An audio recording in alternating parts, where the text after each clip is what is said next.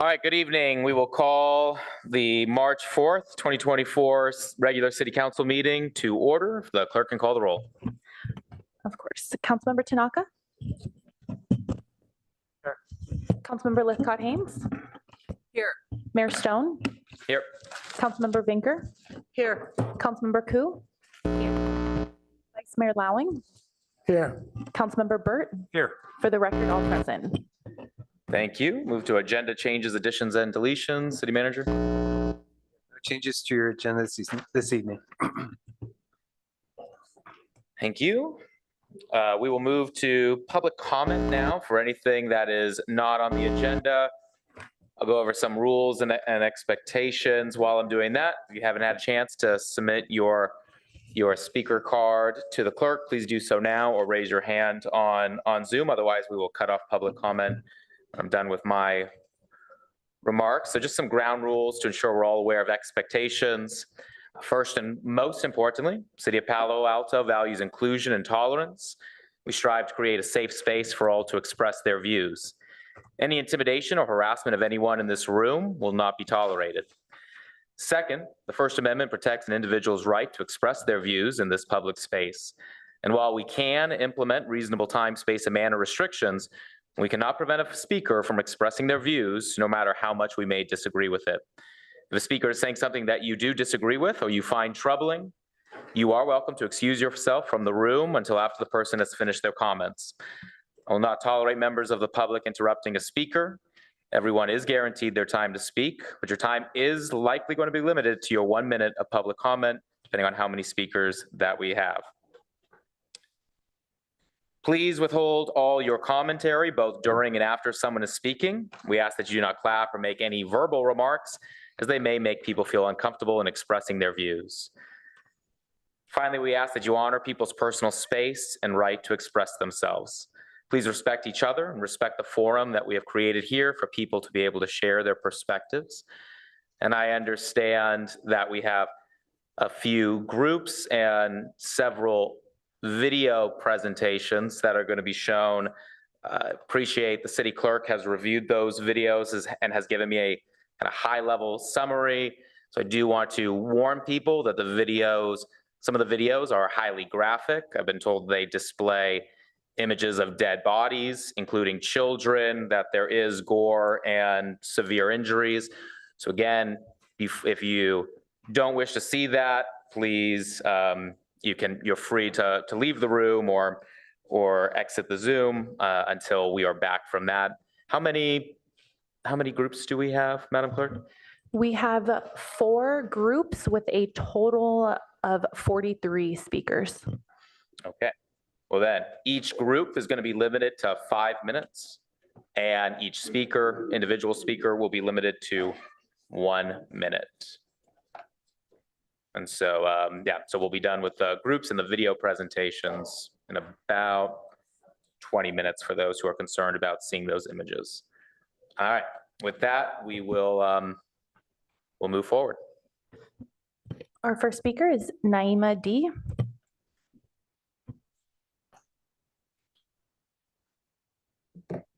Good evening, council members, all the people in the audience. My name is Naima Dean. I am a resident here of the Bay Area. My husband, Dr. Mohammed Subeh, right now has been in Gaza for 3 weeks, and he has 2 more weeks to go. He's there on a medical mission, providing much needed aid and medical services to the people in Gaza. Dr. Subeh, my husband, is an ER doctor here in the Bay Area. He practices at El Camino Mountain View and Good Samaritan Hospital in Los Gatos. Maybe some of you might have been treated by Dr. Subeh, maybe some of your family members. I have been in contact with Mohammed, my husband, almost every day. He calls me, gives me updates about the gruesome things he's seeing and what he's treating. And he also sends videos when he can. We've been updating the public about what he's seeing, sharing what's been going on. I would like to share with you a video that he actually sent me about, I think it was a week ago. And these 2 beautiful children that he is videotaping and encouraging have become his friends. And I'd like you to first watch this video. Thank you.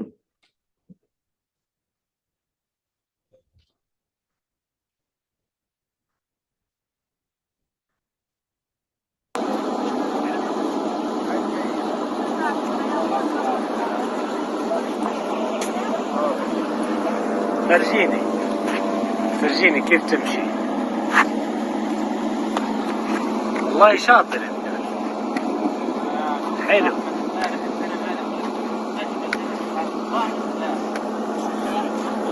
سريع انت ما شاء الله عليك.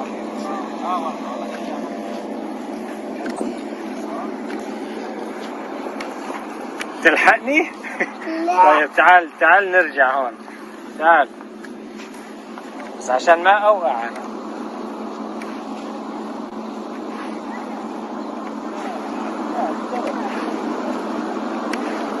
ممتاز احسنت. ايوه انس بستنانا. يلا فرجيني يلا دورك. فرجيني. شاطر. تعال منلف هون زي طواف منطوف.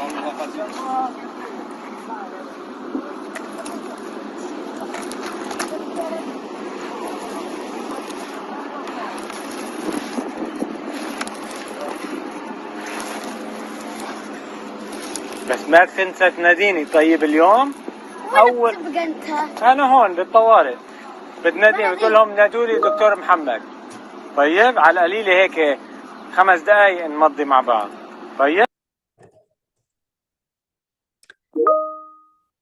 So one of those boys has lost both of his parents in an attack.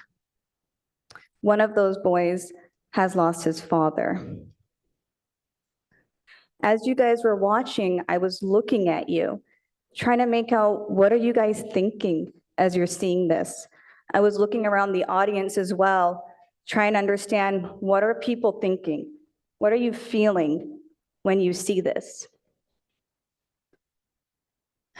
And to be honest, I don't know how much more we can keep bearing our wounds and sharing what we've been going through. When I watched this video, I cried so much because he tells me about these boys. They did not do anything, okay, to cause this onto themselves and their parents and their families. The majority of the people that have been killed and that have been maimed did not do anything to deserve this.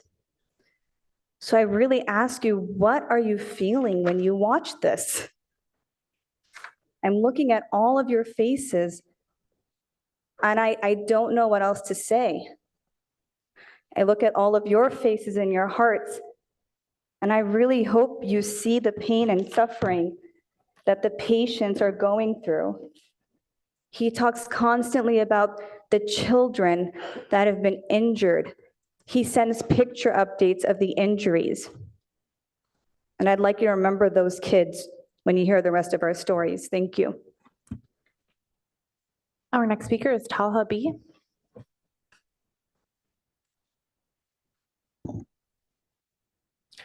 Thank you, Council. So as you just heard from Naima about Dr. Sube in Gaza, right? He's a neighbor of ours, someone that is a part of this community. He actually went to Stanford and is intimately familiar with Palo Alto. Naima and her husband actually own a coffee business that's on University Avenue. These are not just issues that affect people overseas. They affect people here deeply, especially children. I know one of the priorities of this council has been to focus on the mental health of children in our community. And this is not just an issue that is on the nightly news and we can hide our kids from it. It's on social media and they are seeing the absolute horrific bloodshed. We have seen this for, I don't know, 150 days now. It's over 30,000 people that have died. The US Defense Secretary acknowledged that at least 25,000 of those are women and children. Innocent people who are going through a horrific tragedy that our government is supporting and that we are all silent in complicity. It's not something that we can simply ignore anymore. It's time to speak up. I'd like you to see just a little bit of what's going on from a video that I wasn't able to share the last time I was here. Rafah. At about 3 a.m. Gaza local time, the genocidal Israeli regime began its strikes on Rafah, on land, air, and sea. Over 100 martyrs and over 250 injured have been reported in the US-funded Israeli strikes, targeting homes and mosques where many were sheltering. Rafah now houses about 1.4 million, which whom are crowded into displacement tents and apartment buildings, have nowhere else to go. With their backs against the closed Egyptian border, the Israelis have begun their merciless bombing of civilians. According to the local Kuwait hospital, in the span of 1 hour, 100 plus civilians have been confirmed killed, most of them children, and 250 plus injured, numbers that have likely increased by the time you've watched this video. This is all after Netanyahu rejected a peace deal for ceasefire, claiming that they will continue until total victory.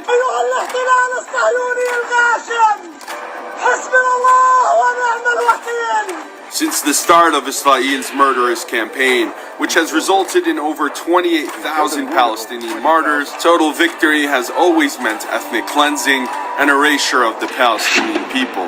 We call on the US and its Western allies to stop arming Israel and for an immediate and permanent ceasefire.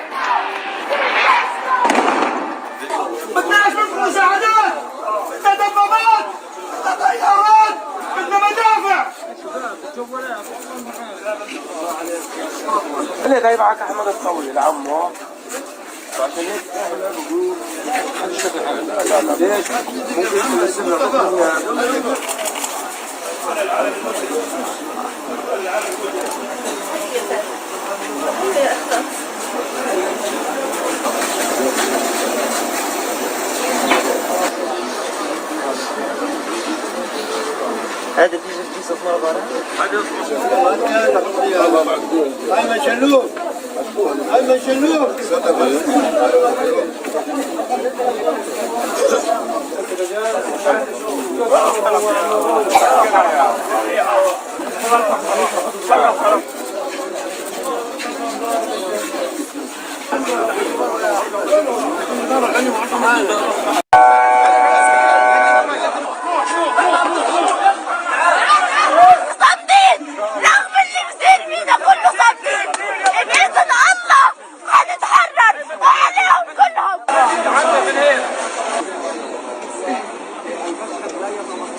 تعالي يا ريهام انت كمان تعالى يا مصطفى يلا يلا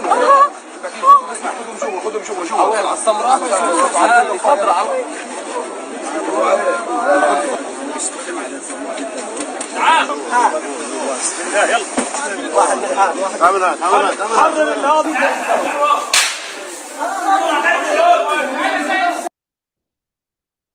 That's it. I'd like to stop just to finish with this, which is the videos that we can continue to show you, and this was from over a week ago. I'll send you an updated one. They keep happening over and over. You may have heard about the flour massacre that happened on Thursday, where desperate people in northern Gaza were seeking flour and food and were gunned down, and over 100 people were killed. It is time to speak up to save the lives of not just the Palestinians, but also the Israeli hostages who are also starving. Thank you. Our next speaker is Sophia.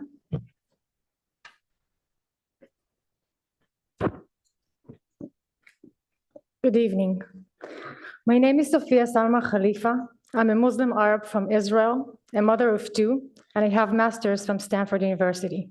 I felt the need to speak to you tonight because all over the region, councils and school boards are considering passing resolutions about Israel when they know almost nothing about the facts on the ground.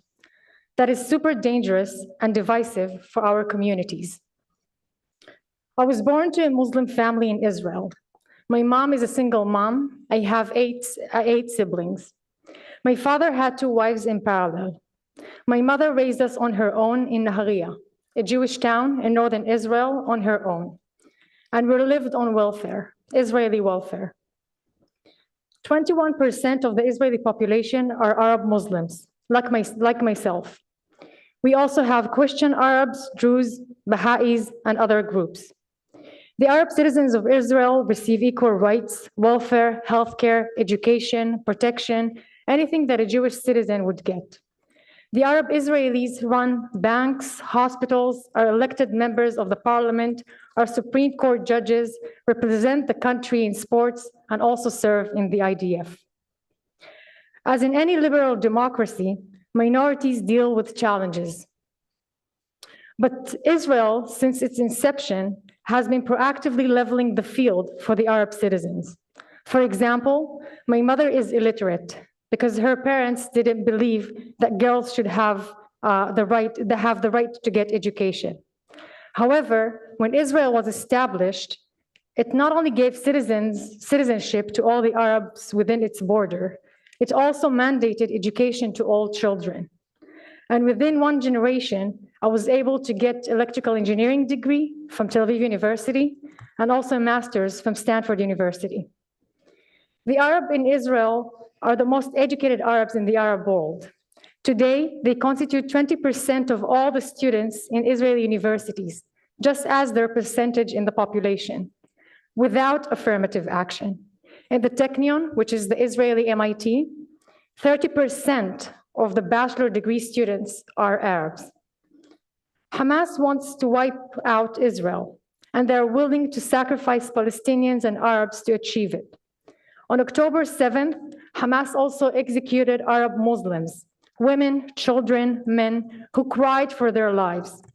One of them is Suhaib Muhammad Abu Ammar, a 22-year-old Palestinian bus driver who worked at the Peace Party. They abducted 7 Israeli Arabs, including Aisha and Bilal Zayatne, a brother and sister, along their father, who is still held hostage in Gaza. They've been preparing for this operation for years, but built over 300 miles of underground attack tunnels, but they didn't bother to build one single shelter for the Gazan civilians, its own people. And even worse, they've been operating from and embedding themselves in civilian population. Imagine fighting an enemy that has no regards to its own people's life, that has no regard to their own lives. Hamas is not a national movement for Palestine. It's a terror organization looking to transform the Middle East and the entire world into an Islamic state. Since its brutal takeover of Gaza Strip in 2006, Hamas has trained child soldiers, jailed, killed, tortured anyone who dared to oppose them, and stolen the aid money to fund its own military activities.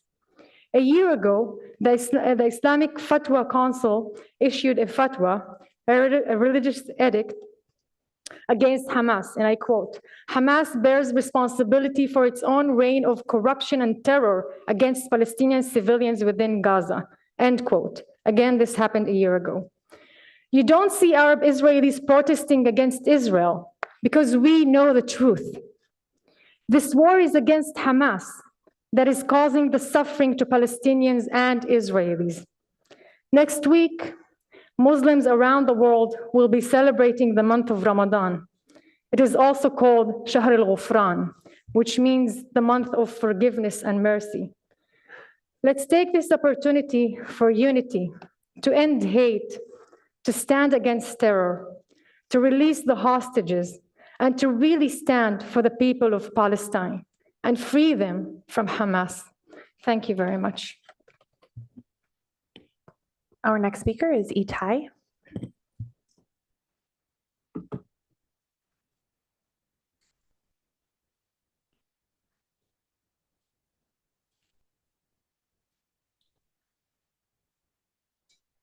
Good evening. My name is Itai Dodon, and I've been a Palo Alto resident since 2011. My 3 children grew up here and are proud first-generation Americans. Many claims have been made about Israel being a settler colonial state. These have been especially amplified since the beginning of the Israel-Hamas war in Gaza. Slide, please. Definitions of colonialism revolve around the control of one people over another for economic gain or to impose their culture or religion on the colonized people. There is a metropole, the mother country of which the colonists are the agents, advancing the interests of their own people on foreign soil. Sometimes it implies an intention to replace or even eliminate the indigenous people in and or culture. Zionism does not fit this model. Here are 3 reasons why. Slide, please. First, Jewish presence in Israel has been continuous for the past 3,000 years. The Jews entered the land of Israel as a nation after the exodus from Egypt around 1300 BCE and never left it since. Jewish communities existed throughout the times in places like Jerusalem, Hebron, Safed, and Tiberias. As empires rose and fell, Jews in the diaspora never stopped yearning to return to their homeland, as can be depicted from our prayer books, poetry, and music. Slide, please. The Jews are indigenous to the land of Israel, which makes that returns from exile to Palestine from Russia, Iraq, or elsewhere better fit the definition of refugees who were escaping persecution in their vision. They consider them equal beneficiaries of the project. If displacement of the Arab population was somehow a concealed element of Zionism, it clearly has failed. This Arab population today, within the borders of British Mandatory Palestine, has increased roughly 6-fold since the independence of Israel. Slide, please. Zionist movement and leadership accepted the 1947 United Nations partition plan, which would have established an Arab independent state alongside Israel. In conclusion, Jewish colonists were not entering a terra incognita. They were seeking to restore in Israel the same language, religion, culture, and ethnicity that had prevailed there over 3,000 years. In our societies, the term settler colonialism conjures historical memories of exploitive white European empires, military invading foreign lands in other continents.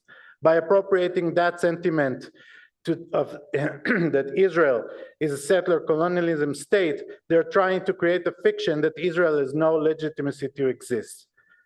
This is very different from criticizing the Israeli government policies, including with regards to the Jewish presence in the territories occupied since 1967, which is very much part of the Israeli society democratic debate. Slide, please. The settler colonialism term frames the Israeli-Palestinian conflict under the narrative of oppressor-oppressed, painting Israelis as white people that came from Europe to steal the land of the Arab Palestinians, extrapolating that status to Jews who support Israel here in the Bay Area. This is what makes it a local issue, impacting our safety and well-being here. In Menlo Atherton High School Ethnic Studies course, a slide with a video of President Biden talking about the brutality of Hamas described him as a white and powerful and concluded that therefore this is a dominant narrative. Slide, please. 2 weeks ago, an American professor was invited to speak at San Jose State University to speak about achieving peace via two-state solution. However, for some, he's just a Zionist, not an American, not a Jew, because that would be anti-Semitic, a Zionist. He needed armed escort to get evacuated. We know what comes next. If there is no strong indignation and action, making it clear that this kind of behavior is not acceptable. Words like genocide, apartheid state, settler colonialism are not just lies. They are part of an idea that we as proud Jews and Zionists should not be here nor there. We need you to raise your voice to help us combat hate. Thank you. Our next speaker is Victor O.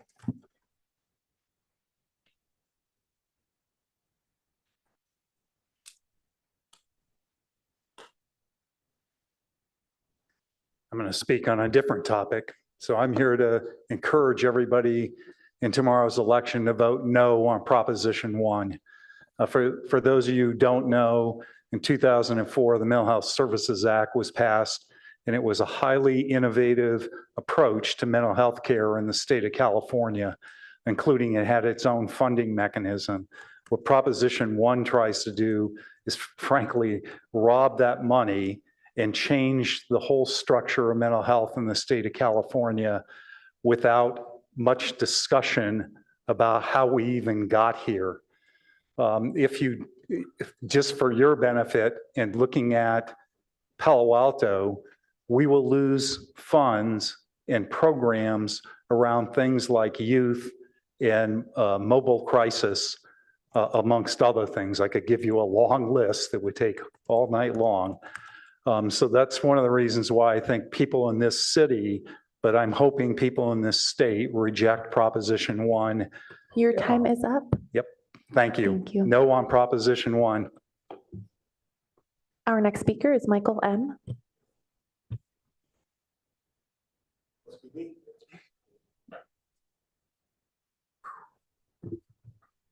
Good evening, Council. Mayor Greer, Stone, my friends of the council. My name is Michael Mace. I came before you guys about 6 or 7 months ago. I formed an organization called Bay Area Urban Eagles. And actually, this is kind of timely because one of the program is really just to inspire kids in aviation, but it's also meant to bridge our cities. I'm from East Palo Alto. The organization is, we finally got a classroom at the airport. So again, love conquers all. Real quick, I want to give you guys an update, and I will be back. I'll have a really nice video showing you what the progress is, but just want to give you a couple of ideas of what we're doing. I got 19 seconds. We had a big event in East Palo Alto. Mayor Koo was there. We had a panel called Meet the Pros. We brought kids in and let them meet NASA astronaut, YouTube pilot, several other professionals. As I said, we started ground school at the airport. I really want to give appreciation. Your time is up. Well, thank you. I'll be back. Thank you. But again, love conquers all. Our next speaker is Elaine E.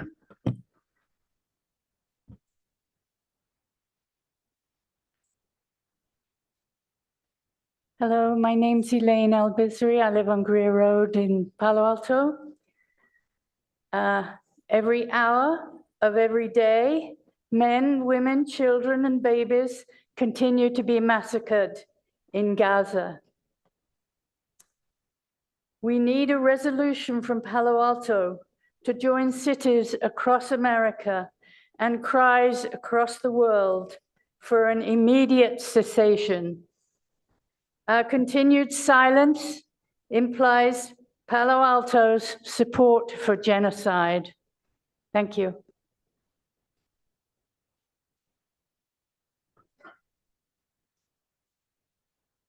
Our next speaker is Susan H.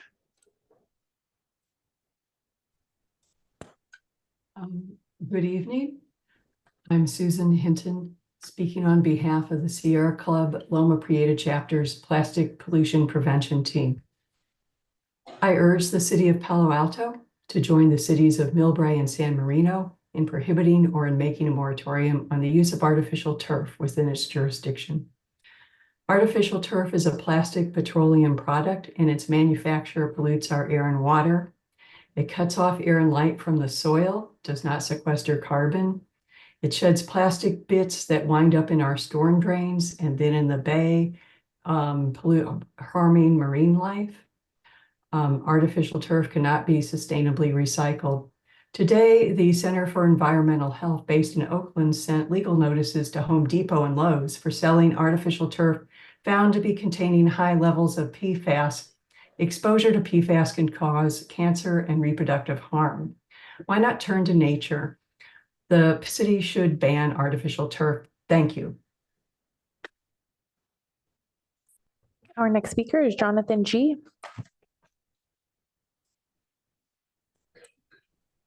Thank you. I wish to speak on the trailer park. Is this the wrong time, or should I wait? Yeah, that is going to be our next item, study I session. So yeah. Thank you. Thank you. No problem. Our next speaker is Lori M. Let's bring all this back to the Bay Area, where we can see firsthand the hate and division that even a discussion of ceasefire brings to a city. Last week in Berkeley, 3 students were attacked, 1 choked, Jewish students, and others had to be evacuated underground when a pro-ceasefire mob chanted, "Jew, Jew, Jew," and smashed windows. Today, I hear from my son that his Jewish fraternity is accused of making pledges eat SHIT and draw swastikas on each other because they're Jews. My son, a JLS and gun grad, this could be your kid. Look at us. Is this what we've become? Is this the new normal, where a trigger warning from Mayor Stone is required before each meeting? Because if it is, the city can't do its business and worse people will leave. I want this to be better. I know you do too. I've been hoping for unity. Now all I hope for is to be able to live in peaceful coexistence. Please make that happen. No ceasefire resolution will do that. Thank you. Our next speaker is Aram J. So quite to the contrary, the purpose of having a ceasefire resolution on the agenda is a safety valve in a democracy.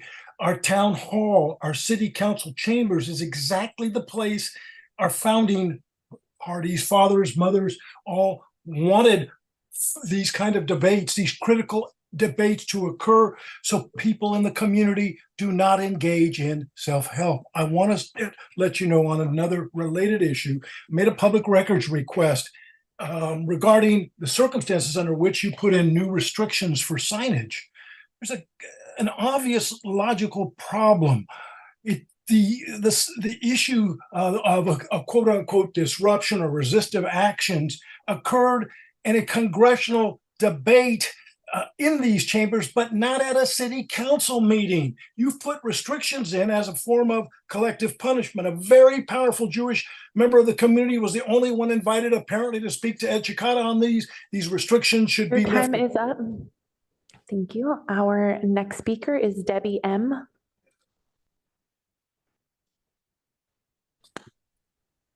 Hi, my name is Debbie Makamal, and my daughter is a sophomore at Gunn and a graduate of Ohlone Elementary and Fletcher Middle Schools.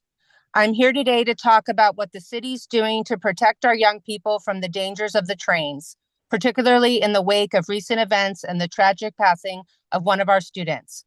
A recent New York Times article described what we know about suicide. I quote, "It turns out that blocking access to a single lethal means, if it is the right one, can make a huge difference. As you know, the train tracks are the single lethal means in our community. I'm aware that the school district and city have current and proposed initiatives to address the mental health needs of our young people. Thank you. I also know that there are conversations about more permanent solutions, including elevating the trains. But these efforts will take months, if not years, to implement and operationalize. My question is this: what are we doing to remove the single lethal means that our young people are drawn to today? We cannot afford to wait a single more day to address this crisis. In the past, the city used..." Thank you. Our last speaker is Sue.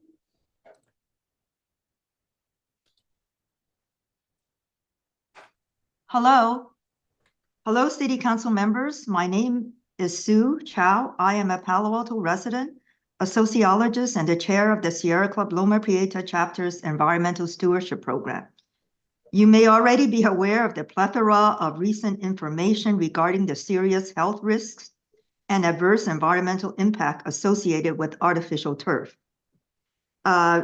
You may also be aware of the fact that the California State Legislature passed SB 676 a few months ago, which restored the authority of local governments to ban artificial turf. Please use that power.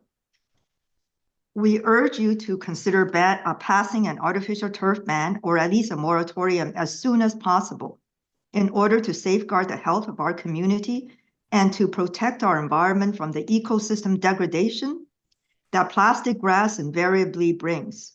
I would really like to see my city, Palo Alto, stay at the forefront of protecting our environment and our health. Your time is up. Thank you. That concludes public comment on items not on the agenda. Thank you. We will now move to council member questions, comments, and announcements.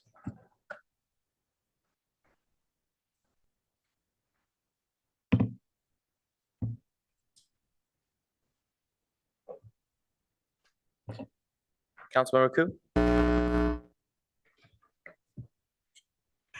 Thank you, Mayor Stone. I just want to say thank you to staff for opening the overnight warming locations over this last weekend, especially with the high winds and the storms. I think in the future, when we open these owls or overnight warning locations, that we have some discussion with the neighbors. But nonetheless, it is something that is very much appreciated. And I also appreciated the notice that came to me. Thank you. Thank you. Councilmember Tanaka. Okay.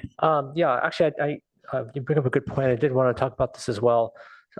So some residents told me that smoking was allowed in the downtown library when this was used as a homeless shelter.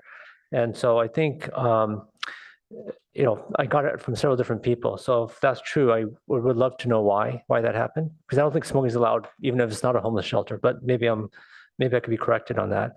And then I think this was on a consent item, but I think a lot of people in the public didn't know about it. So I agree with my colleague that we should definitely have more public discussion about it. So I would encourage that we put this on the agenda sometime. Thanks. City Manager, would like to respond to the question? Would just like to note for the record that smoking was not allowed in the library. Thank you. Councilmember Vinker. Yeah, I just wanted to quickly and briefly thank our city clerk, Mahealana Ayun, for reviewing the videos to allow us to tell the public and put them on notice if they're of the sensitive comment, because I know that's not an easy ask of you every week, and I appreciate that that's a difficult part of your job. So thank you so much for doing that. Seeing no other lights, we will move on then to our study session. Item 1, study session to provide early feedback about the proposed redevelopment of Buena Vista Mobile Home Park at 3980 El Camino Real. I believe staff has a presentation.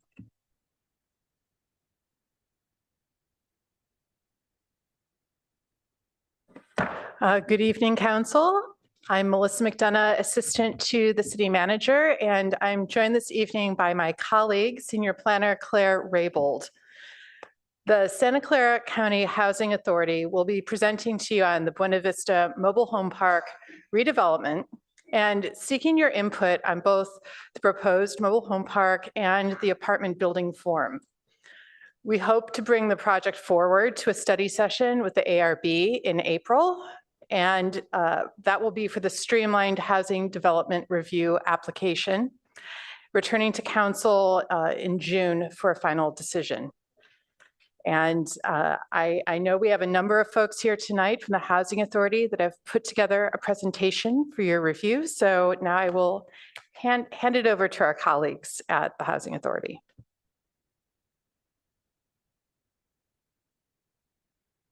Good evening, Mayor Stone, council members. My name is Preston Prince. I'm the Executive Director of the Santa Clara County Housing Authority. I really want to thank you for having us here tonight to present on the redevelopment plan for Buena Vista Mobile Home Park. We're really excited to be here today at this milestone. Buena Vista is an important place to so many people.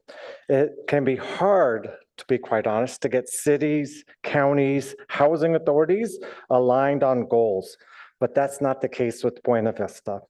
The city of San Jose, I apologize. The city of Palo Alto County, Santa Clara County, and the Housing Authority are all committed. We're committed to bringing the park up to code and modernizing the infrastructure. We're committed to making sure that there's a home for all current residents at the redeveloped park. We're committed to ensuring that the design meets the needs of all residents. We also know that Buena Vista is really important and really most important to the people who call it home. We have spent this past year meeting with residents, hearing their desires about the park after redevelopment. And while there's no perfect plan, a plan that makes everyone happy, we believe that we have crafted a redevelopment program that ensures long-term affordability, preserves homeownership and rental opportunities for all current residents. It modernizes the aged infrastructure and utilities, and is feasible given site and funding realities and constraints. Most significantly, the plan provides an affordable home for all current residents of the park. Everyone has a home at Buena Vista. Now I'll turn it over to Flaherty Ward and Fred.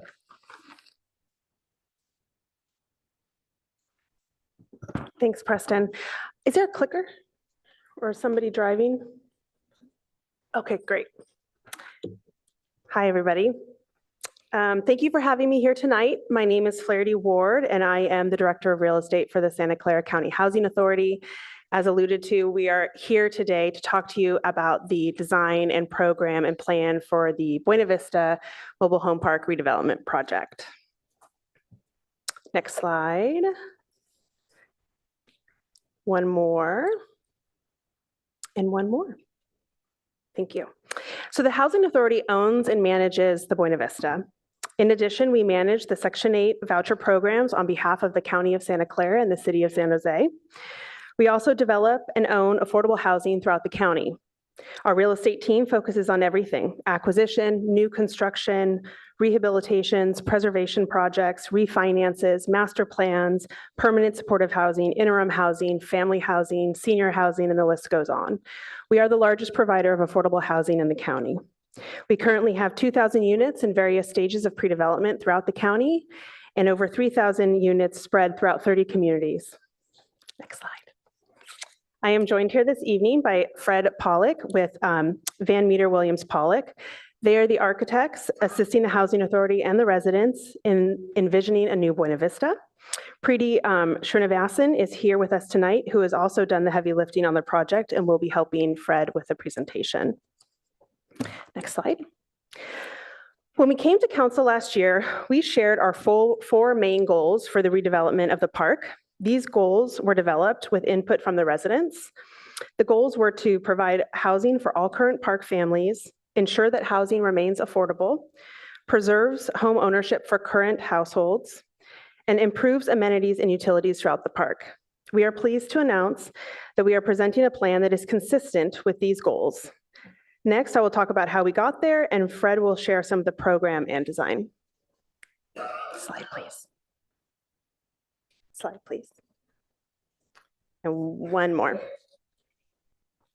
Here's a timeline of the resident engagement that occurred over this past year.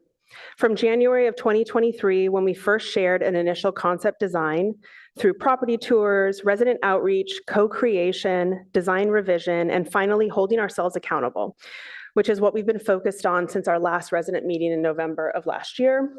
And what that means is really using the residents' feedback and incorporating that into the design. Next slide. During the first phase of this work, we aimed to reconnect with residents. We also shared our intent with residents, which was to achieve the goals listed here, and to share the hybrid apartment mobile home vision that we anticipated. We next went on property tours. We showed residents what affordable apartments look like. We visited affordable properties in Palo Alto, and we took them to a couple properties in San Jose that the Housing Authority developed, owns, and currently manages.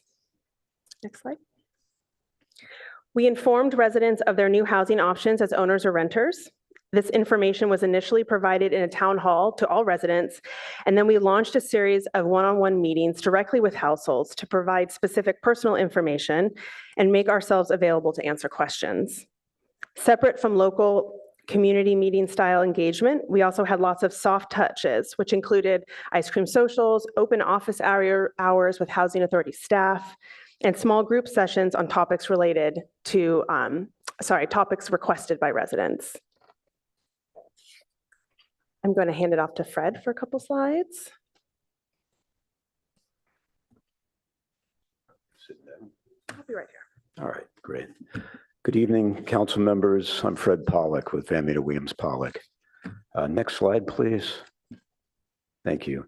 So our work with the residents included identifying specific elements of the design. And this included a reuse of the former motel site and creating a new amenity there, open space amenity, It also included the look and feel of the building, and as well as what type of common amenities the residents would like. Common area, teen room, other aspects of shared program. Next slide, please. And through this process, it affected the design of the site. And that was included in the way the building opens to the park, the way open space is shared between both the new building and the park, the way the common rooms were placed, and the way the apartment building was broken down, both with colors and materials, so that the scale of the building better reflected the neighborhood as well as the park. Next slide. So in a little bit more detail, we'll walk through the site. Next slide, please. So this is the existing conditions at the site, and all of you are familiar with its location. It's at El Camino and Los Robles. It is fronted along El Camino by the commercial frontage. Former portion of the dogleg was on El Camino, which is now a part of that other lot. Along the Los Robles side, the frontage is unimproved. There's no sidewalk on the park side. There is no bike lane, and the tree planting, it's just unimproved on that side of the road. Around the site, there's a variety of different conditions, and that's one thing that's a little bit unusual with this site. There's both apartments, there's single-family residences, there's commercial frontage, there's student housing, there's townhomes, and the zoning around it reflect those conditions. The site planning, which is being proposed, is hopefully also addressing those conditions. Next slide, please. So this is just a quick overview of the proposal. You'll see that the mobile home park is about 2/3 of the site, and that the new apartment site is about 1.7 acre portion of a 4.5 acre total site. What is proposed is the improvements along Los Robles and improvements in the park to provide new infrastructure, to provide new streetscape, to provide new landscaping, and then the placement of the apartment building adjacent to the existing apartment building, the Fair Oaks property, which is to the south, what would that be, southwest of the site. And that is about a 2.5-story building. So there's kind of that adjacency. It's also pulled away from the single family residence on the other side. It's separated by a surface parking lot. I think that covers it. Next slide, please. So in a bit more detail, this shows that split. The red line on the screen shows the proposal of the 1.7 acre site for the apartment building. It's a C-shaped building that opens toward the park. It accommodates both shared common space. It fronts the park with landscaping, shared facilities like a common room and a teen room. The mobile home park itself is improved with a new playground, a shared open space, a dog run, a pavilion building, which incorporates enclosed mail, the new electrical service, and I guess I should also mention the new park will be fully electric. There will no longer be gas service to the park. Next slide. So this is a visualization of what this will look like. So this is the main connection from Los Robles into the park. It shows the access up Main Street, and the small pavilion building on the right is part of the park. As you move through and into the site, the management office is located on the corner. Then it opens to both a common area where there's shared landscaping with playground and open space toward the mobile home park. And there's common area, teen room for the homework club, and surrounding apartments that provide eyes on the street with a new building. It's been scaled nicely. It's broken down with materials and a vibrant color pattern to work well with the mobile home park. Next slide. Next slide. Oh, this is back to you. Yep. All right. A couple seconds, yeah. So next, we're going to speak a little bit about how the resident feedback was specifically incorporated into the design. So one thing we heard consistently from residents, especially those with families, was that they wanted and needed larger homes. We took this feedback seriously, and while space at the park remains limited, we are pleased to announce that on average, households are receiving more square footage than they have currently. For the mobile home park, this means one-bedroom households will have on average 66 more square feet. Two-bedroom households will have on average 247 more square feet. Three-bedroom households will have on average 279 more square feet. And four-bedroom households will have on average 559 more square feet. Also, if you recall, our original spec two-bedroom units were very small. They were the same square footage as our one-bedroom units due to space limitations at the park. However, through attrition, a few families have left the park or opted to become renters, so more space has become available, which has allowed us to upsize those two-bedroom units to about 700 square feet. Slide. Similar increases in unit size for the apartments has also been achieved. One-bedroom households will have on average 101 more square feet. Two-bedroom households will have on average 282 more square feet, and three-bedroom households will have on average 256 more square feet.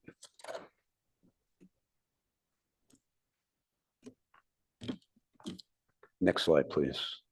So these are some of the specific changes that we have instituted through working with the residents, many of whom are here tonight. So first, about a year ago, we were here with a C-shaped building facing the other way. That building's been flipped to, again, combine that open space, combine those common amenities. Next slide. There's also a series of other items. Again, I think I touched on this, but the material selection, as well as the vibrancy of the color palette. This was discussed with the residents as we worked through preferences and instituted in the way the building is shaped and the materials used. Next slide. Privacy was also a significant concern. So privacy fences were added between the mobile homes, low fences that will create your own kind of yard, if you will, around the homes. Next slide.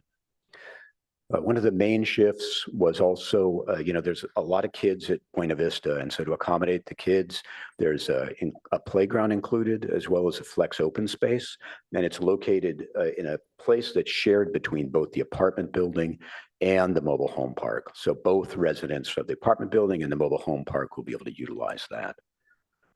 Next slide. In terms of its location, it was actually moved from behind the mobile home coaches to a location that is not so directly adjacent that it'll create noise issues. This was a concern to the residents. And there's something else on that slide. Also landscaping. There was concern about the lack of greenery on the site. So there's a lot more green space provided, more tree planting as well. Next slide, please. Next slide, please. Thanks. Also, discussion around common amenities. So the teen room with the homework club, those provisions have been made. A common room, a new common room that can be shared between the residents and of all the residents to share it. Next slide, please. And lastly, some flex outdoor space for public events like the Posada and barbecue areas. These were all items which were desired by the residents and incorporated into a space that's accessible to the entire park. Next slide. Bike parking. Bike parking was desired. Bike parking is incorporated into the new apartment, as is storage for the new apartments. Next slide. This is showing some of the other amenity spaces. There is a dog run that's also included. There are a lot of dogs at Buena Vista, so a dog run's been planned into the park.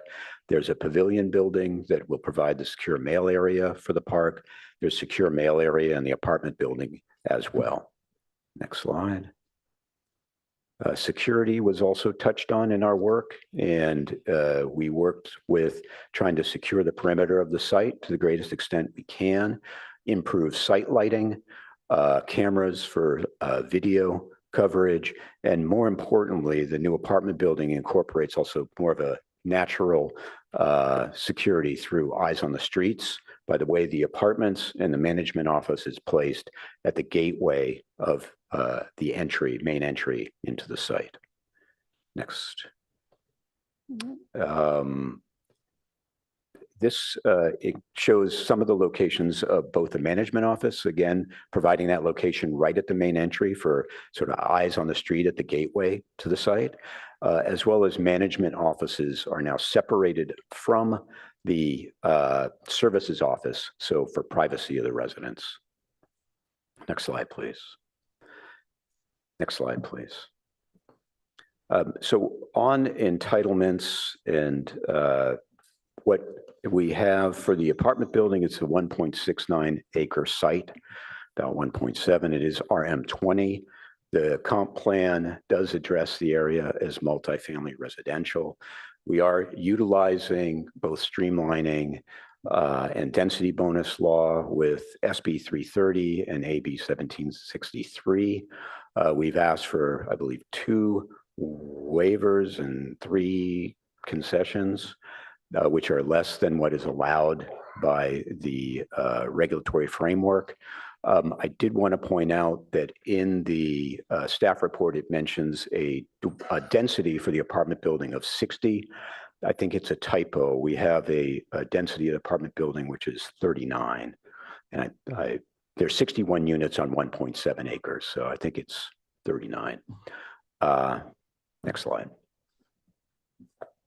Would you mind going back one slide just for a second? I just want to take this opportunity to point out, we are proposing a hybrid redevelopment scenario with an apartment and a mobile home park.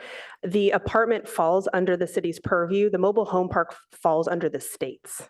So it's important to just remember that as we go through this, the permitting for the mobile home park will be done by the state's Housing and Community Development Department. Move on. Okay, next steps. In order to accommodate our hybrid development, we will come to City Council again. We will come to seek approval on a vesting tentative map. The city requires council approval for any subdivision of a parcel greater than 4 acres. This is going to be necessary before we complete any new utility work that serves the property, and it is needed for the ownership structure and tax credit financing for the apartment building. Our plan is to divide the existing 4.5 acre parcel into 2 new parcels, roughly 2/3 for the mobile home park and 1/3 for the apartment. We anticipate coming back to council for that approval this summer. The second action needed by council this summer is to adopt an amended tri-party regulatory agreement between the City of Palo Alto, County of Santa Clara, and the Housing Authority. These changes are needed to construct the apartments, but do not change the spirit of the original regulatory agreement, and in fact extend it further. We will be asking that the city and county approve splitting one regulatory agreement into 2 new regulatory agreements and resetting the term to a new 75 years. There will be the same affordability requirements as outlined in the current regulatory agreement, but we'll be requesting that rents at the higher area median income brackets, 80 and 20% AMI, be amended to align those area median income rents. This is to ensure that at every income bracket, each household is paying the corresponding area median rent.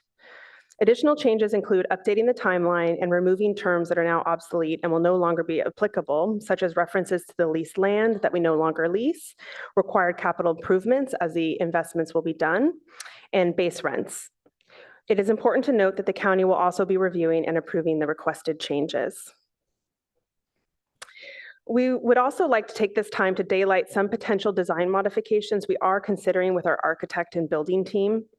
Our preliminary cost analysis has indicated that in our efforts to respond to resident and community input about the scale, unit count, and placement of the apartment building, there have been design impacts that are increasing costs.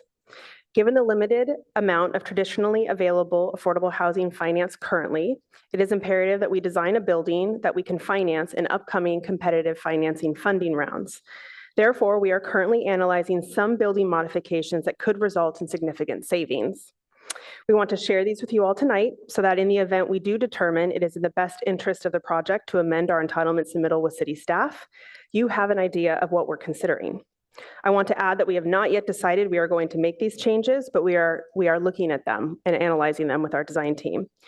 One thing we are looking at is whether connecting the community room to the apartment building would help bring costs down, as it would share the same building envelope. It would still be centrally located, the same size, available to all residents. It just wouldn't have like its separation with its breezeway in between. We are also looking at eliminating the tuck under parking, not the parking spaces, but the tuck under portion of the building that requires concrete and a complicated foundation system. We would do this by shifting the building slightly to the east. The overall look and feel of the building would remain the same. The scale would be unchanged. The unit and parking count and amenity spaces would be maintained, but this change would significantly simplify the foundation system and thus lower costs. And then finally, connected to the tuck under parking, the space that was previously used for the breezeways between the three wings of the building would no longer exist. In order to keep the building at the same scale and height without tuck under parking, we would now need to convert that space into usable square footage within the building envelope. When considering the potential cost savings and what we believe to be overall minor changes to the building's look and feel, because really we're looking at a more compact building form as shown in this diagram, these design changes may be necessary to act on. We want to share them with council tonight so you have an idea of what we're thinking in our strategy here and can provide us feedback. We are very close to releasing the draft relocation plan. We have what we believe is a constructible phasing plan, and we're currently working with our relocation specialists on analyzing the on-site impacts to determine off-site relocation needs. While some families may be able to stay at the park during redevelopment, there will be the need for off-site relocation. While we're not prepared to release the draft relocation plan tonight, there are some details that are important to know. Some basics of how relocation will work for our families out at Buena Vista. Residents will be responsible for making their current rent payments to the park. However, the additional housing costs for living off-site will be entirely covered by the development budget, meaning the housing authority would pay for the new rent for the new landlord while residents are temporarily off-site. Second, the development budget will cover security deposits and storage costs. Third, the development budget will cover moving expenses. This includes hiring movers to move boxes, move belongings if necessary, or if residents choose, get a stipend for a self-move. The development budget will cover any extraordinary transportation costs if residents need to travel farther distances to get to work or school, or for their daily needs. Along those lines, we are aware that several children live at the park, and it's important to everyone that they stay as close as possible to their neighborhood school. We have done a market survey of potential nearby temp relocation units and are pleased to report that there appears to be sufficient rental units in the Palo Alto market to accommodate our households, and particularly the families with children, so they can remain close to school. While we intend to start construction work at the park this fall, we don't anticipate asking residents to move until early 2025. We intend to finalize the draft relocation plan in the next month or so, and then provide it to residents, meet with them one-on-one to share with them how they might specifically be impacted, and make it publicly available for review and comment before our board approves it over the summer. Next slide. So we wanted to end with a look ahead of what's coming up. Last month, we submitted for our development entitlements. That is the topic of tonight's study session. This summer or spring, we intend to apply to the state for the necessary mobile home park permitting. We understand their process to be fairly quick. Also this summer, we intend to return to council to request approval of our tentative map and our regulatory agreement. We will also be applying for financing on the apartments. If we are successful in hitting these milestones, we endeavor to start construction on the mobile home park later this year. This initial work would not require the temporary relocation of households. In the spring, or about a year from now, construction on the apartments and mobile home replacement would begin. This is when we anticipate that some families will need to temporarily leave the park. And finally, we anticipate construction completing for the mobile home park at the end of 2025. Construction of the apartments would be completed at the end of 2026. So thank you for having me here and us here this evening, and we're available to answer any questions you might have in relation to our entitlement application on file at the City of Palo Alto. Thank you. Thank you. Does staff have any further information? No? Okay, wonderful. Typically, we do public comment at the end of a study session, but I think it might be valuable for council to be able to actually hear from the community, and in particular, the residents prior to our conversation. So let's do public comment first. How many speakers do we have, Madam Clerk? We have 10 requests to speak. Okay, great. So let's do 2 minutes. And if you could cut it off after the first speaker. So if you would like to speak and you haven't put a card in, please do so now or raise your hand on Zoom and we will cut off accepting new speakers at the end of our first speaker. Our first speaker is Amanda S.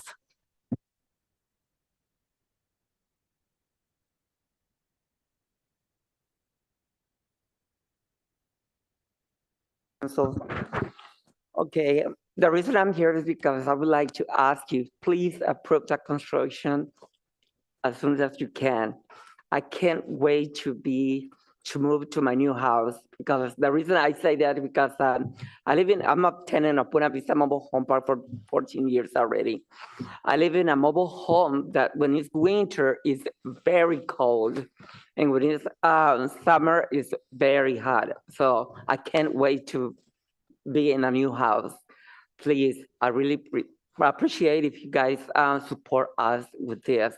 I can't wait. I was one of the first ones who signed up for make changes, and I really thanks to Housing Authority. I really appreciate to John Stewart, to you guys been supporting us, to Ms. Winter that is here. She's been helping. She's been very helpful for us since we began this problem. But please, I would like to ask you, please approve the construction as soon as you can. I can't wait to be in the new house. Please, thank you. Be affordable, brand new, and comfortable. Please do that for us. Thank you. Our next speaker is Ditch T.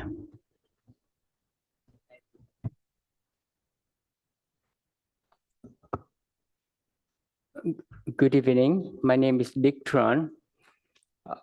I'm at the community since 18 years.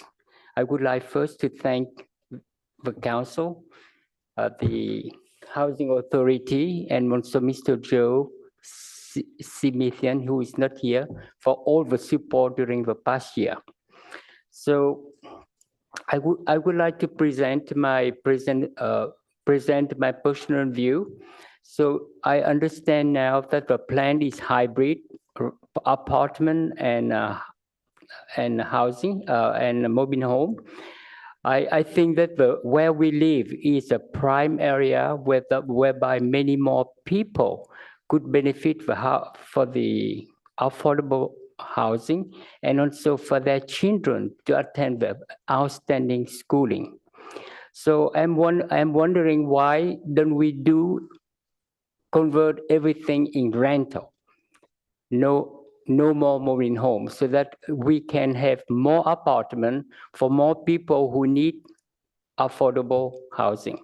So that is my plan. Thank you. Our next speaker is Jonathan G. Thank you. My name is Jonathan. I represent the complex opposite the mobile home park known as Villas de las Plazas, which was well mapped out in the presentation we had today. We are requesting that in the redesign, that Main Street, which is currently opposite the entrance to Villa Vera, be moved much closer to El Camino. The reason we request this is today, the entrance to Buena Vista is right opposite Villa Vera. The residents drive through our complex at oftentimes unsafe speeds where there are children in the street.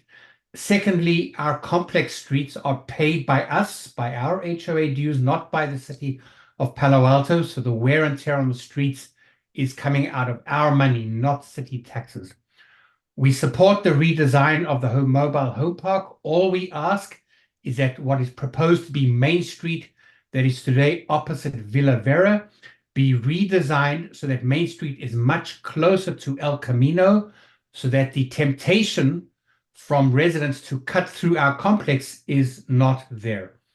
We support the residents living in the complex, but we do not support them driving through our complex at fast, unsafe speeds and wearing down the streets that are paid by us.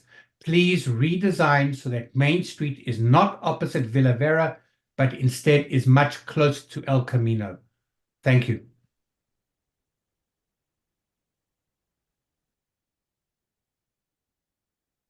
Our next speaker is Esmeralda A.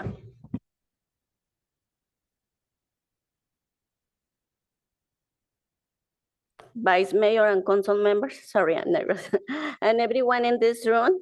My name is Esmeralda Aristeo. I'm a resident of Buena Vista. Tonight I'm going to talk in behalf of my community. Since last year was presented the project of Housing Authority, they say they will keep in mind the needs of the residents. However, last year and part of this year, residents doesn't have resolution yet. Meetings with BB advisor has not been proactive and satisfactory for residents. We don't have clear information. According to BB advisor, our needs had been rejected from Housing Authority. Even we have letters from doctors and other proofs. Residents are more confused and disappointed after meetings. Housing Authority, please consider current residents, families who want to split in 2 apartments or they want to have a mobile home and apartment. And before bringing new residents, please consider the residents that are current in our park.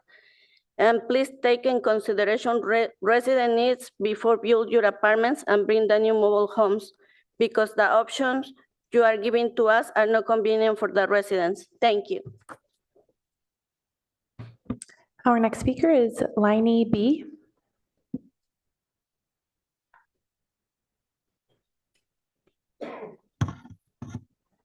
Good evening, Major, Council members, and everyone in this room. My name is Lene Barrera. I've been living at Buena Vista for 21 years. And I want to tell you guys that I've been under a lot of stress regarding my case. I feel like I was forced to move as a renter. And back then, the managing company promised to me that I will be able to become an owner. And it seems like right now they're not giving me the opportunity, and I feel like it's just horrible not to think that that my situation, like I was an owner, and then now I'm not able to be an owner again. I know as a fact that a lot of neighbors at the Buena Vista are not getting clear answers from the BB advisors. It looks like they have their meetings and then they're not getting answers. So that's my request. And I really want to ask Housing Authority to please take in consideration our needs, because I know for some people it might be a project, but for me, it's my home, it's my family that's in journey, and it's very stressful. So please take in consideration our needs. Just another comment, I know some neighbors are not happy with the appraisals.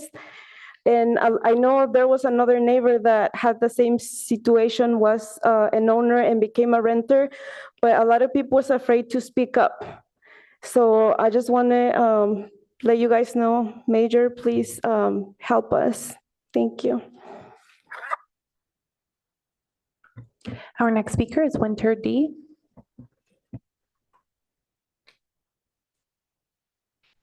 Hi, I'm really happy to be back here once again to think about Buena Vista with Buena Vistans.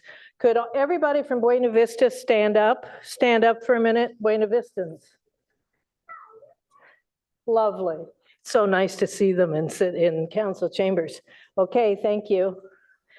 And thank you, Housing Authority, for your good work, and residents for your continued patience.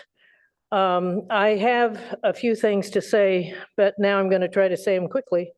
I'm concerned, I'm deeply concerned about the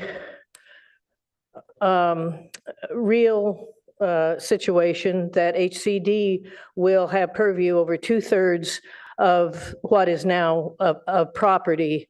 And you all and our city will have purview over 1/3, the apartment part of the property.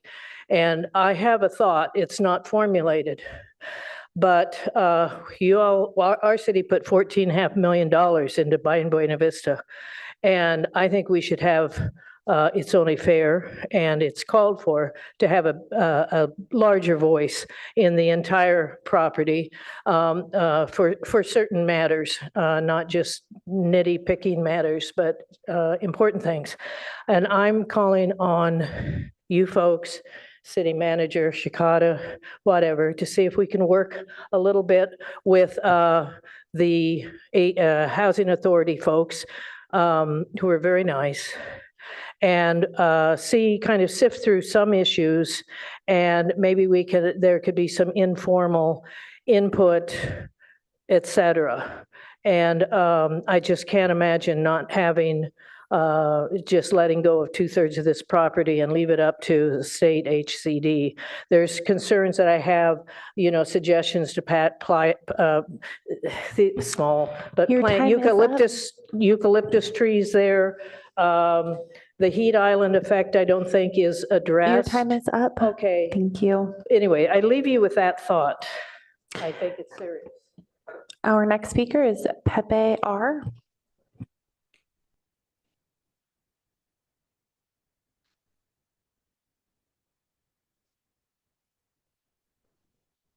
How you doing, gentlewomen, gentlemen, and this beautiful woman? I don't want to respect tonight, but we got only 2 minutes. I'm gonna be faster. So between right and wrong, is nothing is true with this lady. She says a lot of things right here to you guys, but not to the community. Okay. So first thing, my first meeting was on March last year. They say you only qualify for 2 bedrooms. And I said, okay, that's fine. The lady says, here's the money on there. You can go to Las Vegas and buy a house over there. I said, who told you I'm gonna go to Las Vegas? I said, well, I'm gonna stay here. So I said, can I purchase a house with 3 bedrooms at least? She goes like, no, I need to talk to my advisor. I said, that's fine. So they said they're gonna call me back. I never hear a call back again until today. And it's the second meeting right here. So what I'm trying to say, I went to the meeting last year and I talked to one of the coworkers, employers. I said, excuse me, who can I talk to so I can, get a house for 3 bedrooms? They go like, you know what? You need to talk to the guy. So I went talk to the guy. He says, no, I don't get the answer. You need to go and talk to the other guy. I said, wait, okay. So nobody got answer for me. I said, all right, if I don't get the 3 bedrooms, what's my second step? What's my next chance? He goes like, this is you qualify for that. That's what they told me. I said, that's fine. I said, I got 3 kids, but my older daughter, she's gonna move up, but my 2 kids is gonna stay, plus me and my wife. So my daughter pick a 1 bedroom, my son pick another bedroom. I said, what about me and my wife, my privacy? They go, you can put a plastic tape. I said, well, that's a cool answer. I like it. That's fine. So I'm here in this meeting tonight. So if you can advise to the community and help us a little bit. I don't know how or where. The first meeting, she was there when I mentioned what happens if I don't have a social security, good credit, good income. She goes, everybody is going to qualify. And I'm pretty sure if you remember, and you correct me, last year you asked her, what do people need to qualify? She goes, everybody's going to qualify for 1 bedroom to 5 bedrooms. If I get the money tonight, $500,000 in compensation, I will leave to Las Vegas tomorrow. Your time is up. Thank you. Our next speaker is Naomi G.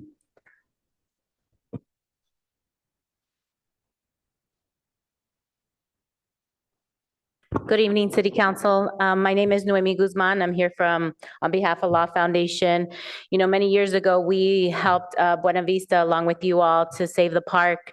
And so here we are with a different situation. I think it's wonderful that the park is getting redeveloped, but I do feel that the needs of the residents are not being met. We have been in communication with the residents for a good year now, talking to them, participating in BV advisor meetings and understanding the concerns of the residents.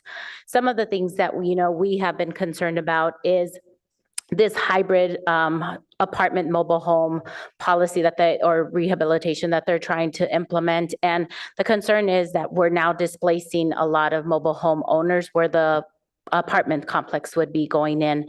And lots of folks here at Buena Vista, of course, have been trying to stay in Palo Alto for a number of reasons for their families. And now they're facing a situation where they're not getting enough support, or they're not hearing the answers that they need to be able to make those decisions.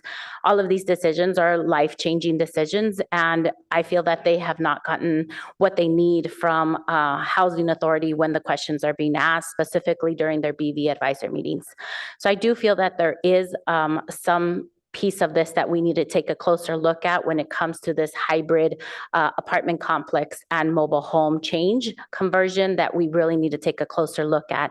And we will continue to follow this as the changes come through, but I'm here again in support of the Buena Vista residents, and just to let you all know that we want to make sure that that regulatory agreement that was signed years ago is upheld, and that there are 100 units that are affordable for the current residents at Buena Vista Park. Thank you. Our next speaker is Rebecca L.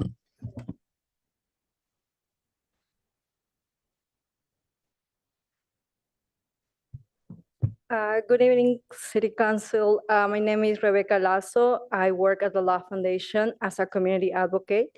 I basically want to say my experience during the DB advisor meetings with the residents and housing authority. And unfortunately, I have to say that it has not been productive.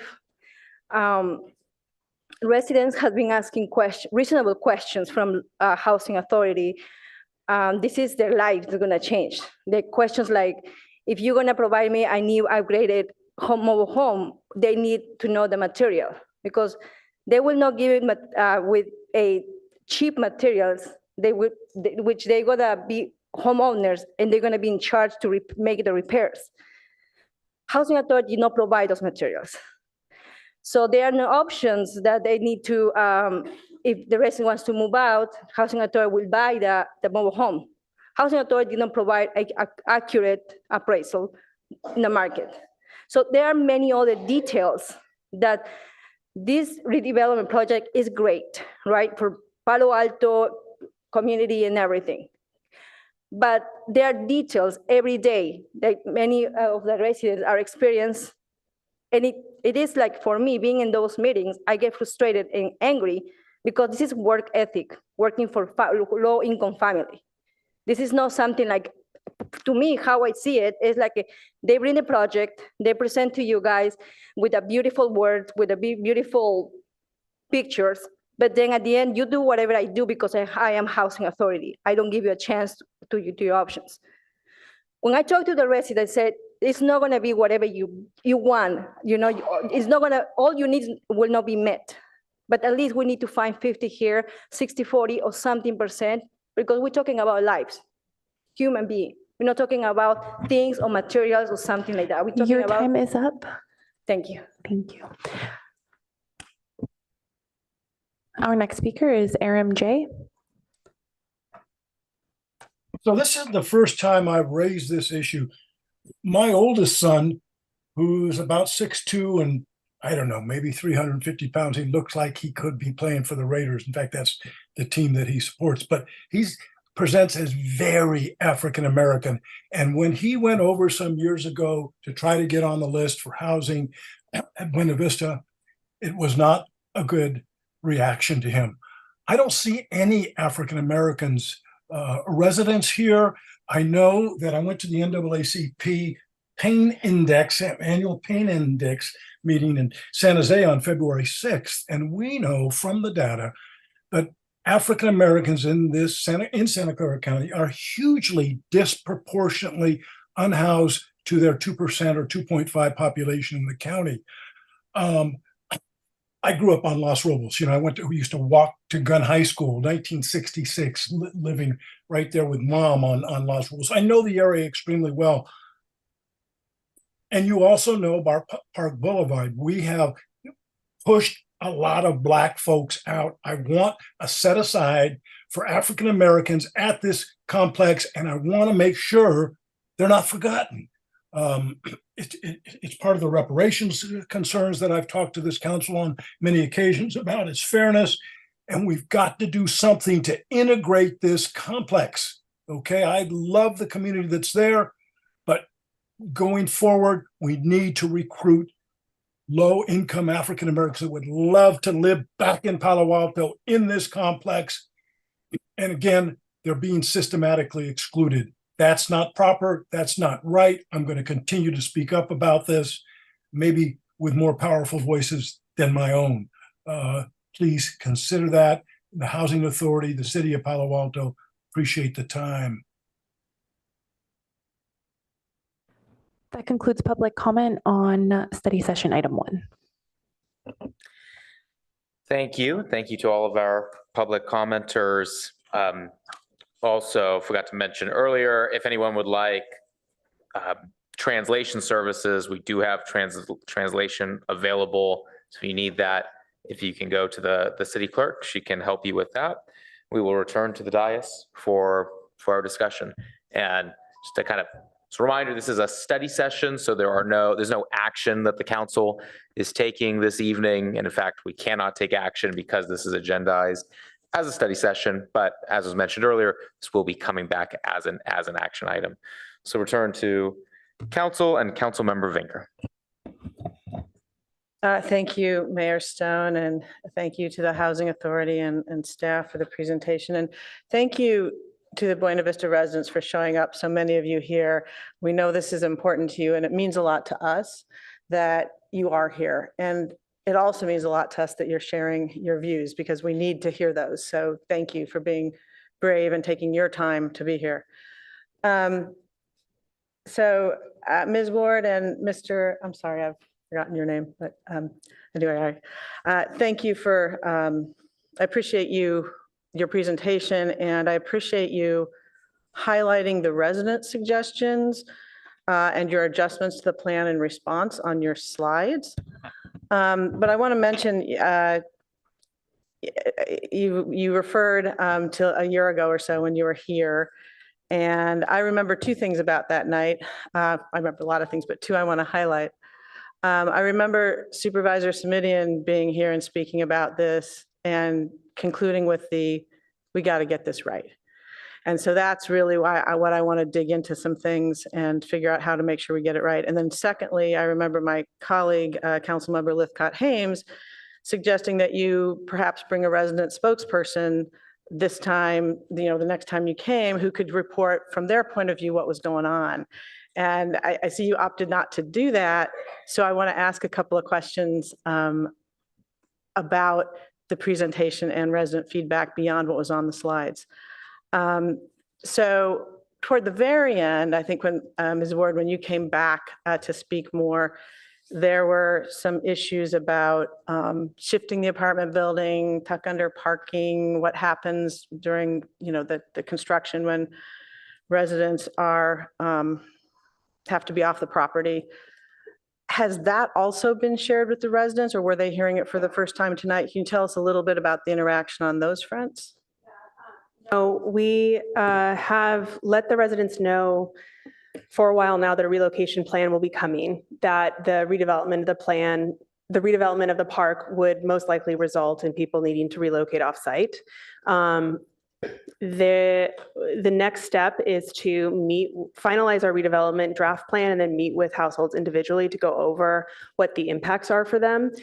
There is no one size, there's no one broad stroke of how people are impacted. It really depends on where people are currently located in the park and where they're going to end up at the park.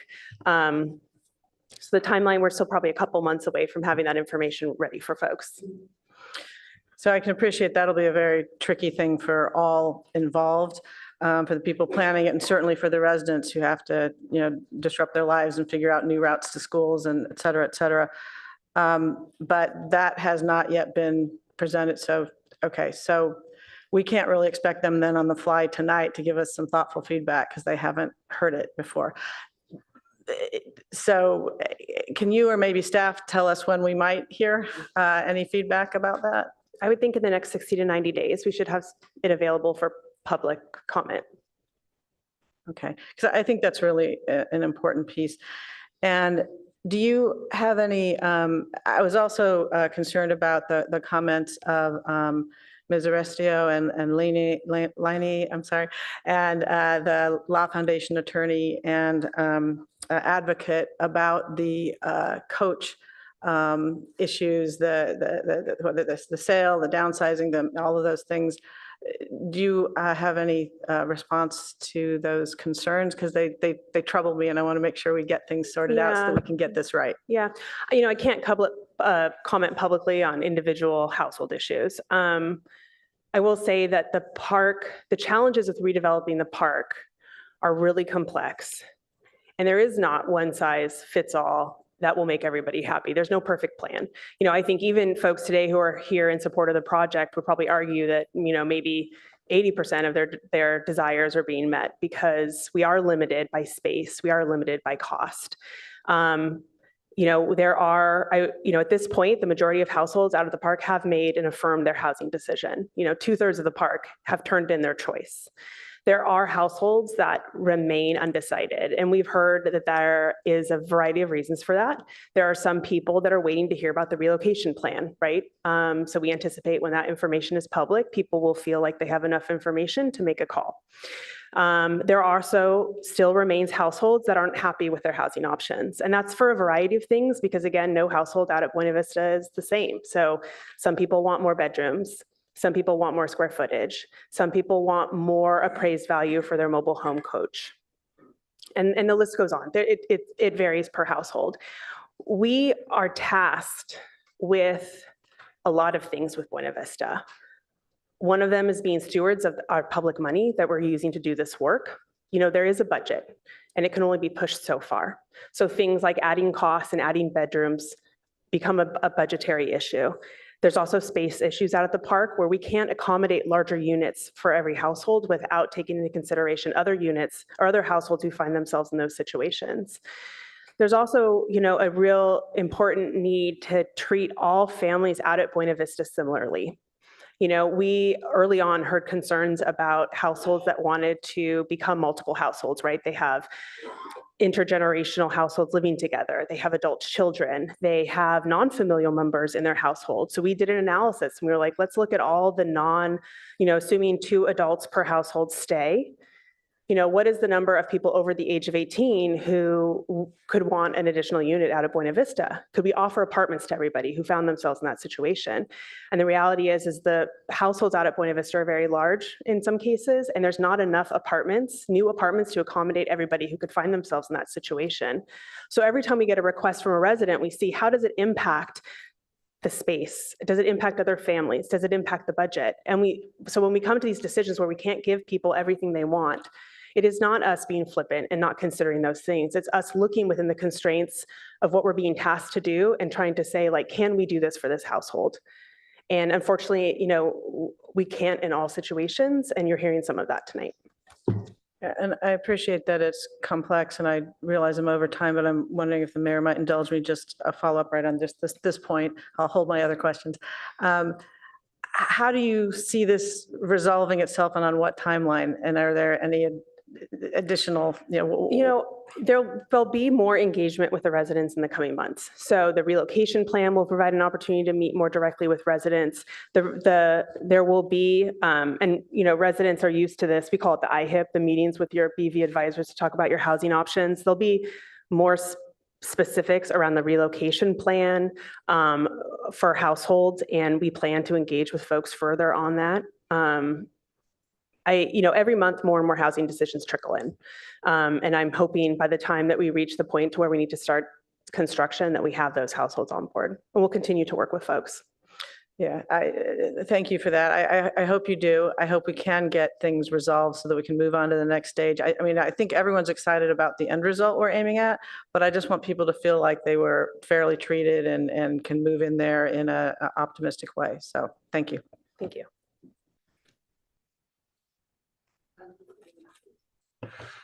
Vice Mayor Lowry. Yes, thanks very much. I would like to echo my colleagues' comments that it is delightful to see all of you out here that live there, that are being affected by this project. It's going to be transformational when it's done, and we hope it's transformational and a soft landing, notwithstanding that change is hard.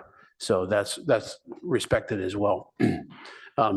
I wanted to ask staff first, in some convoluted matter of government, we're the lead agency with only 1/3 of the approval area. But what does that mean for us in terms of overall actual tasks and time?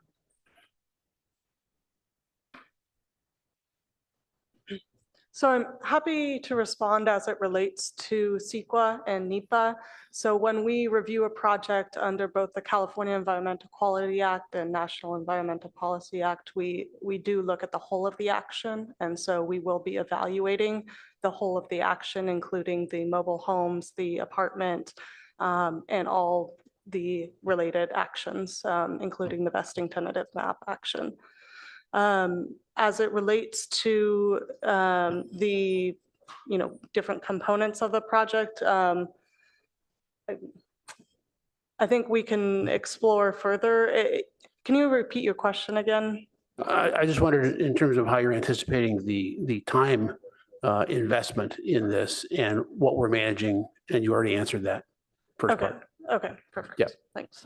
And then my second question is, with respect to some of these, what I'll call potential mediation matters, is that something the city would get involved in with some of the comments that we've heard tonight from residents?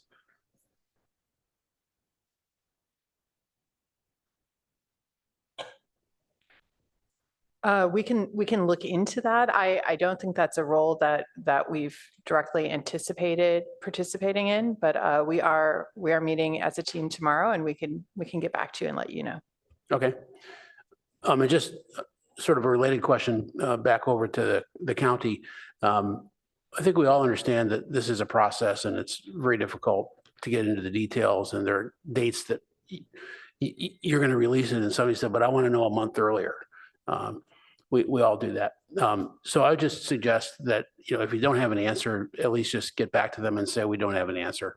And maybe within some sort of a time frame, just to know that they're heard and, they're on your docket. While you're up there, I wanted to ask a question on the AMI slide. I'm not sure I quite understood what you were saying on that point.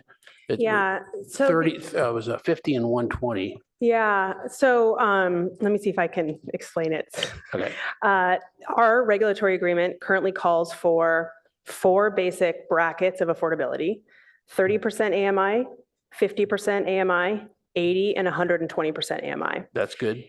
For some reason, and I don't know why, like 8 years ago when we signed this, the 30 and 50% AMI units, which are the lowest income units, they are paying 30 and 50% AMI rents. But the 80 and 120% units are paying a reduced rent. And we're not sure why that is. Okay. It should be consistent. I mean, what we see consistent in all of our portfolio is that the rents are consistent with the AMI levels.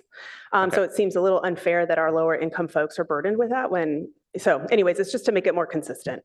Okay. Yeah, it was just an explanatory question. So yeah, thanks to all for work so far. And again, kind of all of us need to keep the end in mind and come over some of these speed bumps on the way of getting there. So it's always a heartwarming project how everybody came together to fund this and to support this, and then to make the changes, because you ran into some real problems even after it was saved with gas leaks and so on. So all that stuff's going to get fixed, and we're on the way. So it's heartwarming to see. Thank you, Mayor. Councilmember Lithcott-Haynes. Thank you, Mr. Mayor. I want to praise the Housing Authority for your tremendous work to get us this far. The drawings look really beautiful. I want to thank Van Meter for their work, city staff, council colleagues who for years have been working on this, residents who came tonight, residents who've been slogging through all of these changes, and the work of the Law Foundation to provide legal services for residents. It's great to see, Ms. Ward, the upsizing of the 2 bedrooms to 700 square feet. That is definitely a specific item that came out of our conversation and your subsequent conversations with the residents. Also, the flipping of the apartment building, so that it really speaks to the coaches and feels like a coherent community. These feel like great developments. We're all sensing that there is still a degree of unmet need. And I'd love to hear from you where you're confident that you were able to address residents' needs and requests. And then, where are 3 areas where you feel we're just not there yet?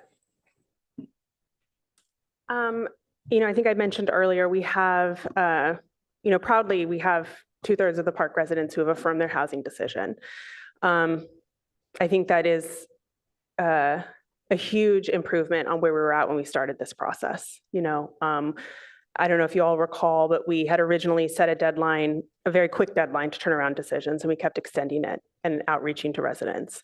I'm pleased at this point that we have the majority of folks signed up and ready to go. And now the text messages and emails and calls I get are no longer asking questions for those households. It is, when are we going to start? I am ready. I'm tired of waiting. I think, 3 areas, we have spent a lot of time making ourselves available to residents to discuss some of the concerns you heard tonight. And I think that, we still clearly have work to do with those folks. So that's, one area of improvement I would like to see. I think that we have the relocation of the residents is going to be very complex, just because it's almost like there's 70-ish residents out of the park right now, 70-ish households. It's like 70 different relocation projects because every single household is different. Where they live, where they might be relocated to, what they're coming back to, what their family circumstances are, where their school's at, right? And that's no easy task. We sometimes have this barrier at Buena Vista where it's a wonderful community. Obviously, everybody talks, they're very organized, but every situation is different. So I think I foresee that there could be some confusion around the relocation because my next door neighbor has a different relocation plan than I do. Why is that, right? And sometimes we can get bogged down in that minutia of trying to compare apples to apples when every single household out there is different. So that's something we're spending a lot of time. That's why the relocation plan is not ready yet, right? It's not simple out of Buena Vista. It's very complex. So I think we want to make sure we get that one right. And I think the third is that the mobile home park is fully financed, which is great. So we received in December, I think we let council know, we got the largest award in state history. And the mobile home park is fully funded by the state, nearly $25 million. There is a funding gap on the apartments, about $10 million, which is why we wanted to make sure we daylighted those potential design changes to save on cost. We had originally plugged, and we still are plugging state funds. There's an application this summer to apply for state money. With the state budget that was released earlier this year, we are concerned that the governor made a decision to reduce the amount of funds available. So what that does for us in our world is it makes those funding rounds highly competitive, which is why we are so happy to be working with your staff to make sure that we have the entitlements in place to make our project score points. But that is an issue because if we aren't successful in that, we need to find out how to raise that capital to keep our project moving forward. So those would be the 3 things that keep me up at night. Okay, thank you for that. I realize I'm running low on time, so let me ask a final question of you, then I think maybe we'll do a next round if that's possible. Okay. One of the residents expressed a concern about having a certain number of children in the home such that a 2-bedroom just didn't afford privacy for the adults. I know you can't speak to particular family circumstances, but is it the position of the housing authority that it is a reasonable condition of privacy to put up a plastic sheet between adults and children in a living circumstance? Yeah, that's the first time I'm hearing of that. That is not messaging I've ever used. Okay, thank you. I do. Okay. Thank you, Ms. Ward.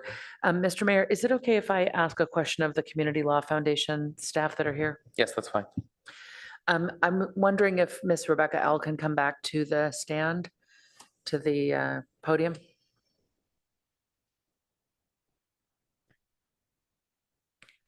I would just love for you to elaborate a little bit on your concerns as I'm trying to note them as I'm listening to you and watching you. Whether residents have had reasonable time to meet with Housing Authority staff, the relocation plan. If you could just elaborate a little bit on the extent to which you feel disagreement with what you're hearing. So the first problem I will say here in my experience is the communication. Even myself, when I try to communicate with Housing Authority, the emails are no, okay, I will describe, okay? For example, the resident called me, say, hey, I don't have answer from the Housing Authority. So, and they receive constant letters saying, let's say May 1st is your last day to decide if you're gonna stay or you're gonna leave Buena Vista. They don't, and they stress, sorry, I'm kind of nervous right now. I'm trying to remember everything because I have, basically the communication, they have not provided any documents. Even though as a law foundation, we ask them, you know, if you, I'm so nervous right now, sorry. And my phone is ringing. Take your time.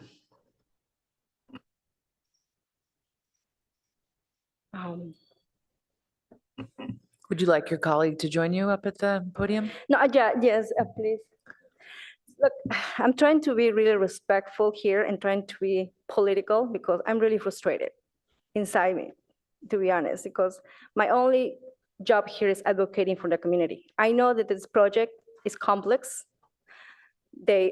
Many of their desire they will not get it, right? Because we need to go by laws, by the city, the state, and what is better for the entire goal, right? But I feel that this project didn't start properly. Okay, they started to provide information to the community without documentations. Residents don't understand sometimes. They sign documents that sometimes, you know, I don't know who is responsible for those documents. They tell them, hey, they say, oh, we explain to the residents. First of all, most residents don't speak English. Myself, I second is English speaker. And many times when I read those documents that they provided, I don't understand. I had to go, you know, my colleagues, I had to go dictionary and many other things I have to do. So then when they provide, oh, I have the resident sign it. For me, that is, you know, it's just a small extra time you take it to make sure that the resident is understanding what they're signing, but the decision is huge here. Now, the housing they provide, this is small. The first time I went to see what they have, I don't know if the council member went to see the couch they were providing. It's ridiculously small. I will be claustrophobic there. Nobody can live there. Oh, this has 2 bedrooms, 1 bedroom in the first floor and the second floor, even it was not a second floor. I don't know what was that. So I asking them, will they live there? No. The same picture, I just took a picture here about the presentation. One of the measures say 4 bedrooms. If you check properly the feet square, it's not accurate. Now, the appraisal. The appraisal, one of the residents hired their own appraisal, right? And it should be the market, fair market. We're not asking more than which is fair and which is reasonable here. But they have appraisal for last year and trying to pay the tenant for that appraisal from last 2 years ago, 2 years, yes. So things changed. So there are small things like every day, there are the small details that they don't say here. And the residents are not requesting more. The residents, I talk to the people and they agree, you know, to say, okay, we want this, okay, we maybe not get all what we want. Maybe we get, I explained that to them to be 50-50, you know, because we want this project, right? But it's a small details that every day when they live there, when the frustration, when I am not an attorney. I go in the meeting talking to them, but it seems like they like, okay, we don't have to do this. Exactly, one of the words, and I will not say the names, but we don't have to give this to the tenant. And when I went to the computer and I researched it. And yeah, they have to. Now I know, but at the time when I was in the meeting, I didn't know, I couldn't say it. But now I know. If we don't want to go to get to the legal step, nothing. That's a huge problem, like we don't need to be there. We just need to meet those small details, a clear conversation, be honest, okay, we make a mistake here, okay, let's fix it. Why having those strange, the problem here is them with that communication, when they don't have any clear document and offering to the residents, and the residents have no clue about this project. Ms. Rebecca, thank you for responding to my question. I'm well over my time, so I have one final simple question for you. If you could make one request to move things forward toward resolution in a way that feels equitable for your clients, is there one thing that you would ask of the Housing Authority? Is there one thing that you would like to see change? Ms. Guzman? I would say a clear, good communication, because I can be there as a mediator, okay? I'm with Housing Authority too, to build this project, to create this project, but I don't want they see me as against them. But clear communication, more important, respect to the community. Clear communication that is not adversarial, that feels respectful. Is that what you're saying? Okay, thank you very much. And I appreciate the extra time, Mr. Mayor. No worries. Councilmember Ku.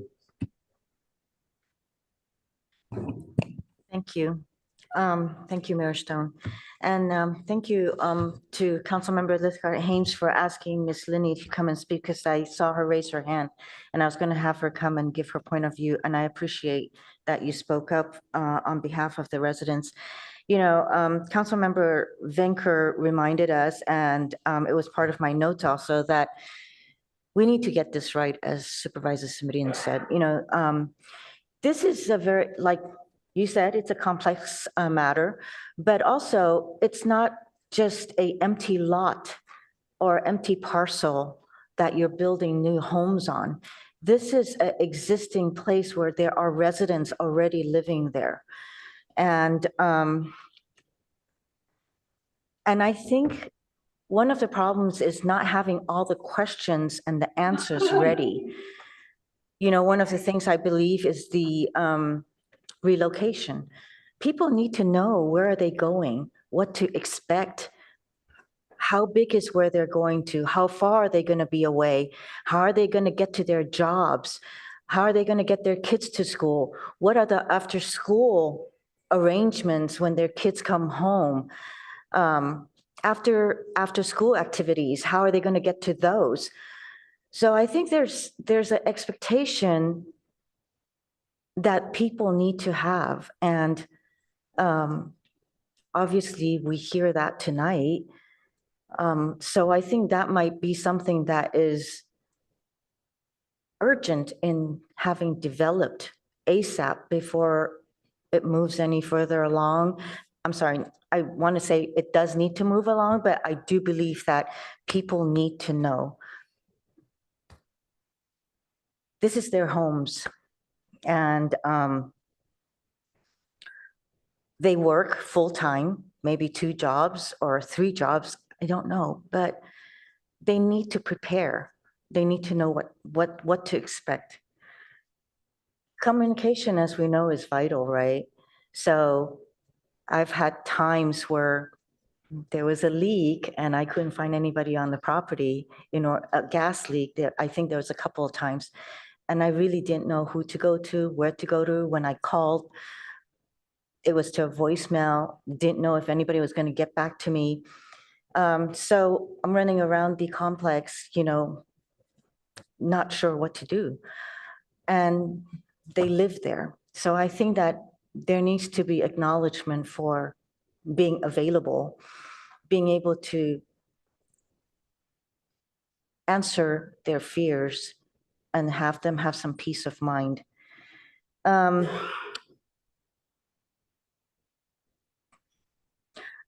did have some questions. I see that there is the Affordable Housing Regulatory Agreement as well as the Declaration of Restrictive Covenants. I was wondering, so right now it goes, the AMI goes all the way up to 120% AMI. Correct. And and then there is it mentions a remaining term. So is that 75 years? From the original regulatory agreement, yes. Okay. So there is that 120% up to AMI that is going possibly a little bit under 75 years. And then after that, there is a change where it goes to up to 80%. Oh, yeah, what you're speaking to, so if y'all recall, when we purchased the park, we didn't have the benefit of knowing what people's incomes were before we bought the park. So the regulatory agreement is set to assume that there are households that don't income qualify, meaning they're over income, which is at 120% and above bracket. So because it was in the city, in the county, in the housing authority's best interest to make sure that everybody living there could stay there, the regulatory agreement was written in a way where those families are essentially, we use the term held harmless, they can stay on site. Even though there's an affordability regulatory agreement recorded on the parcel, they can stay. But upon that unit vacating, an income eligible household has to move in. So the idea is that as our over income households, those over 120% AMI, because that's not really a AMI level that you see in typical affordable housing developments, those units are filled with 80% AMI households. Am I getting that right? Yes. So I just want to make sure if that's the case, then do you have allocated how many is going to be the 30% AMI? How many are going to be between 30 and 50? So you do have a number for each of those brackets. Correct. And we have to do that, right? So we do that to ensure compliance with the regulatory agreement, but also our financing sources require it, right? So when we go for tax credits or state funding, or when we recently competed for that state financing, they all require income set-asides to hit their regulatory compliance requirements. So has that number been provided to us, the allocations to each of the income categories? I don't know, but we certainly have it. If you would like to. It would be really great for us Provided to in the see. staff report. I'm sorry. It is provided in the staff report. Oh, I'm sorry. I guess I didn't Pull see it it up. then. In this report?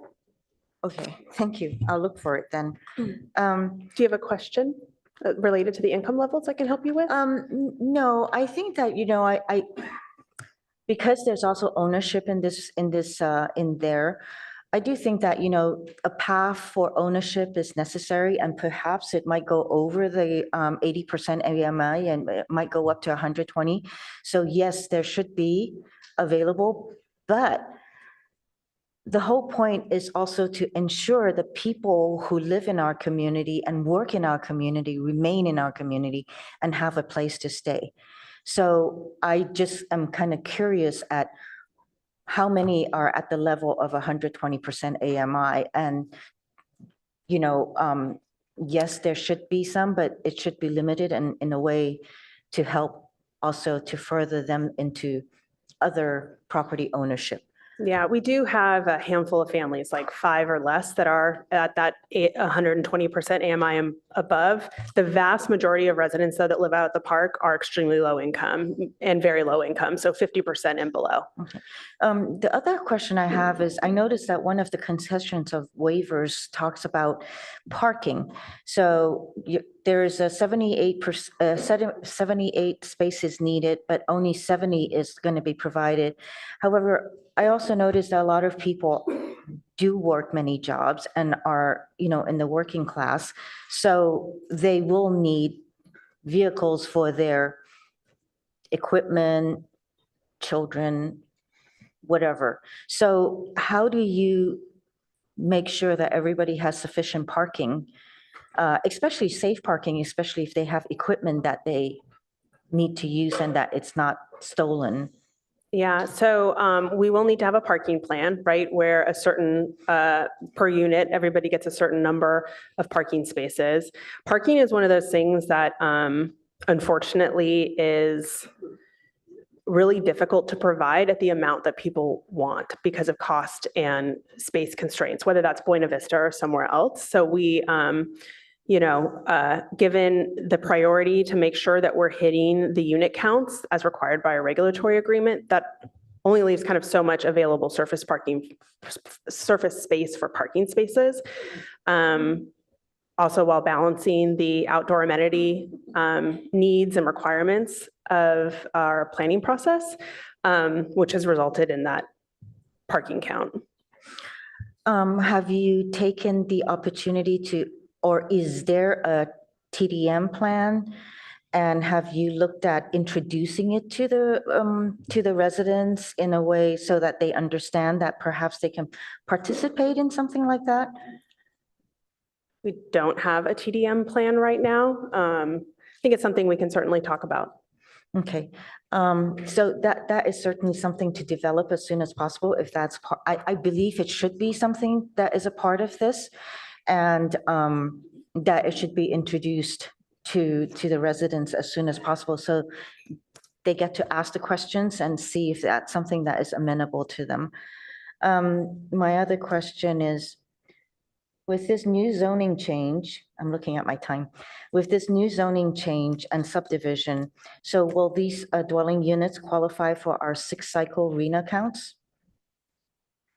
Kick that over to your city Especially for staff. the lower category income categories?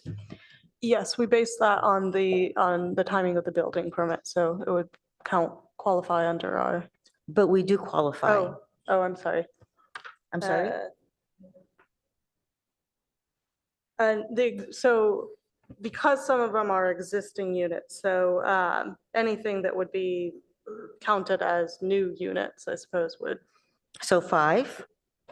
No. I mean, with the amount of displacement and the amount of inconvenience and upgrading this whole site, I guess it would be nice to know that at least we're getting that towards our lower income category RENA allocations. Staff will take a minute and look at this and get back to you. So as you're looking that up, I just want to say one last thing. I do think mediation is necessary at some point, and that you should start talking about that. Of course, you know, the city of Palo Alto also contracts with Palo Alto Mediation, but I also think that, I don't know where the law foundation fits in. So that might be a discussion that we should bring forward. I do also want to say that, you know, I have received phone calls from residents in Buena Vista Park in complete distress, and it distresses me too. And so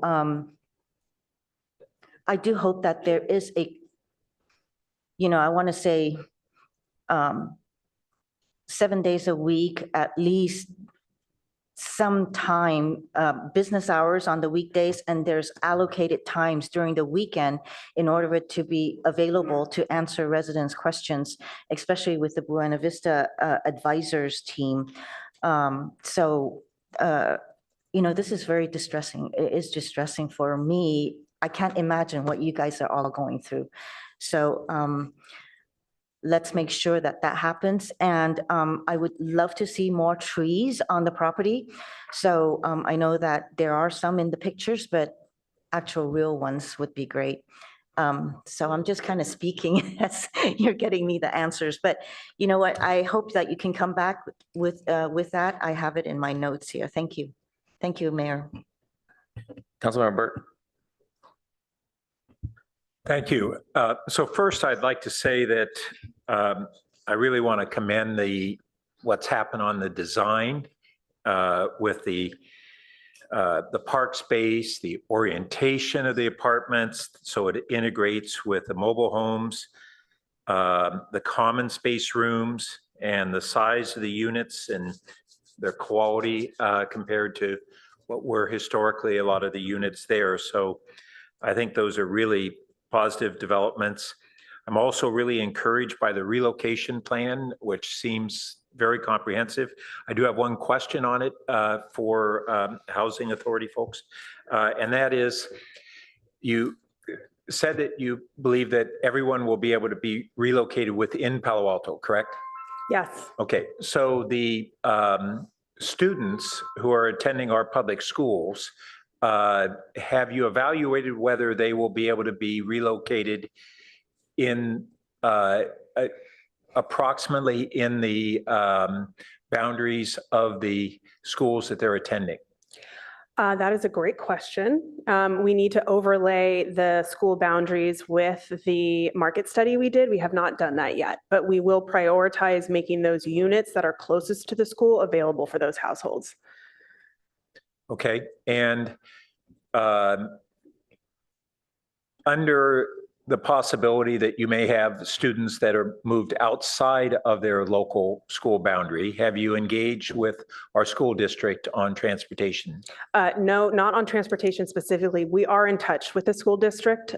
So one of the stakeholders we intend to reach out to with the draft reload plan is the school district. So we're in touch with the superintendent, and I'm blanking on another person in their office that we're working with that we've met with on Buena Vista and will engage with to help answer some of those, fill in some of those blanks once we have some of the Well, I'd information. encourage you to specifically address the transportation Yes, part. yes. Okay. All right. And then I couldn't find it in the report, so I apologize if it's there, but currently we're down to how many mobile home units in the park? In the redeveloped plan or currently? No, currently.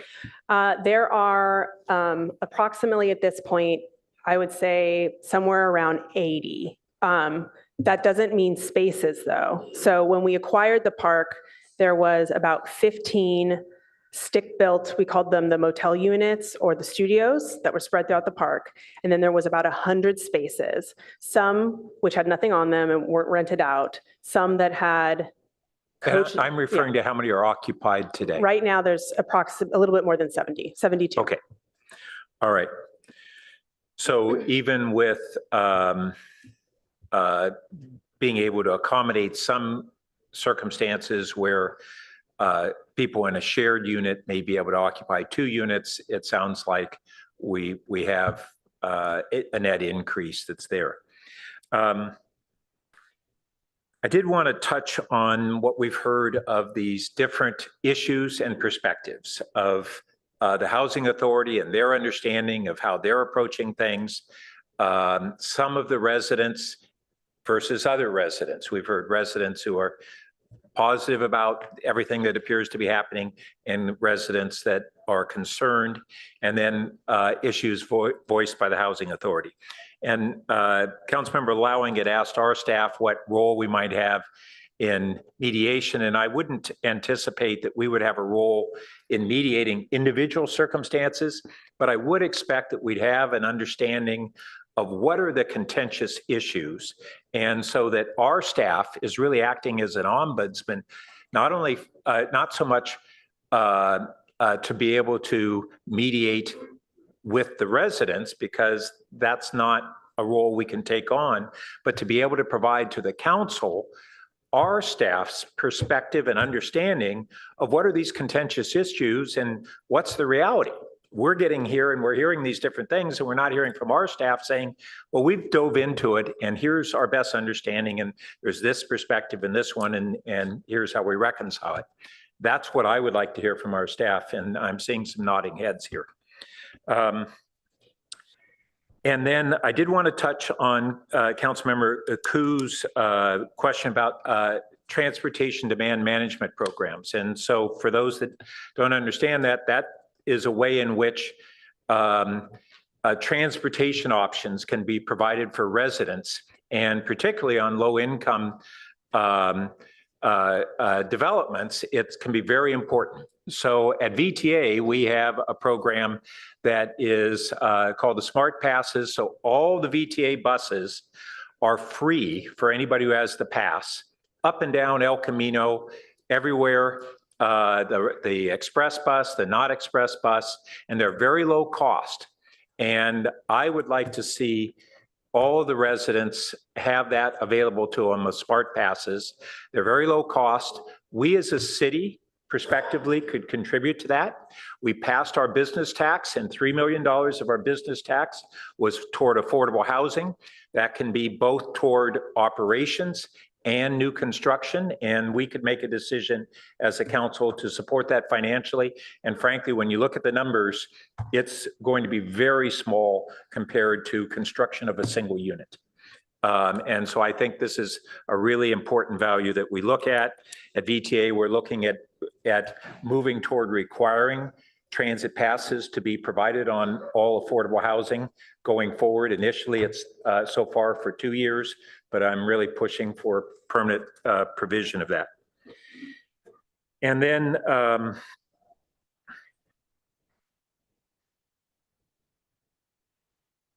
So just finally, I want to say some thanks. This has been a long time in the making. We still have things that need to be worked out. But first, preserving the park was a huge milestone. And I think everybody who resides there appreciates how much not only Winter Dellenbach, but Supervisor Simidian have been committed to this for a full decade, 10 years. And this is not really normal, I've come to understand, for what we did here in this community to happen. We have a documentary film festival, the UNAF Film Festival, and they had a documentary film called A Decent Home that a year or two ago that was on mobile home parks in the country and battles that happened by residents and their local supporters to try to preserve a park that was going to be torn down and somebody building something else in the park. And almost all the time it was the residents trying to convince their city government and other officials to support them and really not getting the support. And the person who made the film was at this screening, and she said to me, oh, I actually really wanted to have Buena Vista be in the movie, but the timing was wrong. And I said, really? And she said, yes. Contrary to all the other 3 other places in the country that she had featured, this was completely different. We had the neighbors, we had the school district, we had the city, we had the county, we had and of course, most importantly, the Buena Vista residents, all united to do this. And so we need to stay united and continue on this path. Lastly, this is a bit gratifying to see the permanent units the apartments being developed there, because when we were going through the negotiations in 2016, it was actually an uphill battle to allow for someday having apartments at the location. The plan was that it would never allow apartments. It would only be mobile homes. And through negotiations, we got that change. And now we're looking at 60 permanent units. So I appreciate that we still have some work to do to make this right. But I want to thank everybody who's really working toward that end. Thanks. All right, I'll try to wrap us. Thank you, everyone. I'll try to kind of wrap up here. I know we're about an hour over. Excuse me, Mayor, we may have an answer to the council member's question. If we could have one minute. Thank you. Let me wrap up, and then we'll go to getting those last questions answered.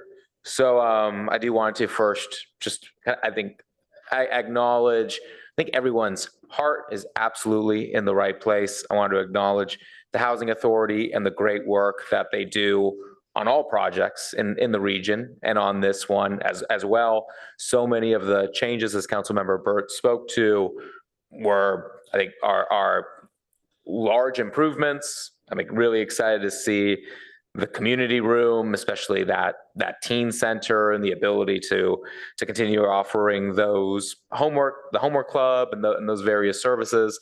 I think the aesthetics have greatly improved. The addition of trees and the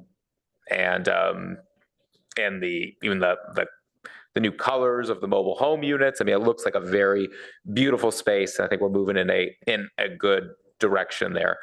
But I also really appreciate the community being able to come out and share with us kind of the behind the scenes complaints and stresses and issues. I know this has been an ongoing battle over the summer.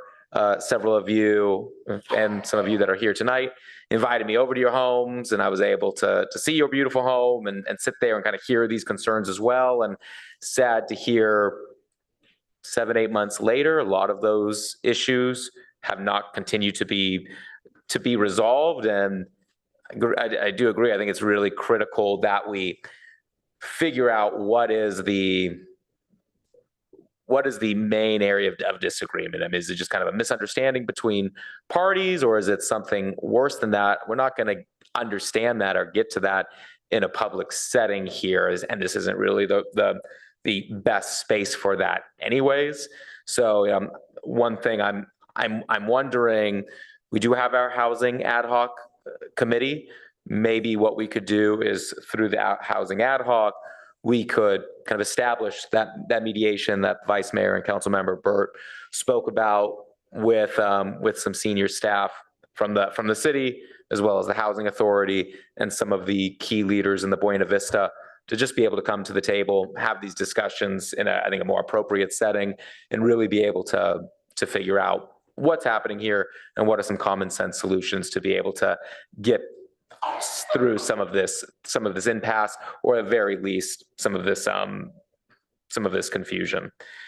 So maybe that's something that can be that staff we can speak to offline, unless there's any immediate concerns about that. Well, City Manager. I was going to suggest, that sounds like a referral, but if it is a referral, I think that would need to be in a motion. Oh, but we're in a study session, so I suppose that is a bit problematic tonight.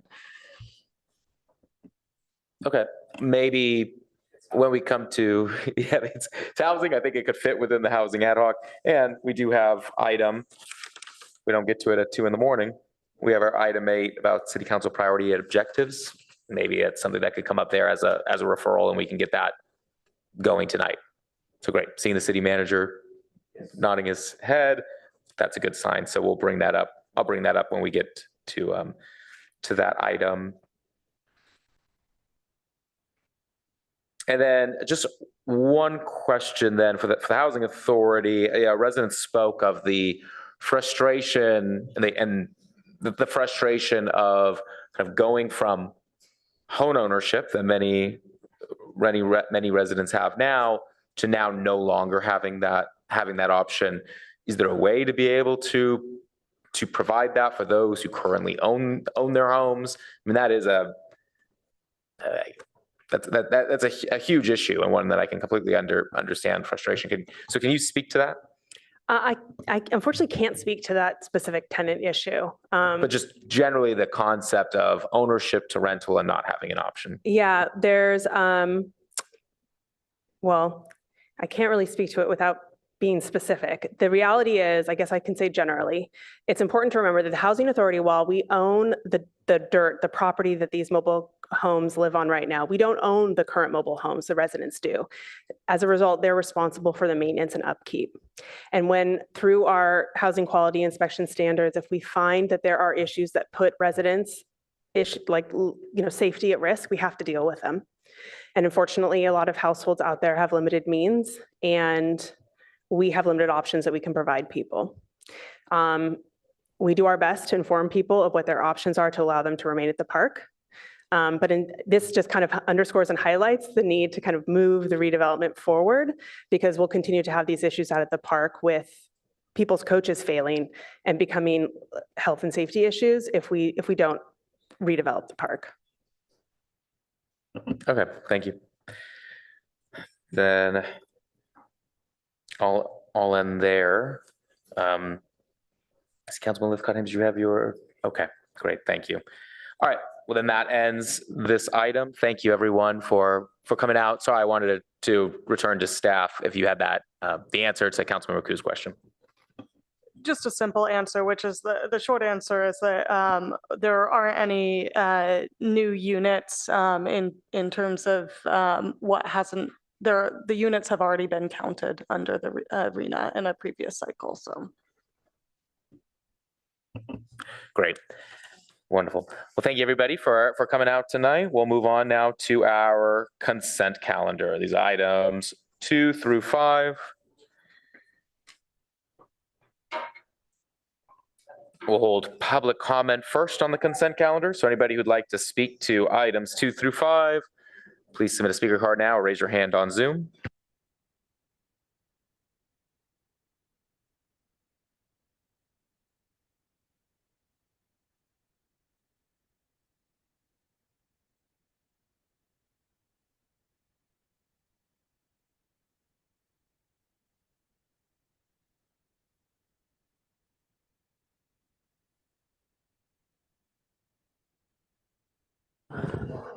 Our first speaker is Aram J. Okay, I'm going to be brief. I'm not going to speak for 3 minutes, but I wanted to just say systemically, the piece that was in the Post this weekend, council gets belated information. I think that speaks to the problem of overloading the consent calendar. And I just hope that we can figure some way to reduce the number of matters that are on the consent calendar. And if there's items that are over 100,000 or 200,000, those have to have special servicing handling by council. We shouldn't be just passing those kind of matters with millions of dollars of money at stake without council and the community having a fuller understanding. Thank you. All right, entertain a motion to move the consent. So move. I'll second. And any council no votes or request to pull, Councilmember Tanaka. Yeah, I'm going to pull 2, but if no one else pulls it, I'll vote no.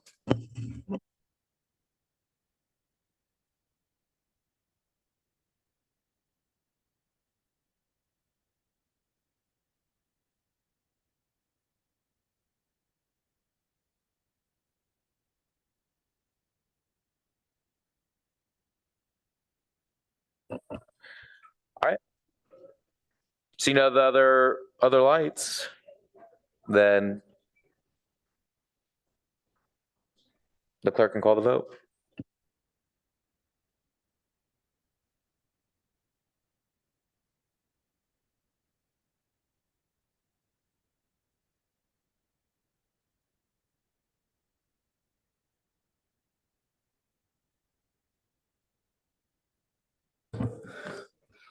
Councilmember Lithcott-Hames, Yes. Councilmember Vinker, Yes. Councilmember Tanaka, Yes. Councilmember Burt, Yes. Vice Mayor Lowing, Yes. Mayor Stone, Yes. Councilmember Ku, Yes. motion carries. Councilmember Tanaka, speak to your no vote. Yeah, basically, I'm voting no mainly because there's several people, you guys probably got the email as well, that were concerned about the location of this. They talked about the heavy traffic on Meadowfield, as well as the safety concerns from preschool, elementary school. So I just think this needs more consideration. Thanks. All right, thank you. We will now move to city manager comments. Thank you, Mayor. Could I get the city clerk's assistance with a few slides? The next slide, please.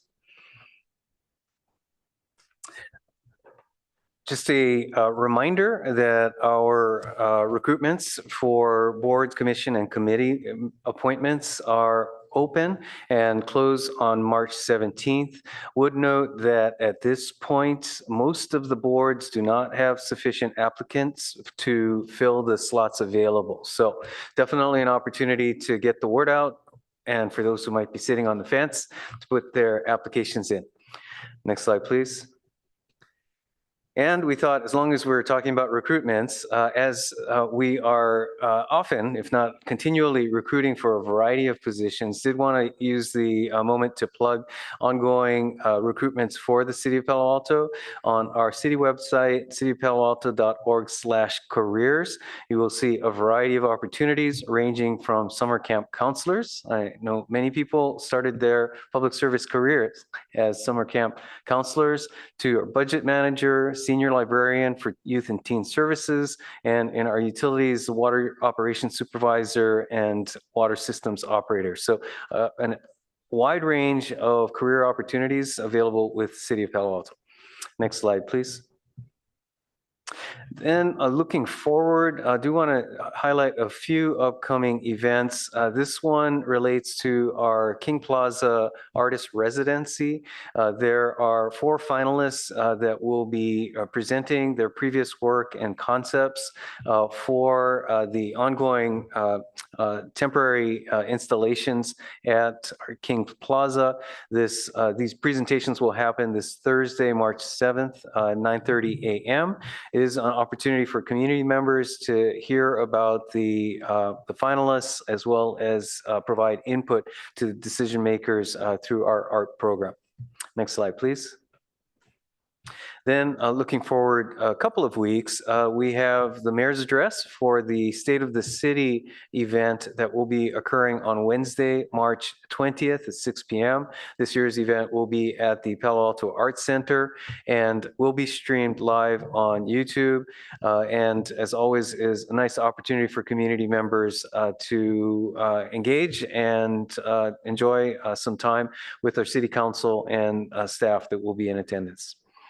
We do have a request for advance registration so that our staff can plan for appropriate refreshments.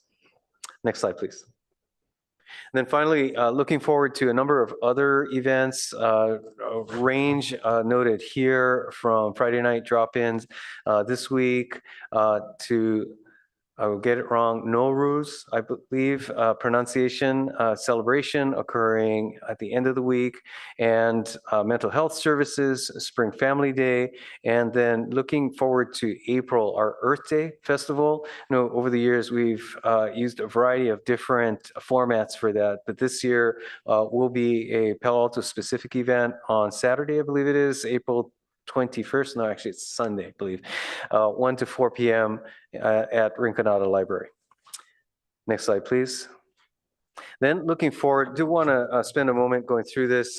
This does affect your calendar in particular for the city council members. Next week, we've got the second part scheduled for your discussion of council priority objectives and standing committee work plans. We also have referrals from the Policy and Services Committee on the Citizen Advisory Committee for council member compensation. And finally, an item related to the process to be used for the city auditor selection. Then going forward to March 18th, we have a report out from the Cal Poly team on the San Antonio corridor work, as well as the return of the tree ordinance. Then going forward to your next meeting on April 1st, we've got a study session on the Palo Alto Link, as well as the Caltrans proposal related to a bike lane. Then and this is a change. On April 8th, we are looking at the possibility of holding the closed sessions only, really related to one potential litigation item and the interviews for city auditor. There may be some other movement ongoing for that item though. So stand by, that's the current plan. And then on April 15th, your follow-up discussion on the housing element in joint session with the Planning and Transportation Commission, as well as the Earth Day report. Then finally, April 22nd, and this is new, this was or should be shown on your calendars as a standby date, since there are actually 5 Mondays in April. So the 1st, the 8th, and the 15th are the scheduled meetings, and I believe the city clerk sent a note out to suggest that we may request your availability for the 22nd in order to have an additional council meeting that would include a study session related to rail grade separations, as well as other business items. So that, again, for the purpose of calendar planning, just wanted to flag the April dates for your awareness, further information to come. And that completes my report this evening. Back to you, Mayor Stone. Thank you, Mr. Shikata. And let's take a 10-minute break.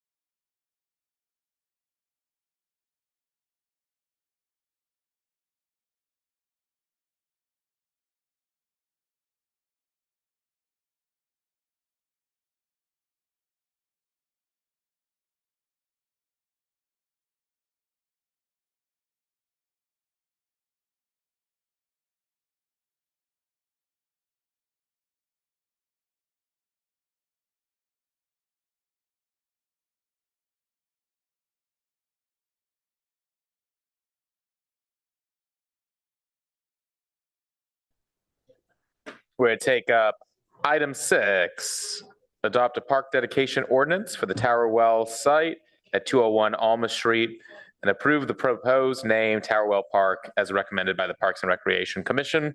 Staff have a presentation? Yes, we do. The clerk will bring it up shortly.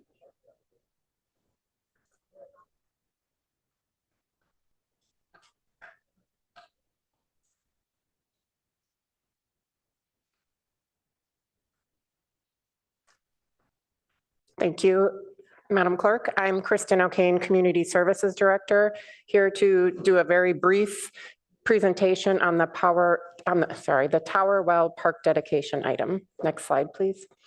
The recommendation from the Parks and Rec Commission and staff is to to adopt a park dedication ordinance for the Tower Well site and approve the proposed name Tower Well Park.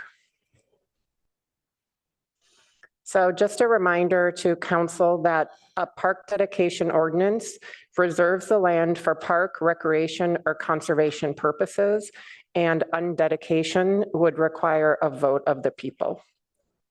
Next slide, please.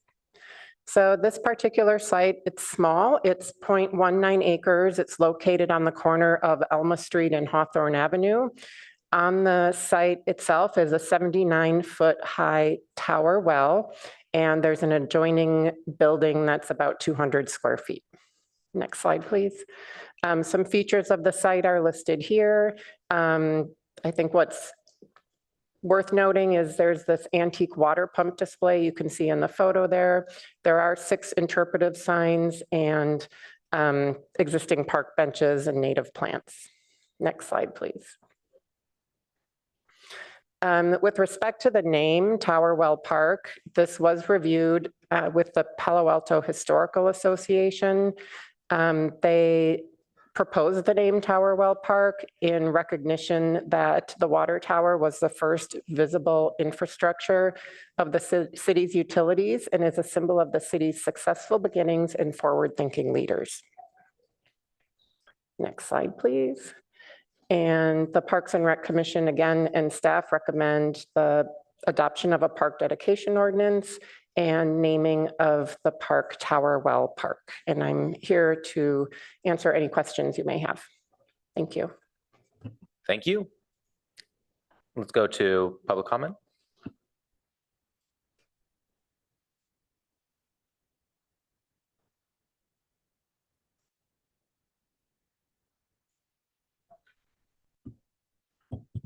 Our first speaker is Herb B. Good evening, Mayor Stone, council members. I submitted a letter yesterday that you have, but others who may be interested in this may have not had an opportunity to see that, so I'll just summarize it here. I support the recommendation to dedicate the site for parkland, and I believe that the name should be the Fred Eyerly Tower Well Park.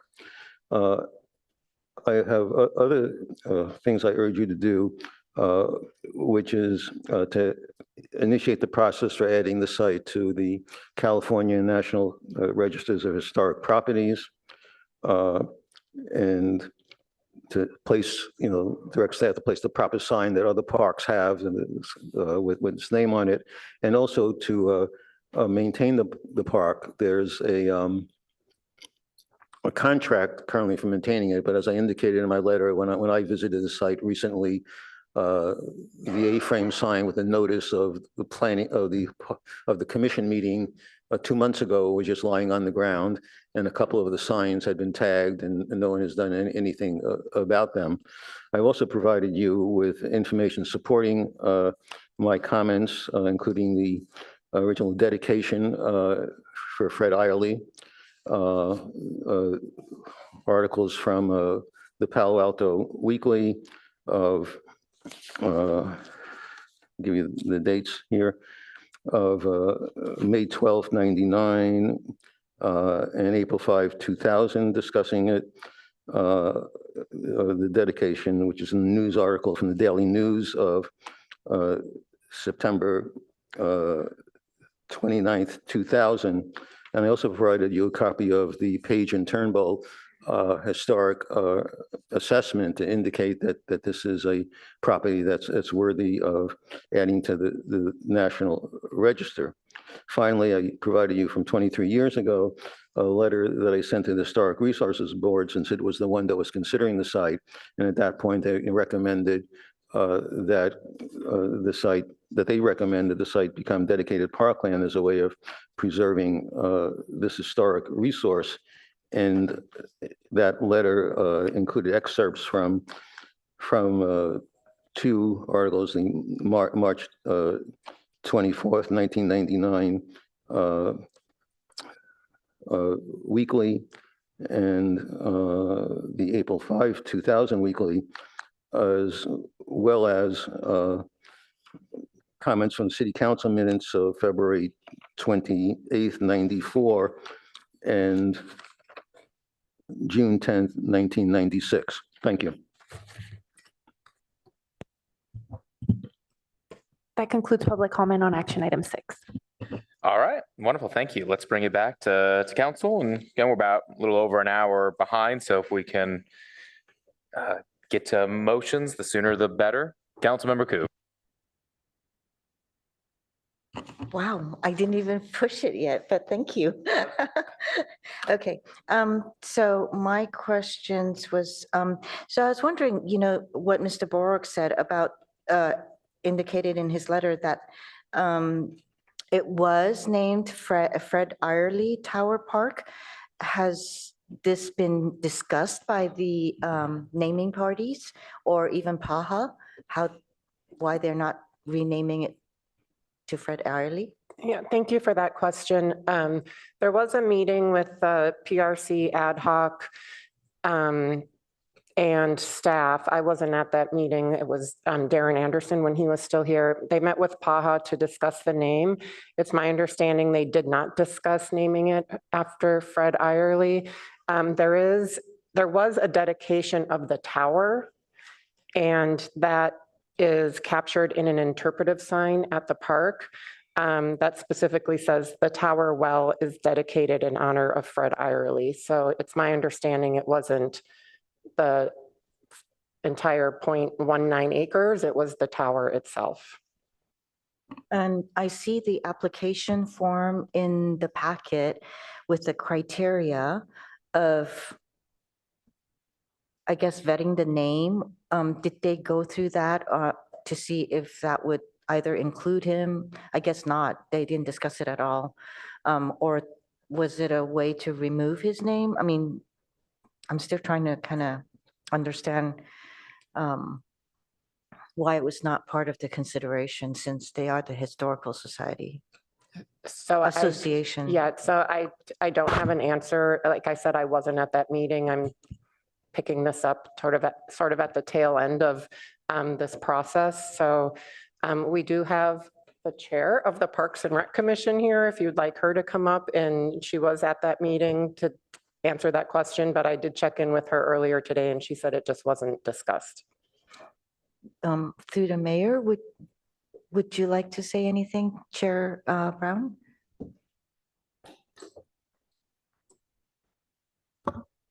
Good evening, Honorable Mayor, Vice Mayor, and Council members. Amanda Brown, Chair of the Parks and Recreation Commission. I also serve on this Parks Dedication Ad Hoc Committee. As Kristen said, I was at that meeting. This was not brought up by the Historical Association. We asked colloquially how the park was referred to, and we'd heard it was Towerwell site, Towerwell Park. Did a little bit of online research, and that was how it was referred to. There was only one name brought up, and it was the Charles Marks that was already on the interpretive sign, and that was suggested by by PAHA as a potential name if we wanted to explore that. But the suggestion from PAHA ultimately was to go with how the park is generally referred to, which was Towerwell Park, and to just keep it simple. So Eyerly was not brought up by the Historical Association, and we did not bring it up ourselves either. Thank you, Chair. Thanks. I have another question is, so after tonight, if we do dedicate the park and name it, or after it's dedicated, so how is the maintenance going to be addressed? So the maintenance is already occurring. It's included in our maintenance contract. So they do general litter removal, landscaping, and then general maintenance like graffiti removal. They did just do graffiti removal recently, so it's likely the graffiti that Mr. Borak mentioned is new, unfortunately. But it's already part of our maintenance contract. They go out, I would imagine once a week. I would need to confirm that. So that's addressed already. Now, there will be signage, and so I was wondering, the signage that's going to go over the dedicated park, is it going to go to somewhere? Which committee? Is it going to be design and so forth? That is a great question. I would have to check with our development services group to see what sort of permitting we would need for that, but it would be consistent with our other park signs. Okay. I mean, typically we have consistent signage at our parks, so we would maintain that same Okay, look. that's good to know. I was just, consistency is what I was looking for. Lastly, I just want to say that we really should consider adding that site to the California National Historic Registers. So I want to thank Mr. Borak for bringing these points forward. Thank you, Mayor. Councilmember Burt? Thank you. So it sounds like the whole history that Mr. Borak brought forward on Fred Early's deep involvement in this simply wasn't known to, certainly not the Parks and Rec Commission, and perhaps not to the HRB. Upon reading kind of all the articles, it seems like it's something we might want to consider, and I don't think we want to do that on the fly tonight, but we may want to refer it back for that consideration. And then I just wanted to speak to part of why I supported this coming off of consent and on a brief discussion on action items. First, it's a big deal when we dedicate parkland, even though this is a small parcel. Just putting that on consent and basically the public not really being aware of it and no attention to it, I think undervalues when we're doing this. And this particular space, it's been a 20+ year discussion to finally get it as a dedicated parkland. And I think we ought to really be recognizing that and celebrating it, make sure the community knows that. But there's also a context for this, and that is one that we have other prospective parkland in the city that under our charter, we may have an obligation to dedicate, not only a prerogative. As the staff report says that Article 8 of the charter says all lands owned or controlled by the city which are or will be used for park, playground, recreation, or conservation purposes shall be dedicated for such purposes by ordinance, not may. And I didn't know that until recently. And that kind of gave a different context to, there are a number of parcels that folks have been looking at and advocating for a number of years that they be dedicated as parkland. And I did not appreciate that in many cases, we probably have an obligation to do so. Now, when we do so, as staff noted, there's an asymmetrical circumstance here that the council can dedicate, but only a vote of the people can undedicate. And that brings up the last reason that I wanted to make sure we brought this forward. This location is right across the street from El Camino Park.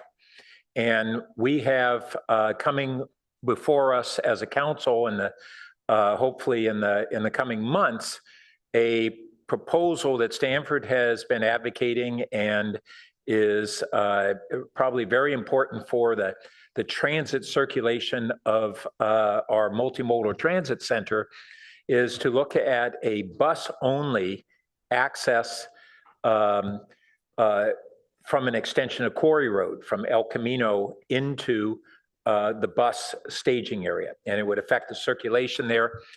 But it that access would shave off a piece of what is actually dedicated parkland. It's not developed parkland. It's that area that's got some trees and things are probably underdeveloped. We should make better use of that space. But I wanted to make sure everybody was realizing that's on the horizon and recognizing that this kind of relates to that, where if we're expanding parkland here and we're going to be asking the voters whether they're willing to take, I think it's 0.6 acres away there. There's also some land that they believe, Stanford believes, is contiguous with this that is not dedicated as parkland, but could be. So that'll be a more complex subject, but I wanted to put this dedication in the context of the discussion of other locations in the city that we should be considering for dedication and this pending Quarry Road issue that may go to the voters. Thanks.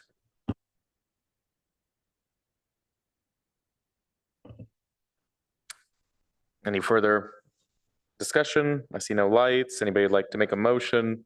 Just like to ask a question. Vice Mayor Lowry?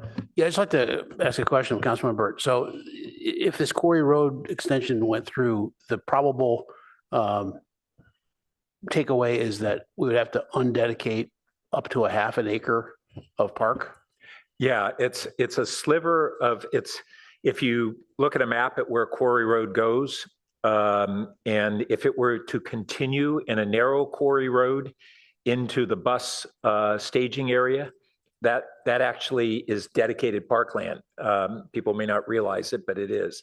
It's not part of the ball fields or anything, but it's part of that complex. Some of it's dedicated parkland and some of it isn't.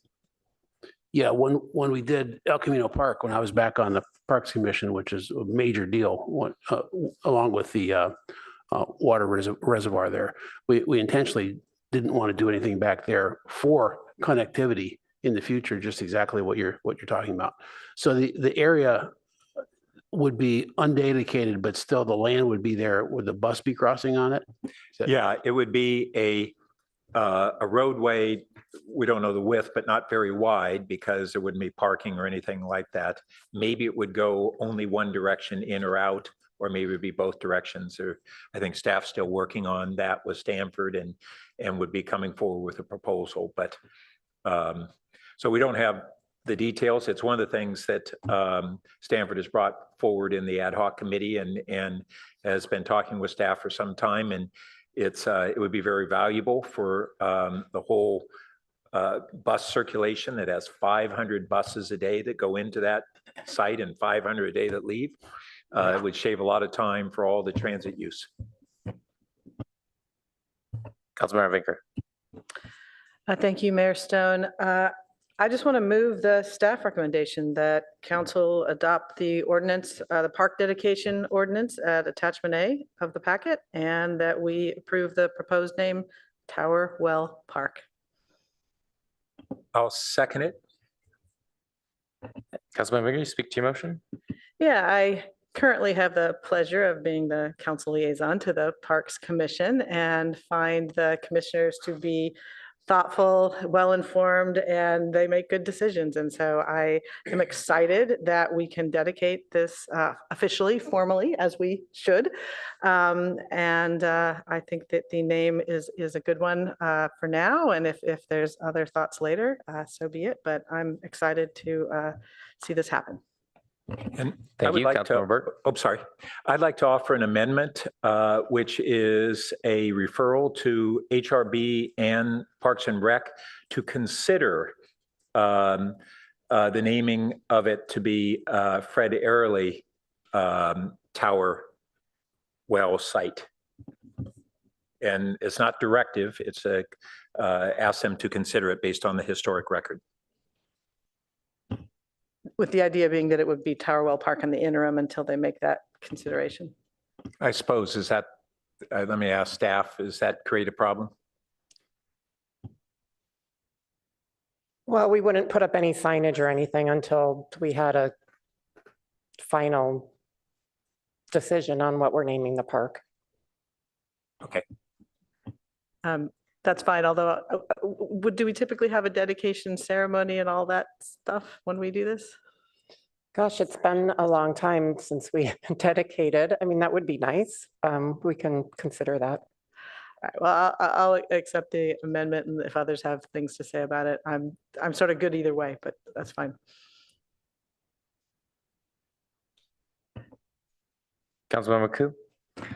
Thank you, Mayor Stone. I'd like to ask the maker and the seconder if they also consider adding to the motion to also to add the site to the California and National Historic Registers. So I assume there's some process for doing that. So sorry, are you recommending that we refer it to someone to pursue that, or to the HRB? Was We that- can, yes, thank you for the question. We can refer it to HRB, Historic Resources Board.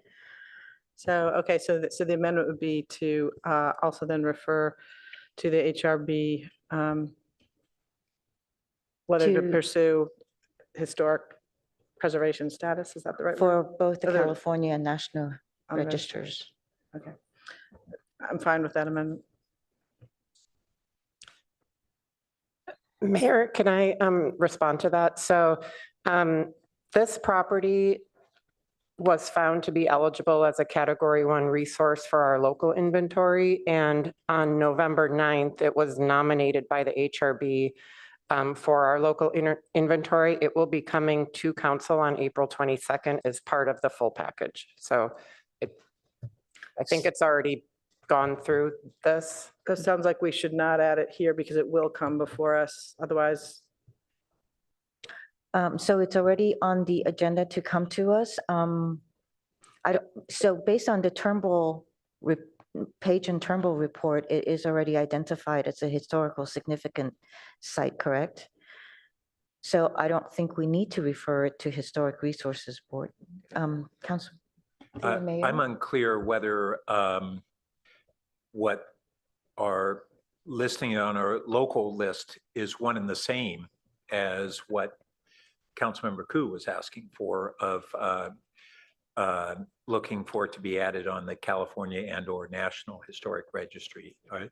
Is that the case? That I don't know. I've received this information from planning. Oh, and Amy French is Okay. here and So she'd be then that happy was, to answer that question It for sounded you. as if it was, but now we're hearing it's not.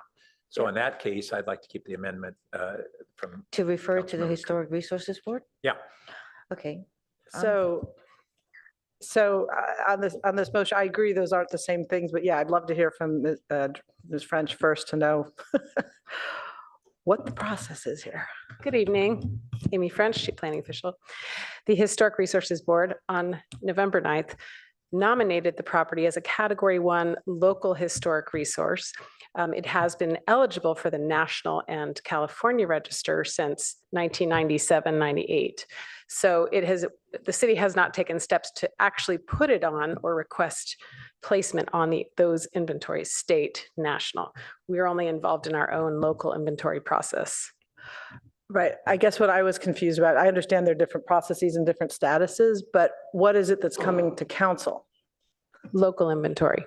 Ah, okay. So then we would need the separate referral. I was thinking what was coming to council was the broader one. Okay. I'm okay then keeping that amendment. Thank you.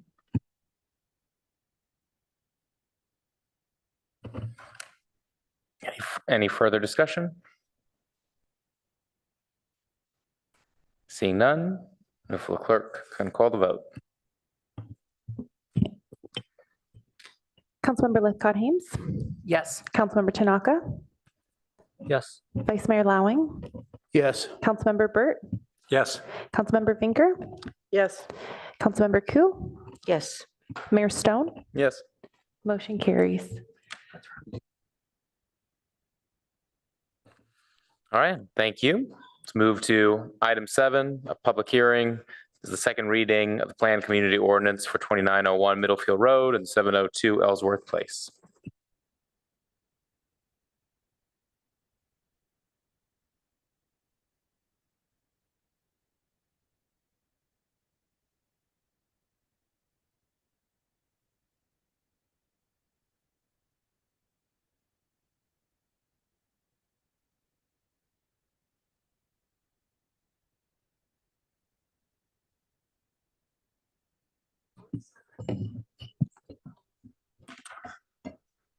Okay, good evening, Mayor, City Council, Jonathan Late, Director for Planning and Development Services, joined by Amy French, Chief Planning Official.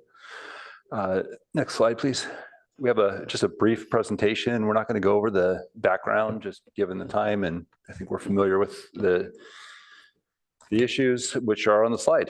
We believe that there are three main points that are outstanding for consideration as the council had pulled this item up from its earlier meeting on consent.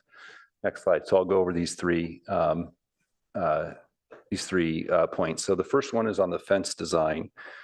And on this slide, we share what was presented to what the Planning Commission had recommended and the council reviewed in November. You did not take an action in November, but continued it to December. At that later meeting, the applicant had requested a taller than 1 foot fence be permitted within this front yard area and included a diagram that showed a wrought iron fence. I don't have this slide presentation. What's going on? Oh, shit, it's hers. And the next slide shows what the council's motion was, and there were some comments about the fence and an interest not necessarily in designing it, but noting that there was an interest that there would be visibility through 2 sets of fences to provide access for motorists and being able to see pedestrians on the sidewalk. And so based on that council motion, the ordinance was drafted and presented to the council in February as shown in the strikeout underlying text that reflected the council's action. And then there was an attachment to the ordinance that's imaged on the right. And the objection with that image is the area that's highlighted that says that the fence with a vertical wrought iron bars. And so the objection is the wrought iron portion of the fence. So if we can go to the next slide, please. The applicant has changed that reference again in the highlighted portion. This is a different slide now to reflect the terminology that was included in the motion, which is a graded or similar design. And this is now incorporated in the ordinance that's before you. Staff will be looking at that when it's installed to ensure that there's that visibility that the council's been interested in during the plan review process and during the inspection process. Next slide, please. So next slide, please. The second issue is site design or site triangle. It was previously the language that was reviewed by the City Council in November and recommended by the Planning and Transportation Commission. Basically a site triangle that extended to the southernmost corner of the property along Middlefield. Next slide, please. That language was in the code and would have extended the site triangle across the property, but in December, the applicant, when they were also asking for the fence to be taller, had also argued for a code compliant site triangle. That's depicted on the left. On the right is staff's understanding of what the neighbor is interested in terms of retaining that extended sight line triangle, which is shown in the blue dotted line and highlighted. And you can see the difference between those two, what that would mean. Next slide, please. So this is the policy question that's before the City Council. You can choose either one. And we've flagged a couple of policy considerations. There may be more, but this is just a brief list of considerations. Next slide, please. And then lastly, the truck delivery sign. This was a sign that was recommended by staff when we were considering larger vehicles being directed towards Sutter. The applicant is fine with this condition being removed. The neighbors would like this condition to be removed. Staff believes it is appropriate, but also will not object to it being removed. So this one looks like it can be solved pretty quickly. Next slide, please. And the recommendation for the council is either to adopt the ordinances that are before you, included in your packet, or direct staff to make some changes. And that concludes the presentation. Great. Thank you, Director Lee. Let's go to public comment.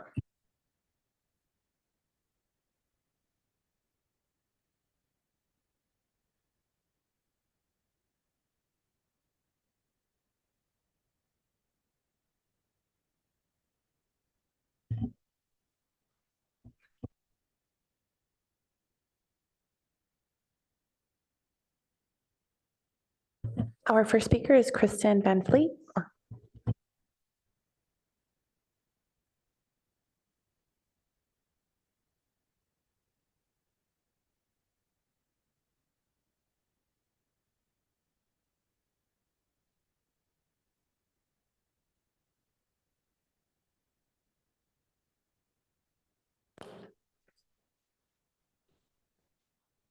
All right, please advance to the third slide. We're going to go fast.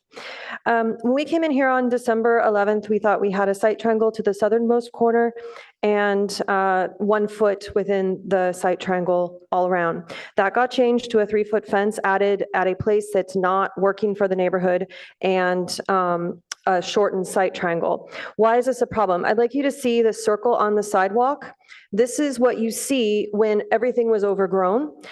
This is approximately, if you'll see the green line next to it, this is where that 35-foot site triangle goes to. So they were actually going to take away visualization from us by allowing the 35-foot site triangle. The southernmost site triangle will actually give us back, go to the next slide, please. What we used to have, oh, one before it, I'm sorry, one back, 2 back. There. This is what we used to have. You could see the sidewalk. You could see all the way to that circle on the pavement there. That circle is a big reference point. Please advance forward 3 more slides, 4 more slides. Another slide. We want to see to this creek fence. And I had sent you an email with this other diagram, and you can see where the current southernmost corner site triangle extends to. It does not allow us to see to that fence. That's we were here asking in December to extend that a little bit. Please, next slide. Why this is important. Can you see the cyclists in these posters or in these pictures? There are cyclists in each of those. In the second picture on the right, that cyclist is about 100 feet away. By shortening that up, you are now shortening our sight distance by about 60% or more, and that is after the hill. So we can't see that cyclist until it is right there. As one of my neighbors said, you look left, it's clear. You look right, you can see all the way to Sutter and beyond. You look left, there's a cyclist. Where are they coming from? They're coming from the recreation center next door. These are kids going down the sidewalk to get to Midtown Shopping Center. If you can't see it, neither can we. That fence is in the way. Next slide. Next slide, please. So this was brought to my attention. The PTC saw this on Wednesday night. You can see all the dots there. Red dots are fatalities. Blue are severe injuries. There's a lot on Middlefield Road, which is what we are off of. We do not want to be added as a dot on this map, please. This is why we are here asking you, while we've been fighting so hard for a year now for visibility there. We don't want to be the one causing somebody harm in this area, and that is what you're setting this up for if you approve what they've got before you.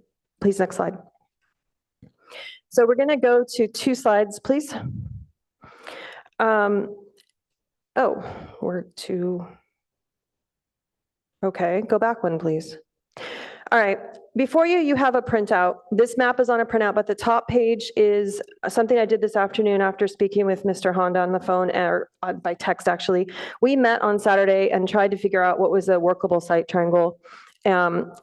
And he could tell that we couldn't see to the sidewalk where the fence is now. We talked about moving it back. Maybe if the fence went back, it could be a little taller for him. I was left with the impression, and he's going to have to tell you his perspective, but I was left with the impression that he thinks everything within the fence is going to be 3 feet allowed within that site triangle. Why are we talking about a transparent fence if everything's going to be 3 feet within the site triangle? This is a problem. This is going to block us. So my thought was, where do you sit in the car? He was 8 feet back from the front of his car on the driveway. I'm in a 4Runner, I'm 9 feet back. Depending on your height, you sit differently. So about 8.5 feet back from the sidewalk is where someone's looking down. That is right there at that fence. That yellow line goes over the current fence and it blocks our view. If you pull it back to the 10-foot mark past the sidewalk, this is 9 feet on his property, extend it to that creek wall, make everything a foot below it. He can have pretty flowers there or whatever else, right? Everything behind that in the site triangle can be 3 feet because it's no longer a problem for us. But everything in front of it now blocks the sidewalk. It now blocks that view that we're used to. They were all happy because they said we have a better view. Now we don't. It's actually worse. So we're trying to solve the problem. If this can't be solved tonight, then we ask you to send this to the Architectural Review Board and let them, the professionals, try and figure this out and get our opinion then. But if you implement what they want, you've got a fence that's not going to work in a place that's not going to work, and an applicant that I believe thinks he can have 3 feet inside of it. We've got to solve that, or someone's going to get hurt there. Next slide, please. We talked about fences. The wrought iron clearly doesn't work. These are each 8-foot segments. That's a length of, 34 feet on his property there. So you can see how quickly it goes into, you cannot see through the fence as you look down it. The cable rails work sort of, but they only work if you don't have foliage behind them. So if somebody puts 3-foot stuff behind the fence, you can't see through it, right? This is the whole idea of the transparent fence. So why are we talking about a transparent fence if he gets 3 feet in the site triangle? That's not what the ordinance says, but that's not what he understands. So we need to clear that up. Next slide. And then the fence is next to the sidewalk by a foot is supposed to be 4 feet away. Again, these are all little things to try and move it back. Next slide. You can see the fence is being hit. In fact, city crews were out today to start moving the foam pole, and they finally just pulled this out of the asphalt and shoved it aside because it's been hit so many times. Can we please move it back 1 foot from the road and not have it on the edge of the road? Next slide, please. We've talked about the deliveries trucks. I think that's all buttoned up. So if there's any questions, here's the evidence of why we think it's fine. Next slide. The delivery plan's not fully implemented. It needs to be asphalt across the entire 26 feet wide. Right now, there's a walkway. If you go to the next slide. There, if you saw if it was corrected on that development plan map, the arrows would go over into the easements. There would be no walkway in there. And what I read in the ordinance is that the maps, the development plans supersede the language. So if that's the case, these maps need to be corrected, or we're going to have some fights here in the future when people go, oh no, I'm allowed to change the surface there and I can have my walkway and pavers or whatever. And we don't want any of that. This delivery space just works. Next slide. And it needs to be implemented correctly. So now we got the question of where do all the cars park that are used to parking there? Yes, the people that live there might know don't park in front, but the tenants and their friends might not know. Next slide. So we're asking for what the 2 apartment driveways and San Carlos Court have, which is red curbs, fire lanes, all that nice safety stuff. And it tells drivers, don't park here, right? Because it will block the UPS truck so they can't actually turn around and get to the place that the city is going to pay half on. Thank you very much. Our next speaker is Bill R.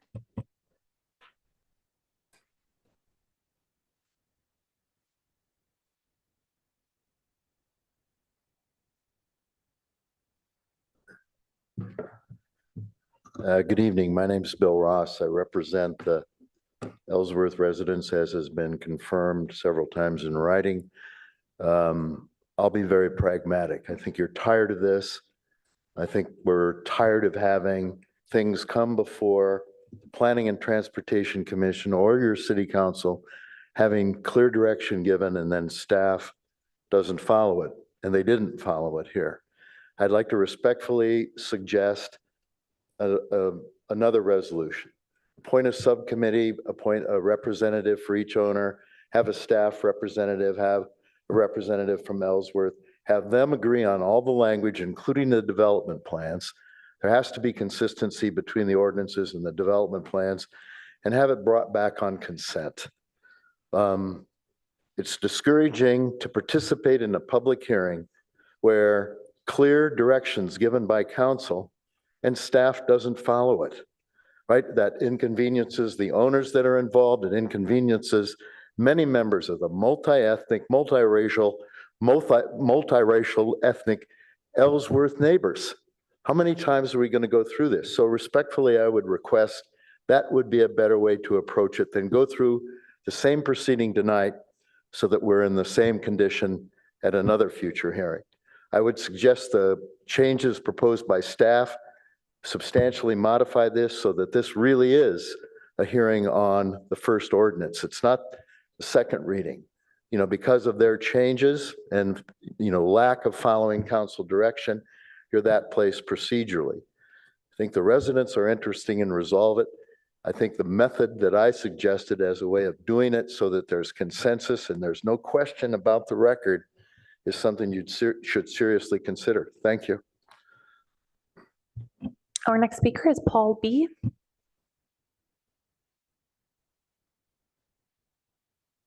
Good evening, Mayor. Good evening, Council. I just wanted to highlight the issue with respect to the delivery space. That concerns me greatly simply because it represents such a massive inconvenience and frankly, you know, a property issue as far as I'm concerned as a homeowner, as a property owner on Ellsworth. So I am gratified that perhaps to Mr. Ross's point, conversations between all of the interested parties here were able to resolve this quite amicably, a situation that perhaps could have been resolved many months ago and saved us quite a bit of energy and time. So that's a good example of where we can, I think, move forward if we can actually speak directly with one another and achieve a useful compromise. Thank you for your time. Our next speaker is Banu I.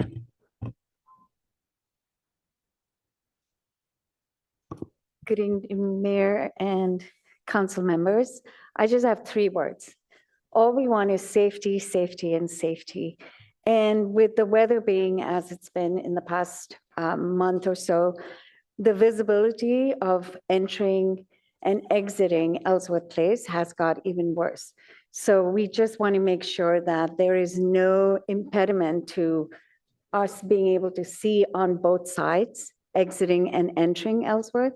And I really think that fence needs to be pulled back so it's in line with the creek fence, so we have much better visibility than we do. Whatever the homeowner and his architects are proposing is just not safe. And we're, especially with all the news that's recently, that's our paramount reason that we're here. This is the 7th time we've been here, and most of the time has been taken up talking about that fence and the visibility of entering and exiting Ellsworth Place. Thank you so much. Our next speaker is Jeff L.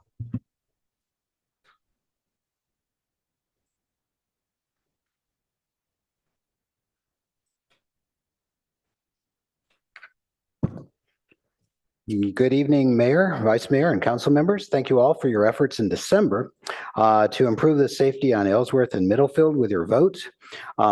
It's a problem in our town for safety, as you know. Pedestrians like myself have many cases where cars are doing dangerous things in our city. Just this morning on my walk, I was almost hit twice by cars crossing the sidewalk. Drivers are distracted and not seeing what they need to.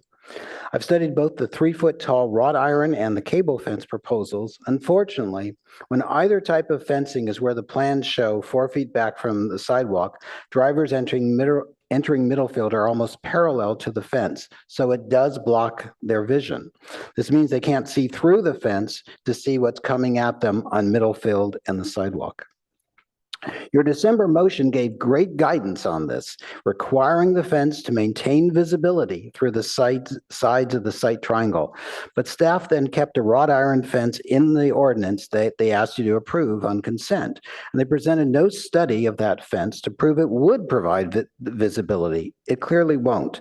And they also didn't put your wording about allowing visibility in the line of sight and adequate transparency into the ordinance itself. So all your good efforts of December on this were undone. Please fix that tonight. You can approve a taller fence that's far enough back, or you could add more rigor to the visibility requirements, perhaps require staff to study the sight lines through the fence from the perspective of drivers, and maybe have the ARB review those studies. The good news is that with safety a top problem in our city, this project offers you the opportunity to take positive steps tonight. Please do so. Thank you. Our next speaker is Jake M. Hello, Council. Yeah, I would just like to speak quickly on the issue of the delivery space in particular. I do believe that we want to emphasize that the council makes amends that we do get the full delivery space as approved by UPS, and that explicitly like the materials of the road, like they need to be asphalt and not pavers. That we've talked about this in other meetings before, that the pavers are not acceptable for UPS to drive over because they're worried about damaging property. So just explicitly, I think that's something that we actually want, required for the permitting process of any new homes being built on that site. That's really the point I wanted to hammer, and just obviously everyone's worried about circulation and safety. I'm sure the council's aware of that. Yeah, really thank you everyone for your time. I hope we can end this soon, and wish everyone the best. Thank you. Our next speaker is Andrea.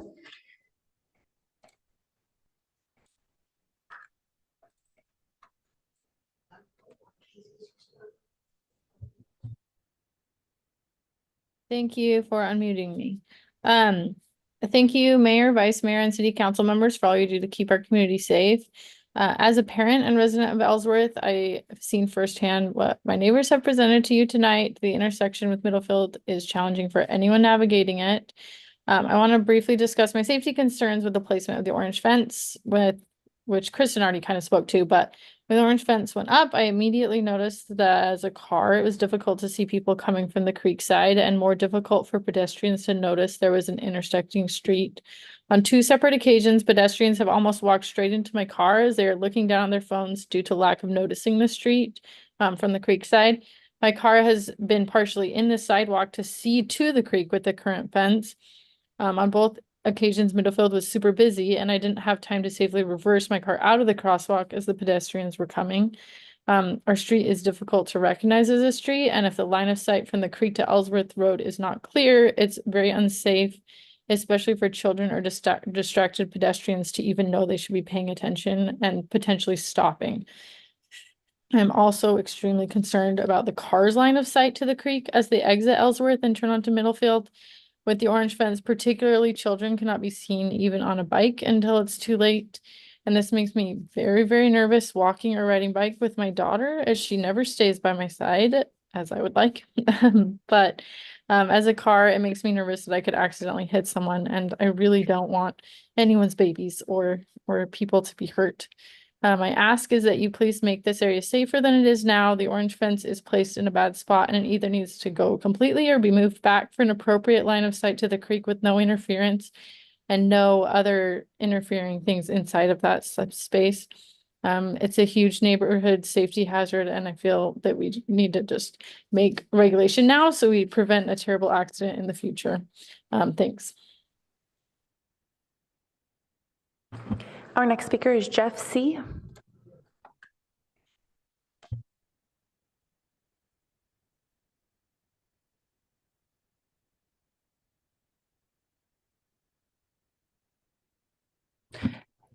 Jeff C., you should be able to unmute yourself and speak. Okay, sorry, I didn't see the unmute. Okay, good evening. I'm a longtime resident of Sutter Avenue, and I speak tonight because of concerns about the visibility of the southwest for drivers exiting Ellsworth Place. To repeat the obvious, a driver exiting Ellsworth needs to be able to see approaching vehicles, bicyclists, and pedestrians. As has been noted ad infinitum, this location differs from most others in Palo Alto because of the Matadero Creek Bridge, the grade on Ellsworth, and the jog in the sidewalk where Middlefield narrows. The standard 35-foot site triangle simply isn't adequate here. The situation has been suboptimal for years, but to avoid making things worse, the ordinance should require, one, that any fence on the 702 property allow for adequate visibility. Now, the draft ordinance calls for this, but the language is so vague that it's not meaningful. Ms. Van Fleet's photos clearly show that visibility gets worst at small angles, which a driver near the Ellsworth stop line would face. It seems to me that the only meaningful way to specify visibility is to require a specified open area at a given small angle. The photos suggest that a cable fence may be the only way to get to here. Two, that a minimally obstructed line of sight extend to the northernmost post of the water district fence, as has been said, allowing a driver to see what's coming well in advance of when it's right at the edge of Ellsworth. And of course, this is what the PTC had recommended. Now, this may be more than can get sorted out on the fly at tonight's meeting. As others have suggested, perhaps the rest of the ordinance could be adopted and this specific issue assigned to someone to resolve with all affected parties involved. I can't stress that enough. Any motion to this effect should give a clear directive that however it is addressed, the result be a draft ordinance with language that's specific enough to implement and enforce, lest we find ourselves in this situation again. Thank you. Our next speaker is Nitin H.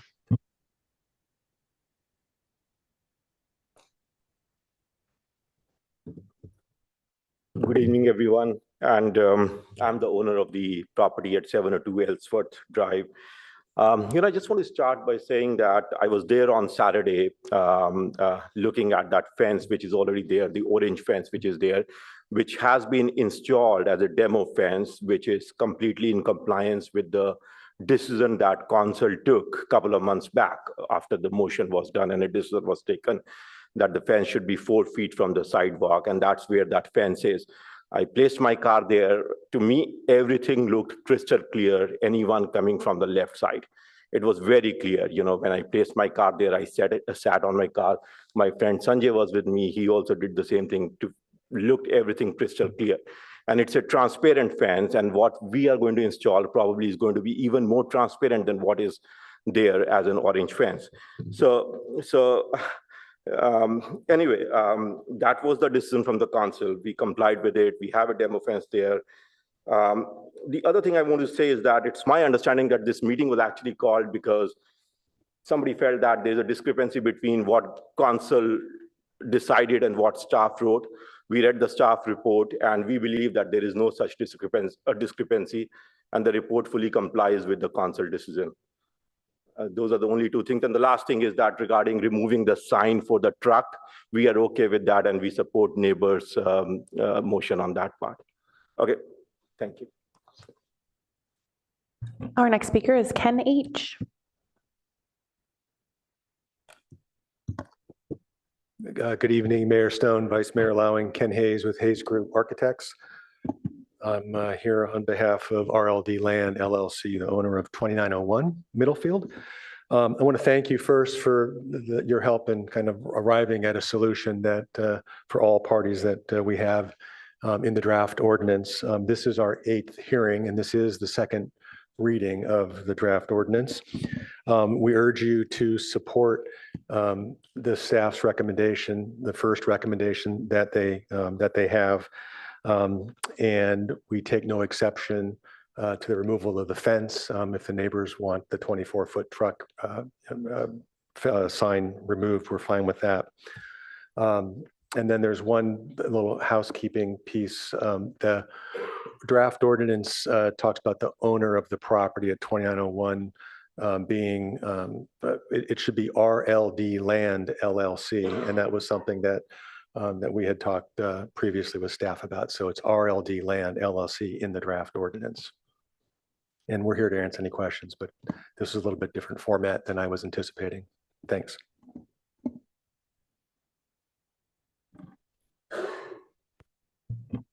That concludes public comment on action item 7. Thank you. Let's return to council for questions, discussion, and motions.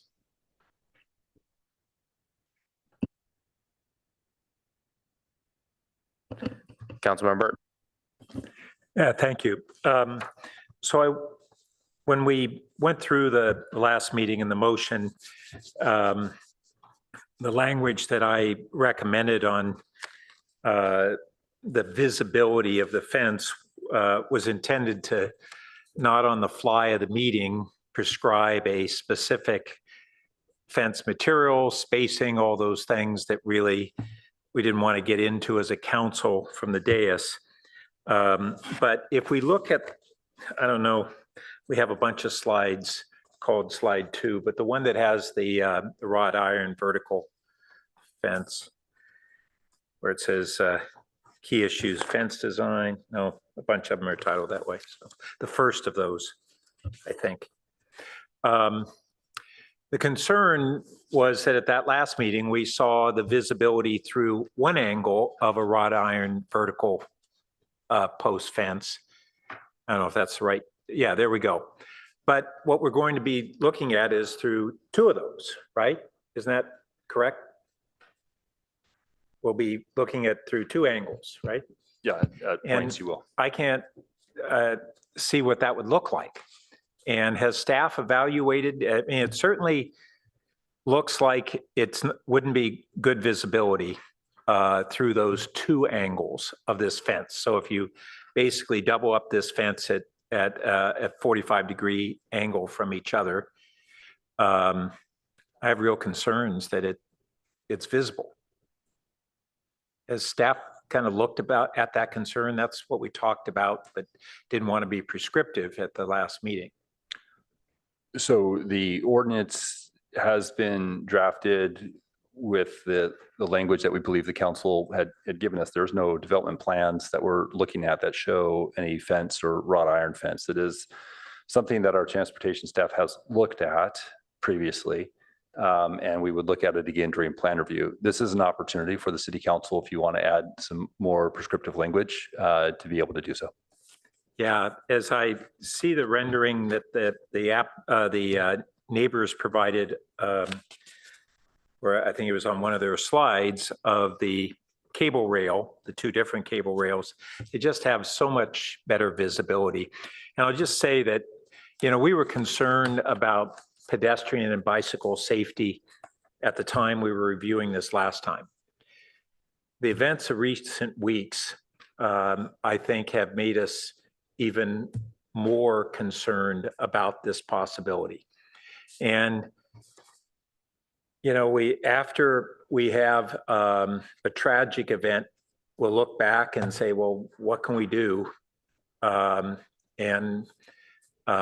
We can't undo those events, but we can make sure that when we approve projects, we've done a diligent job to make sure that it balances safety with reasonable rights of a property owner.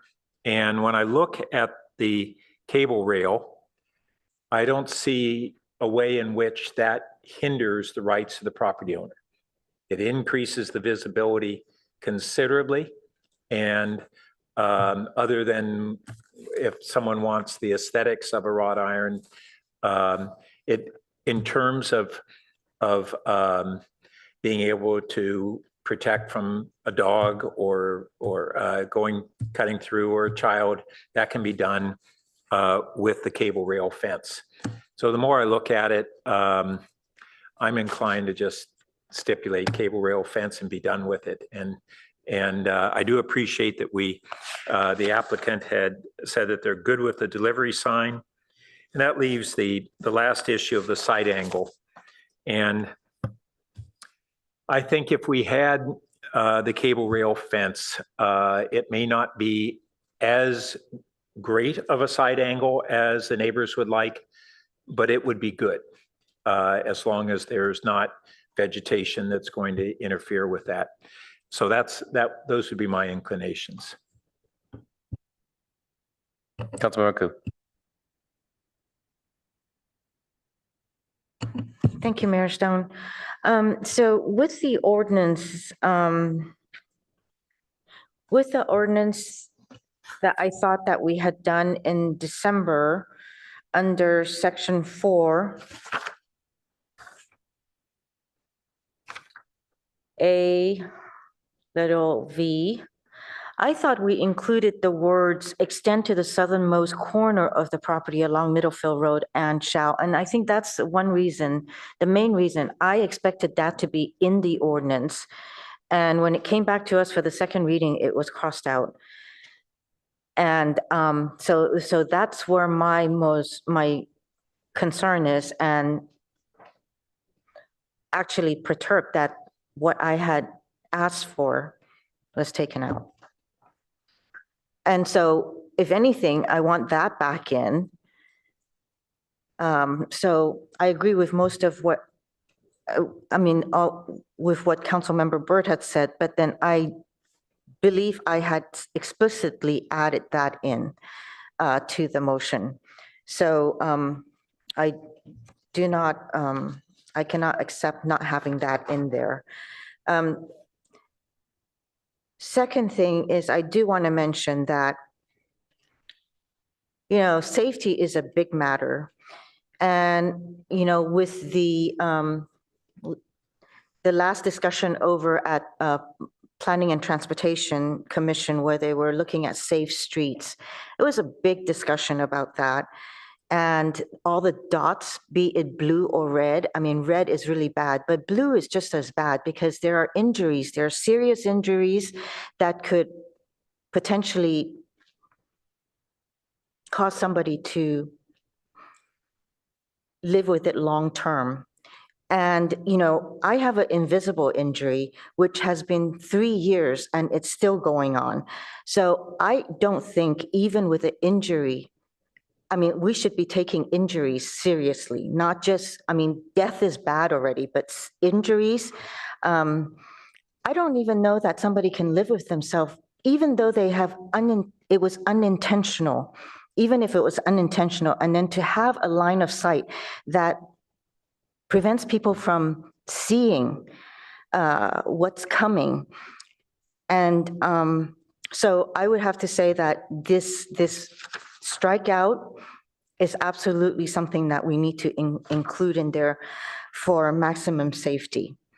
And I want to say that there's a lot of, I also want to say that this is a PC that was agreed to and in cooperation and discussion with neighbors at the time. And that's how the PC came around. I want to also remind that PCs are discretionary. So on a lot of this, and I see that the neighbors have worked very hard in order to accommodate this development. And so at this point, I think it's upon council to make sure with our discretionary rights, ensure that there is safety at this place. And on top of that, that the neighbors who are existing residents are not, that their rights are not reduced, and thereby having a taking from them. So this would be a taking from them. The public benefits and the safety that they should have is being taken away from them. So we need to give it the utmost respect as well as responsibility in making sure that their lives and their quality of life is not reduced because of this development. And because we're making this amendment to a PC that was agreed upon years ago. So some of the things that was not included, I think we need to, I think some of the matters is that the delivery space is a required public benefit. I want to make sure that that is there. So anyways, I think that I would like to make a motion. Thank you. I'd like to explicitly state that the delivery space is a required public benefit for all delivery vehicles that serves the neighborhood. And that there is no signs limiting size of delivery vehicles.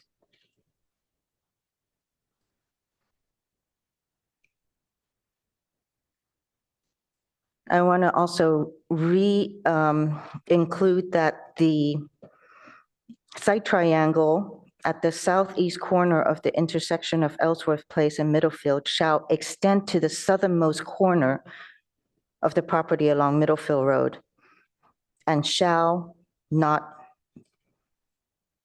be obstructed by new impediments taller than 1 foot. And that's in letter V.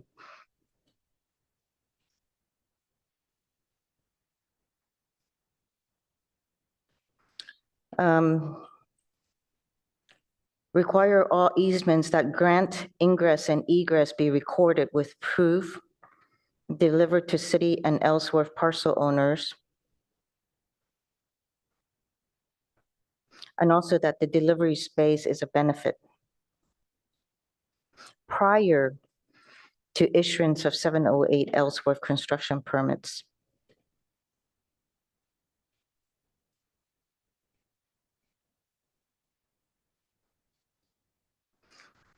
Require that both sides of Ellsworth be clearly marked as no parking with red paint as appropriate, except for driveways and the delivery space.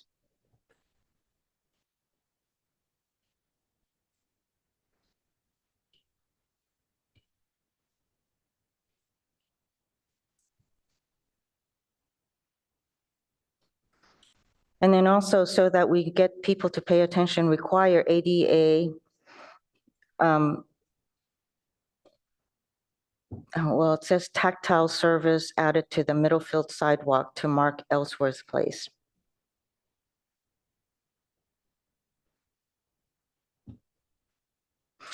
So I hope I get a second on this because I think that, again, I'll speak to it later, but I hope I get a second on this. Thank you.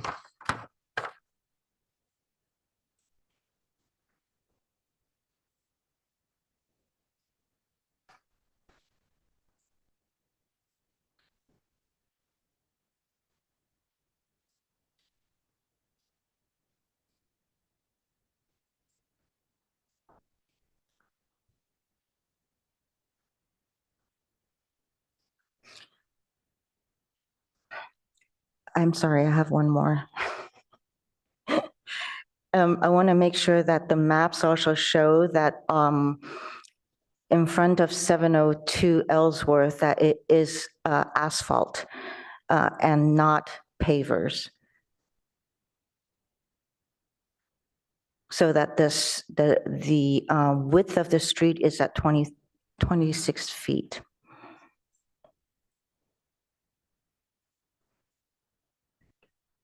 That's it. Thank you. Waiting to hear a second. Are there any council members interested in maybe waiting for a second until the motion is transcribed on the screen?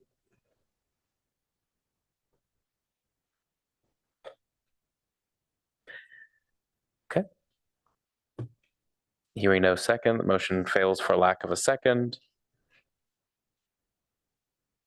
Unfortunate, but thank you. And we'll move to Councilmember Vinker. Thank you, Mr. Mayor. I have just a couple of clarifying questions,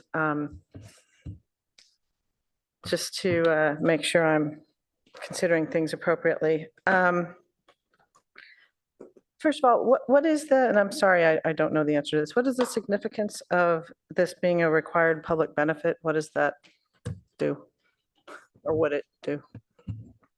In the zoning code and as part of the council's practice in the past, when we approve a planned community application, it usually conveys some development opportunities for the developer and then conveys public benefit to the community. And so the notion that this delivery is serving a benefit to this neighborhood, if you're referring to the delivery space. Yeah, I'm sorry, I should have specified. Is in exchange for so in this particular instance, we're dealing with an amendment to a PC. And as a part of the council's support for that amendment, the notion would be that there's this benefit that's provided to this localized part of the community with this delivery zone.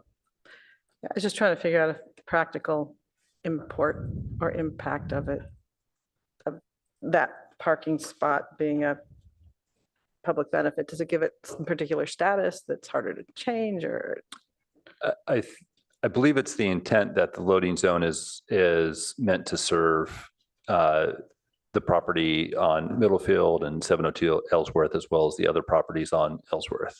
And I think being identified as a public benefit is just an opportunity to be explicit about that. Okay.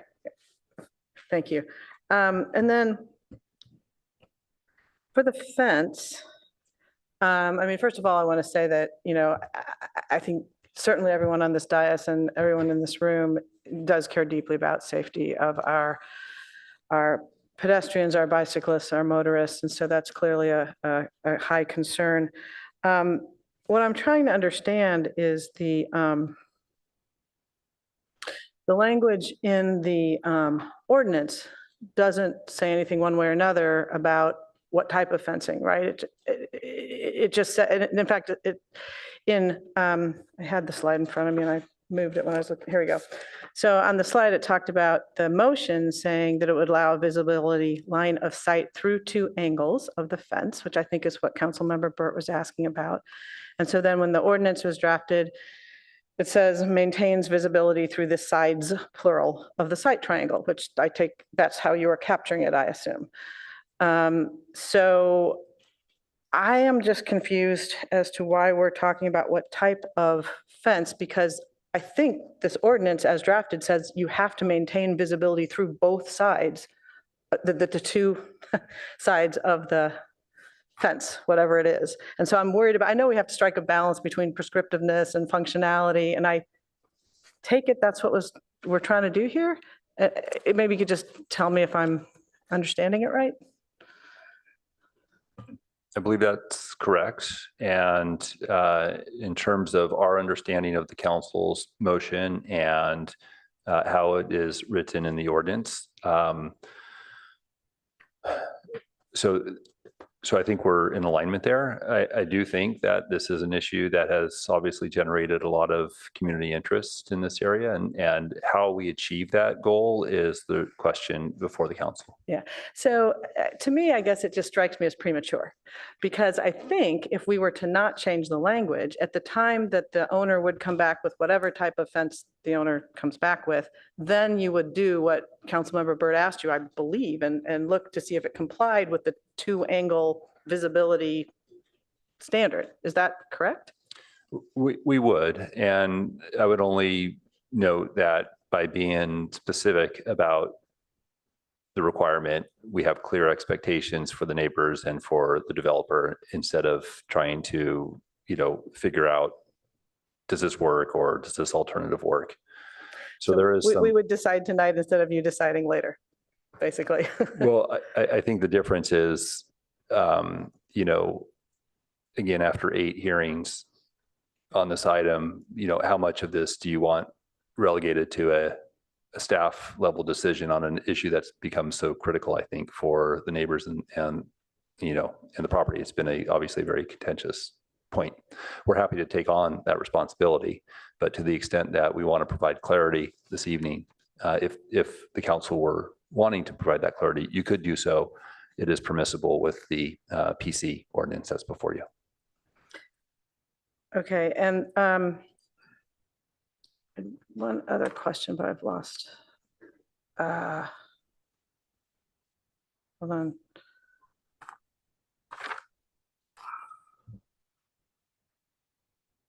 I cannot remember my third question, so I will leave it there. But yeah, I understand. I haven't sat and looked through 2 sides of any fencing, so it's just hard to know what's the reasonable certainty. But I do take your point, and I thank you for your answer.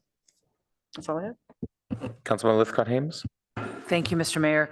I want to acknowledge the hard work on the part of everybody. 8 hearings, it's been so many hours, a lot of anguished neighbors, valid concerns about safety, property owners trying to build a home and maintain an apartment complex, thousands of fees, hundreds of thousands in fees to lawyers and architects to support the staff reports, giving up land, paying for the widening of the driveway, relocating a pole and a cable box. We have 68,000 people or so in the city and about 26,000 housing units and a whole lot of attention has gone into sorting out this particular challenge, which is the amazing yet confounding configuration of Ellsworth Place. So I think it is in everyone's interest for us to try to wrap this up tonight. I'd like to say that I did review the video of the motion that we passed back in December. It was very helpful that the staff report contains specific references to that conversation, so we could just get clear on what was approved, and just really appreciate the effort you went to remind us of what we did. I'm confident that the wrought iron error has been corrected. I like Councilmember Burt's cable rail fence suggestion. The applicant is good with the larger trucks delivery sign. So I would like to make a motion. I move that we adopt the draft ordinances amending the planned community ordinance 2343 to rezone 2901 to 2905 Middlefield Road and 702 Ellsworth Place as prepared for the February 5th, 2024 City Council meeting with the following amendments. Number one, require a cable rail fence. And number two, require the posted sign restricting the size of delivery trucks. And if I have missed a key piece of that, of what also needs to be amended, I welcome that. Is it? Okay, the posted is already in there. It's already in the posted sign. Yeah, you want the sign to remain? I do want the sign to remain. I'll second. Right? Okay. No statement is needed for that.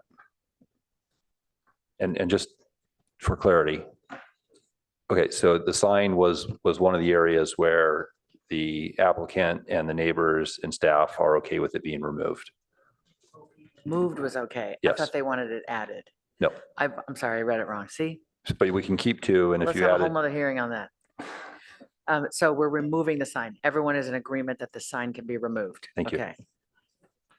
In which case, has it already been removed? The line is already removed from the ordinance? no, that would be part of your motion is Part of my to motion is strike to, thank the you, requirement. thank you, Director Lee, to remove the requirement of a sign restricting the size of delivery trucks.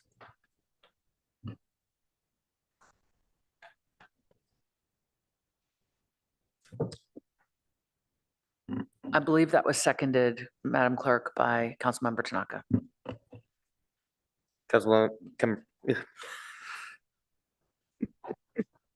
Councilmember Lipcott Hames, would you like to speak to your motion? I believe I already have. Thank you, Mr. Mayor. Councilmember Tanaka. No. Okay. Vice Mayor Lowing. Oops. The motion I've had up all night just disappeared off my screen. But the language that was used last time, which is in your current motion, left the discretion to staff to have adequate transparency. You're specifically saying the rail fence. It's sort of a awkward protocol to ask the developer, to ask the homeowner if he likes rail fence. But, if he hates it, that's gonna be a problem. So I'm just wondering about going back to the adequacy that was in there before and leaving that up to the planning staff.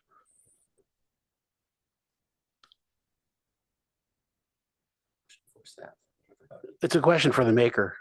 No, I'm interested in a motion that will pass. And so I appreciated I love the rail fence. I mean, is that what you Okay, called it? But Pat? your point is that it left the discretion of the homeowner, the property owner to figure that out. We articulate that it has to be transparent and that's sufficient. Transparent like that rail fence, but if there's something else that gives you that transparency, I wouldn't necessarily want to choose it for the landowner tonight. Okay, I'm fine with that amendment. And then I had one question. When we passed the motion, I guess I still don't understand why we did lose that phrase of extend to the southernmost corner of the property. So that's a question back to staff as to why that came out, because when we voted on it in December, I didn't realize that was coming out. Yeah, and I think that reflects maybe part of the ambiguity of, the discussion and what the applicant had presented in terms of their slide presentation and their ask and the council motion. So we understood the council's direction to be accepting the applicant's request for the fence and the change to the sightline. But again, we've heard from a few of you that, or at least a couple of you, about the sightline fence, and you have the opportunity, the sightline visibility angle, and you have the opportunity this evening to extend that back to the property corner, or have it stay at 35 feet. Or have it stay what? In a manner that's consistent with the current reading of the code, which would be 35 feet from the property line and extended at an angle. Okay, thanks. Councilmember Vinker? Oh, I was just going to ask through the mayor if I could ask the applicant about it, but I think Councilmember Lowing made it about the acceptability of the cable rail fencing. But if this proposed amendment by Councilmember Lowing has been accepted, which I think it was, I think my question is moot. Yes, I think we need to get that language. Yeah, so if we can get that language, why don't I just hold off and I'll ring in again if I need to ask. Thank you.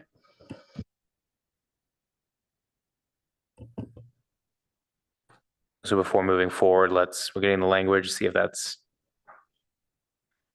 acceptable by the maker and the seconder, and if that was the intent of the amender.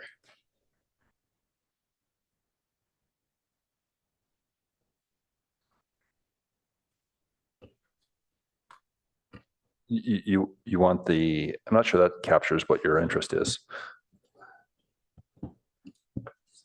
Yeah, okay, we'll work on some language at the staff table that we think will capture your interest, okay? Great, thank you. Then we'll move to Councilmember Burt. Yeah, I just want to go back to the reasoning on being clear on the fence design. I think that with this proposed language, we'll have the likelihood that we'll have a proposal that will go back and be contentious, and that the applicant has indicated that repeatedly they're going to push this as far as they can for fencing and landscaping that will give them as much privacy and protection as possible. And we're concerned about the public interest on it. And that either we'll end up with something that's less safe than the cable rail, or we'll get back to a back and forth process. And instead of resolving this clearly tonight with simply a cable rail fence that is going to give the visibility that I think we're all seeing, we end up with something and get into this argument of, well, if you line up two different wrought iron fences against each other, how visible is it? And someone says, oh, I can see through there and I can't. And that's what we're going to end up with if we don't go back to what was just simply saying cable rail fence, get it over and done with, have a safe outcome, and not have this go back and forth and have more contention, and have a risk that we end up with something that isn't as safe as we all were hoping. So I would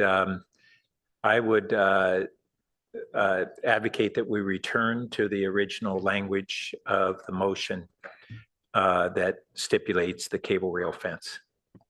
Vice Mayor. Yeah, I'm actually fine with that. I think it's attractive. One of the things we have to remember in this regard as well is that we're not setting an ordinance for a zoning area. We're setting a fence design for one home that we know works, and is reassuring to all of us that it's safer.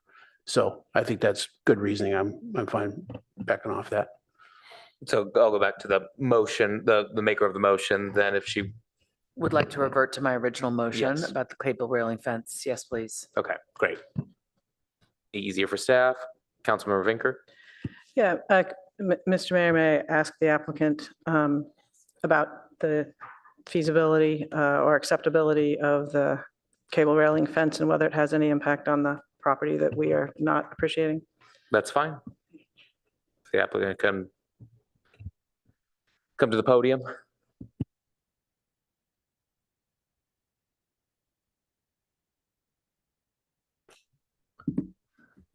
Yeah, no, I think cable railing is okay. Yeah. Then I think we're done. Sure. Thank you. With the same vegetation requirements, right? The 1 foot vegetation requirements, that's not changing. Okay, I think I want to add here, I mean, really the main reason why I voted to pull last time was dropping the extending to the southernmost corner of the property along Middlefield Road line. I still don't understand what happened to that. That was in the proposed ordinance that we passed in December, then disappeared on second reading. That seemed like a pretty significant policy shift that the council did not direct, and I think it's a major safety concern. Like we're moving in the right direction with the cable fencing, but I do think that extended sight line is going to make also a real significant difference, and appreciate the Ellsworth Place community really making a compelling argument for why that is the case. So I'm wondering if then the maker would accept an amendment to add item 3, restore the site triangle specified in the December 11th, 2023 ordinance to, quote, extend to the southernmost corner of the property along Middlefield Road. Mr. Mayor, if I may. Yes. Kyle Ariano, Chief Assistant City Attorney. So just to respond to the question posed by you and the Vice Mayor on the site triangle. So to simplify that December hearing as much as I can, coming into it, there were 4 issues. The delivery space, the width of the additional easements on either side of Ellsworth, the fence height, and the site triangle. And over the course of the discussion, we were able to resolve the width of the Ellsworth Place. The delivery space was the council decided on the delivery space proposed by the neighbors. And the fence and site triangle were what were proposed by the owner of 702 Ellsworth Place. And that proposal, his PowerPoint presentation depicted a site triangle with the 35-foot sides. Council's discussion reflected that, an intent to adopt the property owner's proposal with respect to the site triangle and the fence. And so that's why the ordinance was amended to what you have before you tonight. Okay, I still think it's a stretch from the staff perspective on what the council direction was on that, and that's fine. Just a disagreement. I still think the original language in that ordinance is the safer approach for us. And given the 2 different, so I'll stop there. Is that acceptable? What I'm hearing from staff is that the ordinance as written is a reflection of what we agreed upon back in December. I think it's our understanding of what the council's direction was, but you're clearly hearing from your colleagues that there was some misunderstanding of some individuals. So I tell you what, I will not accept the amendment. Let's see how the motion does without it, and we'll go from there. Well, I'll offer it as an unfriendly. I mean, looking at the motion that we passed, we adopted the proposed ordinance from staff that had that language, and nothing that we included in the amendments to that ordinance removed that. So I understand a difference of opinion from staff. That's not what I intended when I voted for that. So I'll offer it as an unfriendly amendment then. I'll second. Thank you. I don't need to speak to it anymore. I think I spoke to it plenty. Does. Okay, then any discussion just on the amendment? Councilmember? Yeah, I want to ask staff, the mayor asserted that the language that we had in December that staff brought forward, he says had the sight line up that was the more extended triangle, I'll call it, and that we didn't alter that aspect of the ordinance, the proposed ordinance. Is that correct? The ordinance that you looked at in December was the same as the one that you looked at in November. And that included language that extended the site triangle to the corner, which followed the PTC's recommendation. It was in the applicant's presentation where they had asked the council to reconsider the direction it appeared to be going on down with respect to the fence, to increase that fence from 1 foot to 3 feet. And along with that diagram, there was the site triangle shown in a manner that complies with the code and not extending to the corner. And so it was staff's understanding through that discussion that it was sort of a package of increase the height to 3 feet for the fence and restore the site triangle to comply with code. But again, and so the significance then of this shift, and we have it in one of our slides that shows the 35-foot and then the proposal, is that within the site triangle area, there's this added condition that doesn't exist in the code today that limits shrubs and other obstructions to 1 foot in height within the site triangle. So that's really the extension of. So we made it so that if we have the site triangle that you're proposing today, we're not going to have any shrubs that go above, whereas the previous motion had a larger triangle going out to the edge, property edge, but did it have this restriction on the height of the shrubs? It did. It had both. Yes. So then we have the motion. I pulled up the minutes because frankly, the motion wasn't put clearly in the staff report, which we would normally have. And so the mayor's argument that we made explicit changes to the proposed ordinance, and there are 5 different elements to that motion, and none of them speak to changing the triangle from what was previously in the proposed ordinance. Is that correct? That's how I read the. Okay, so staff had interpreted that there was a package that was, because the applicant had talked about a couple different things, that there was somehow something that wasn't in the motion that was a council action. And I didn't go back and I actually got halfway through reviewing the tape and didn't get to that part. But when I just look at the record, we've got the motion that was the only amendments to the previous ordinance. So I'm not getting why it. So yeah. So that is fine. My explanation is that we reviewed the motion.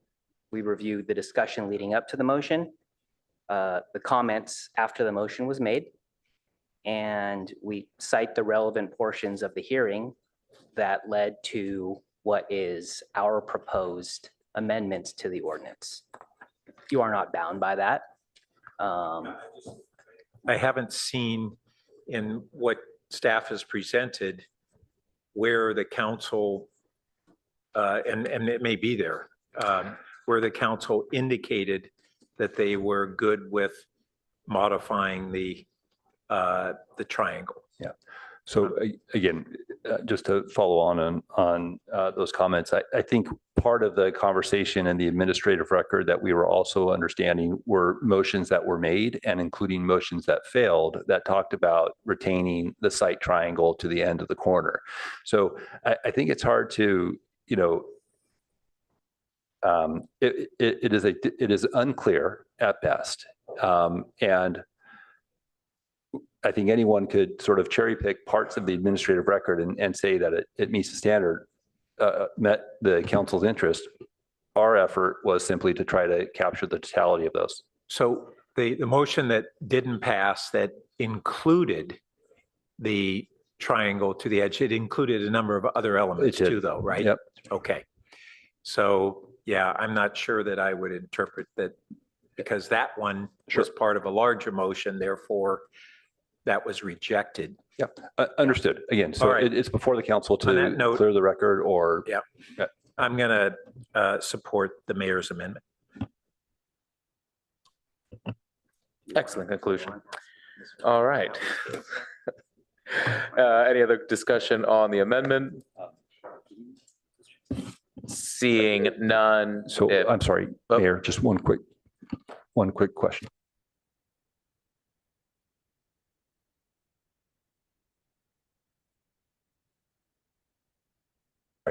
I'm sorry, I have another question that's not related to the amendment.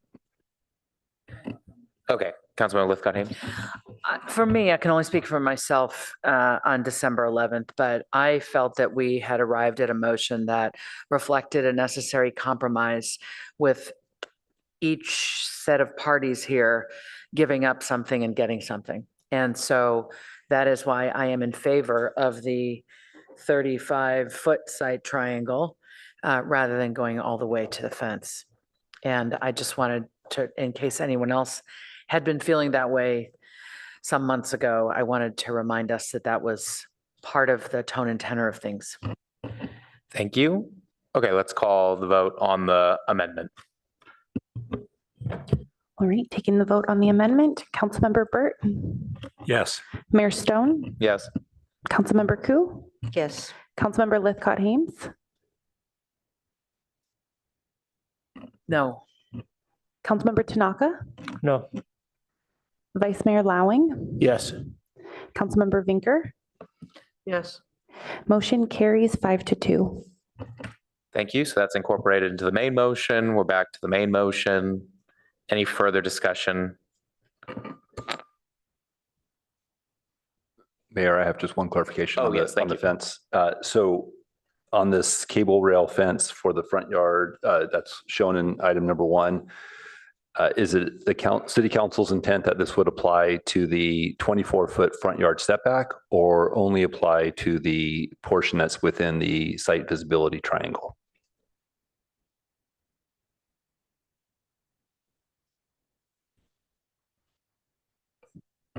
Could you repeat the question?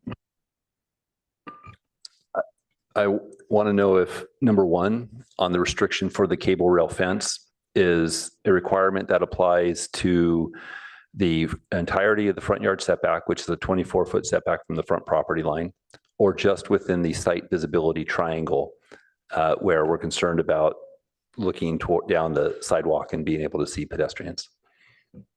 I just feel like we're prescribing too much from up here.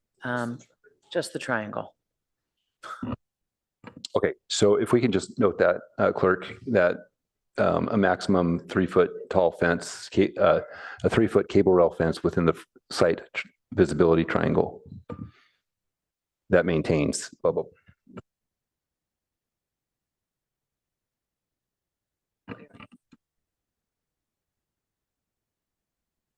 So I would write that as require maximum 3-foot tall cable rail fence within the site visibility triangle area that maintains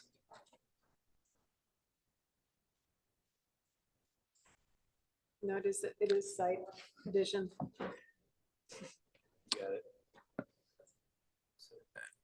and before area, if you could add triangle.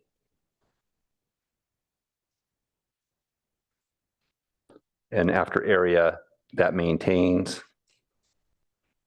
visibility.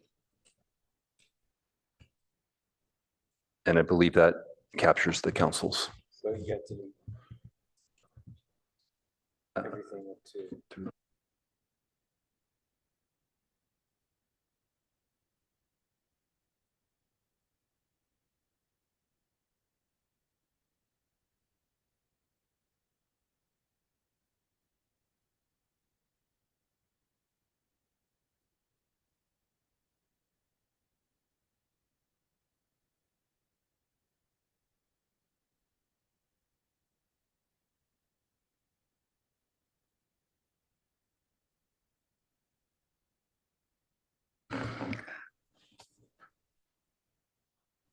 Can I ask a question about this?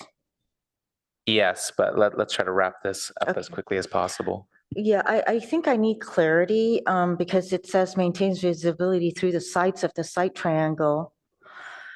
If it's maintaining visibility, then it doesn't go all the way. I mean, so we have the site triangle to the southernmost corner, but it doesn't go all the way to the creek side, which means that there's still blockage. They could erect a 6-foot tall or 4-foot tall fence, could they not? Oh, I guess staff is discussing.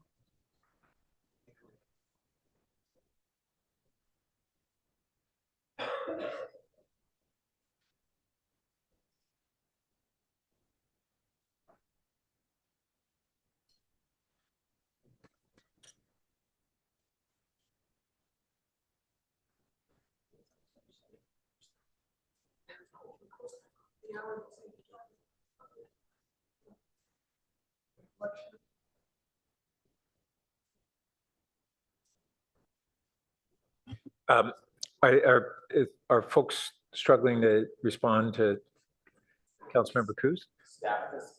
Well, I thought we've said that we'd have the cable rail that would be basically the angles of the side triangle, and that covers it.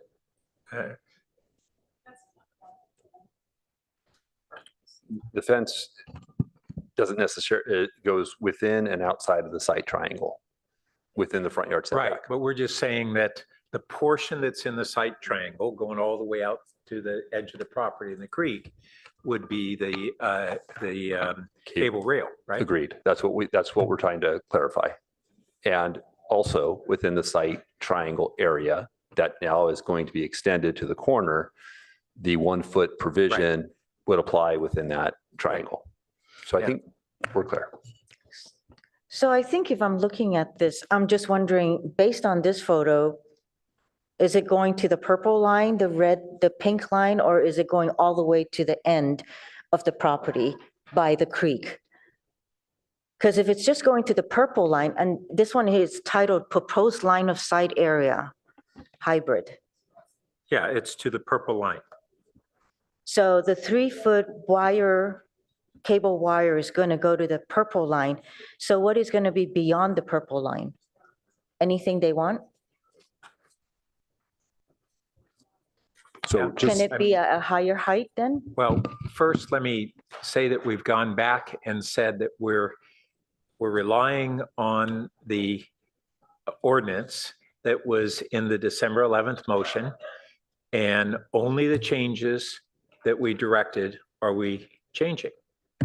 And so that's a more aggressive interpretation than staff had, because they thought that there was this package of changes. And so we've extended that triangle out to the purple line, not at the green line, which is what was staff's recommendation. So yes, that's what we're doing. Okay, so, okay, I'll let that rest for now. Now, somebody brought up vegetation. Is that included in? Yeah, that's all. It's limited to 1 foot in that entire triangle. Okay. So basically, you can see out on the sidewalk all the way out to that purple line. To the southernmost corner. All right. Okay. I don't believe we have any more lights. Let's call the vote.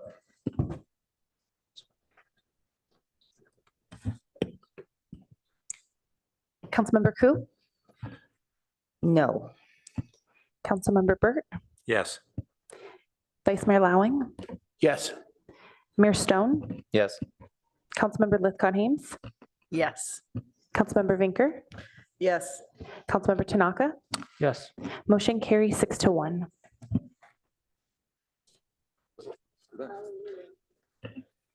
Great, thank you. Yeah. All right, so let's move now to item 8. Given the hour, it's past 10, this is a really big complex issue. I think maybe what we'll do is the staff presentation, we'll have the public hearing, then accept public comment, and then likely just continue on to next week when we have it agendized. Anyways.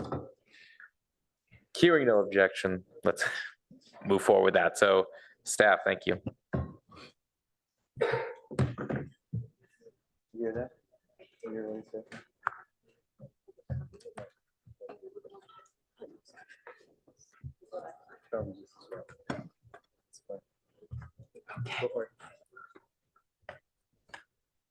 Good evening, Council. Kylie Noze, Assistant City Manager, and I'm here with Lupita Alamos, an Assistant to the City Manager, to review the 2024 Council objectives in alignment with the priorities that you approved as part of your retreat. So with that, I will actually turn it over to Ms. Alamos.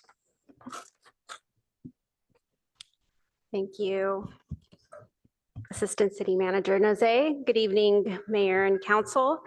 So as Assistant City Manager Noze mentioned, tonight we'll be going over the 2024 Council priority objectives as well as review of the Standing Committee work plans and specifically addressing the Finance, Policy and Services Committee work plans. So the printout of the summary of objectives that we have before you is a reflection of the 76 proposed objectives that build on the 2023 and completer returning objectives.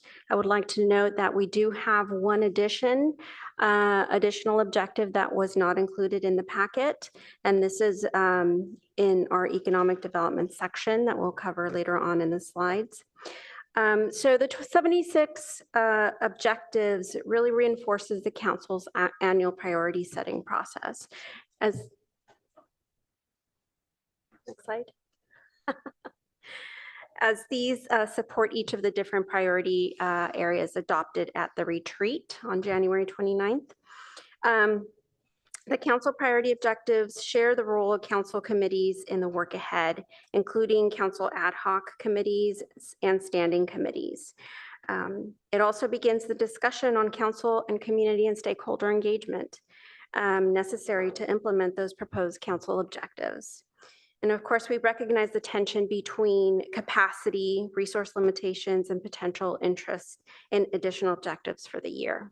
Next slide.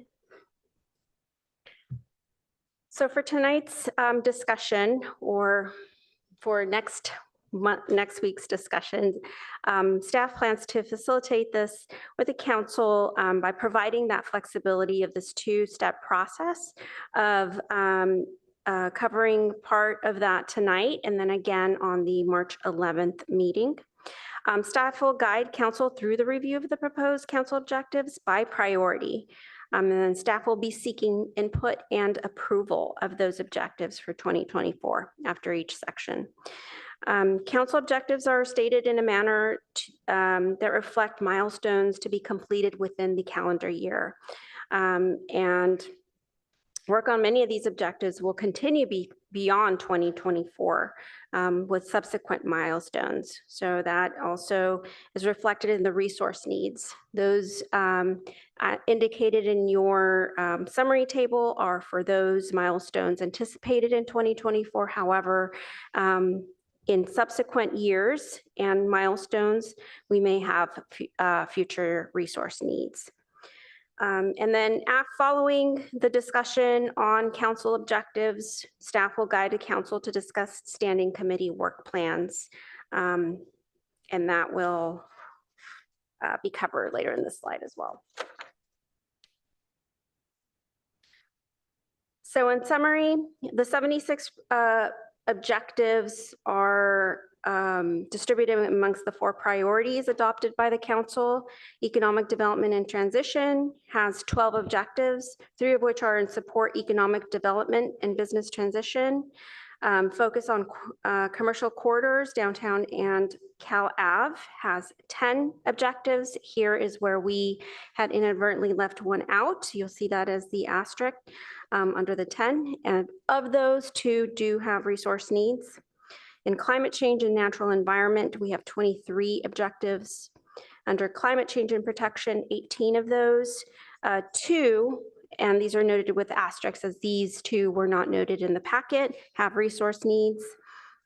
Climate change and adaptation has 3 objectives. Natural environment has 2. Moving on to housing for social and economic balance, those are 21 objectives. Advanced housing plans has 5. Implement housing production policies. There are 9 objectives under this topic. Support and house service initiatives has 3, with only 1 of those having resource needs. And advanced rental protection policies has 3. In community health, safety, wellness, and belonging, you'll find 20 objectives under this priority. Mental and physical health and belonging has 9 objectives. Invest in reliable safety infrastructure and systems has 8 objectives, with 1 identifying resource needs, and reduction of noise and air quality pollution has 3 objectives with no resource needs. I would like to just note that many of these are initiating the stakeholder engagement phase of them, which is why you don't see a lot of the resource needs indicated here. But as these progress in following years, we may see additional resources for those. And I'd also like to note that council did receive a printout of the objectives that summarize the notes from these and the next 4 slides. So these slides we will really use once we're reviewing with the council the different or the objectives that fall under each of the priority areas. You'll note that the first column is a line item for ease of reference. And the second column is either identifying a returning objective from the 2023 list or a new objective identified. On the right-hand side is where you will notice the resource needs from indicated by the number of dollar signs, 1 indicating up to $50,000, $2 signs indicating 51 to 400,000, and $3 signs indicating some objectives that will need 500,000 or more.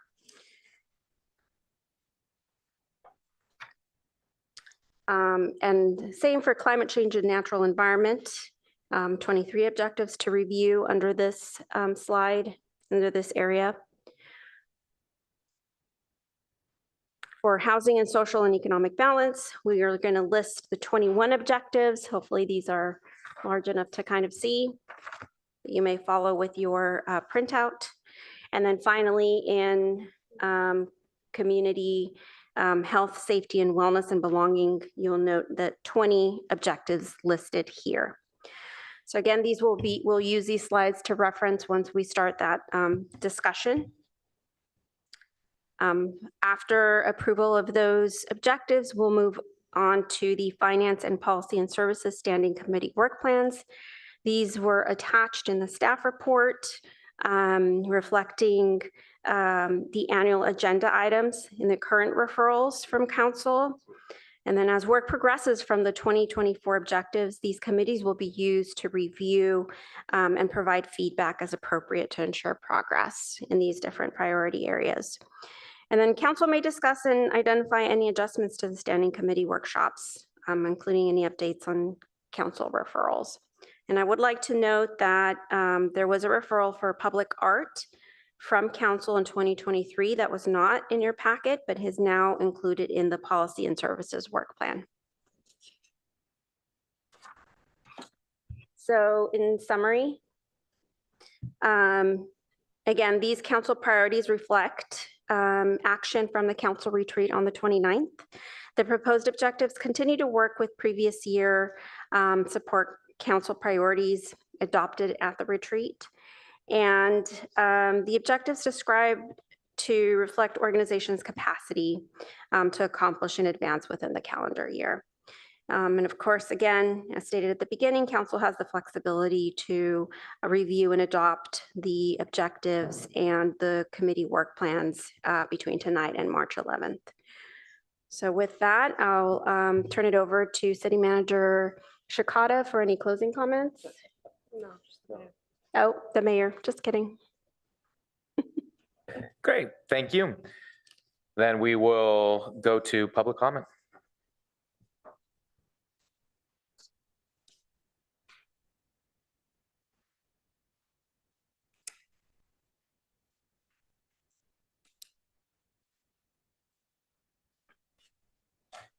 Let's do 7 minutes for the group.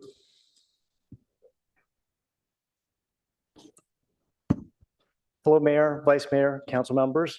Long evening. Thank you for still paying attention as we give our story about Ability Path. We'll bring up the slides so you can see those in one moment.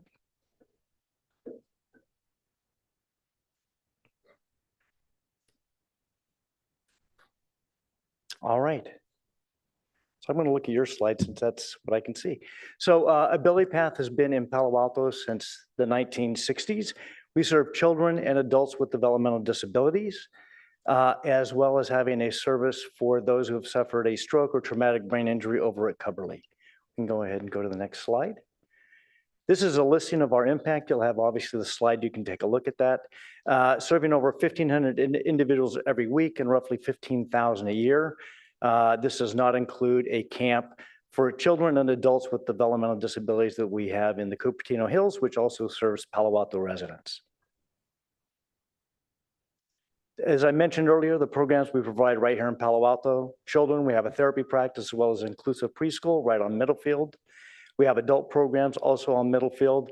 And for those of you who are able to attend the Mitchell Park Place groundbreaking, we will be offering programs there, which I'm going to be talking about later tonight. And then we also provide family support services for those navigating a very complex system of care for their children with a developmental disability. So Learning Links, I talked about that. We serve roughly, since we've been in Palo Alto during COVID, we put nearly a very significant amount of improvement in that site, doubling the capacity for children at the school. We currently serve about 40 children in our inclusive setting and have capacity for about 58. For adult programs, we serve adults of all ages, so also seniors with developmental disabilities right here in Palo Alto with several partnerships, including the Art Council and the Art Museum for a program that we have over there. And last but not least, I mentioned the services for traumatic brain injury and stroke in Cubberley. That was an association of two organizations that have gone bankrupt that we took over. We hired all of their staff and kept a program running. We're one of the few programs that provide post-insurance care, which is usually only 90 days after suffering a stroke or traumatic brain injury between San Jose and San Francisco.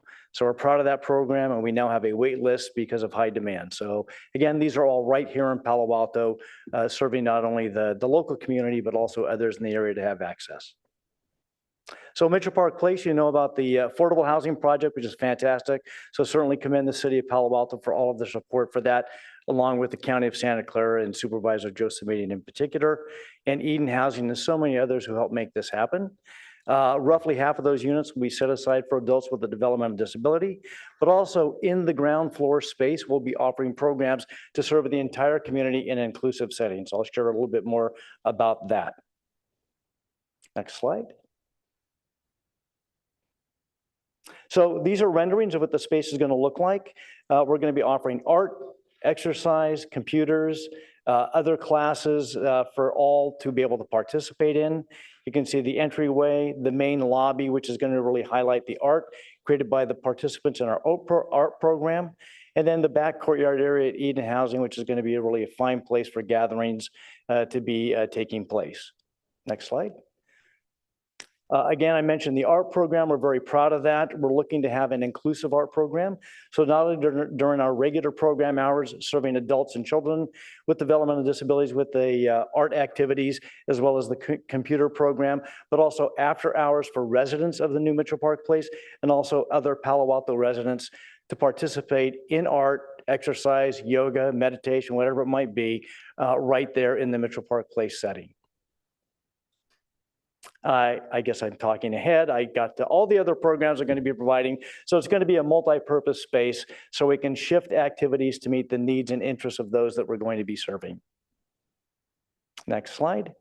So what we're looking to seek is part of the health, wellness, and belonging is for support from the city of Palo Alto to be able to extend and expand those programs, not only to the individuals we serve, but to all the residents of Palo Alto.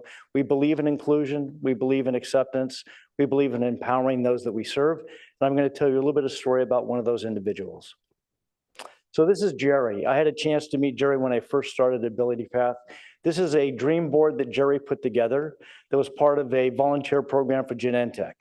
And what they were doing is doing job coaching, resume writing, and interview skills development. And I arrived a little bit late. Sometimes I'm a little bit late. And all the dream boards for all the participants were out on the table getting ready for the luncheon that we're sponsoring to thank not only the Genentech employees, but also for the participants and putting together their story. And as I looked at all of the dream boards, if you can see that, what really struck me is the dreams and aspirations for the folks we serve, they really are universal dreams and aspirations we all have. And for me, that was a change in how we thought about it. We're really not caretakers, we want to be life coaches. And part of our job is to bring out what's inside of everyone so they can share what they have, their talents with the world as well. And it really has changed how we put together a program. We had a grant from the state of California called Pathways to help Jerry and others realize their dreams. Jerry wanted to be a chef. You can see here in some of his pictures, he loves food. He got his job working for Bon Appetit at my very own old employer, which was Electronic Arts in Redwood City. So Jerry's dream came true. We hope to bring more dreams to life in the new Mitchell Park Place setting. So that's where the city of Palo Alto support will help make that happen again, not only for the individuals we serve, but for all the residents of Palo Alto. So thank you for your consideration. It's going to be a spectacular new facility, and we can't wait to move in. I think they told us, what, about a year from now, a year from September, something like that. Hopefully they get it done faster. So with that, I'm happy to answer any questions if you have them, and appreciate your time.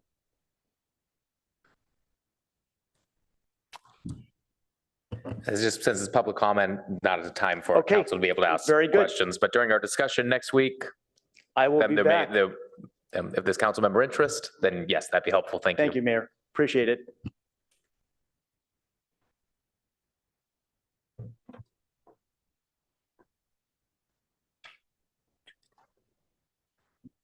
Our next speaker is Richard H.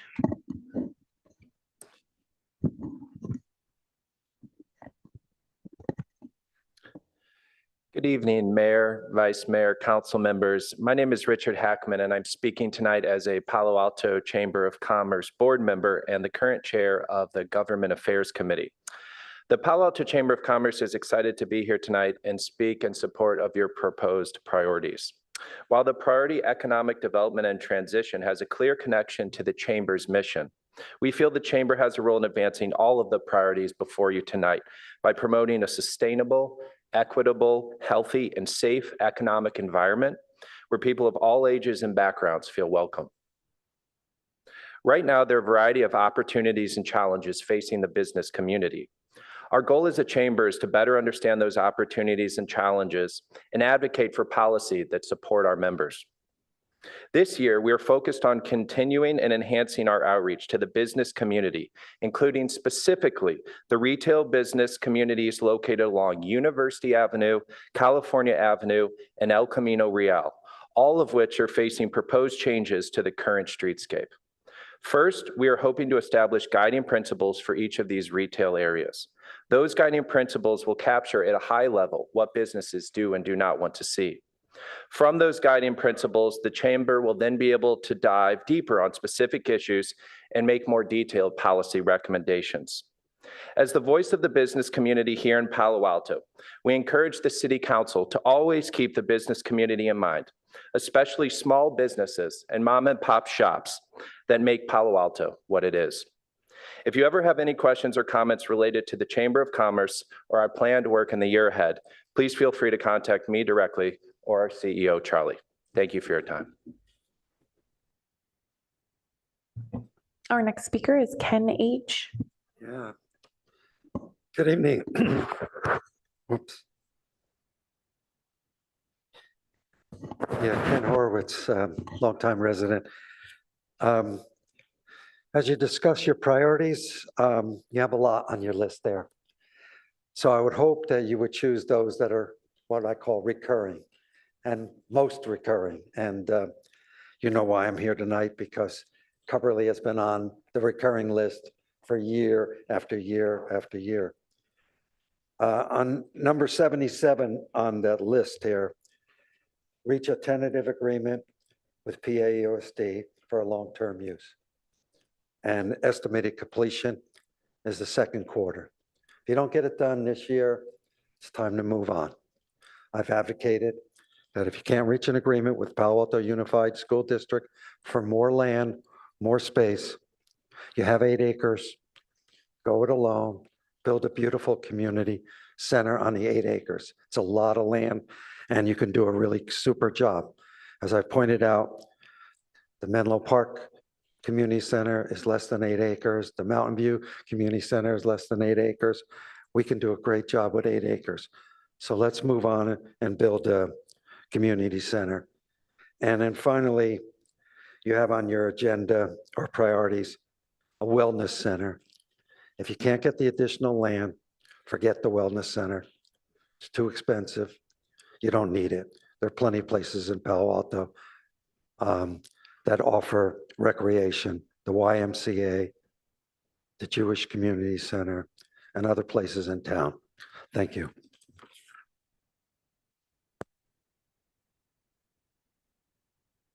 Our next speaker is Aram J.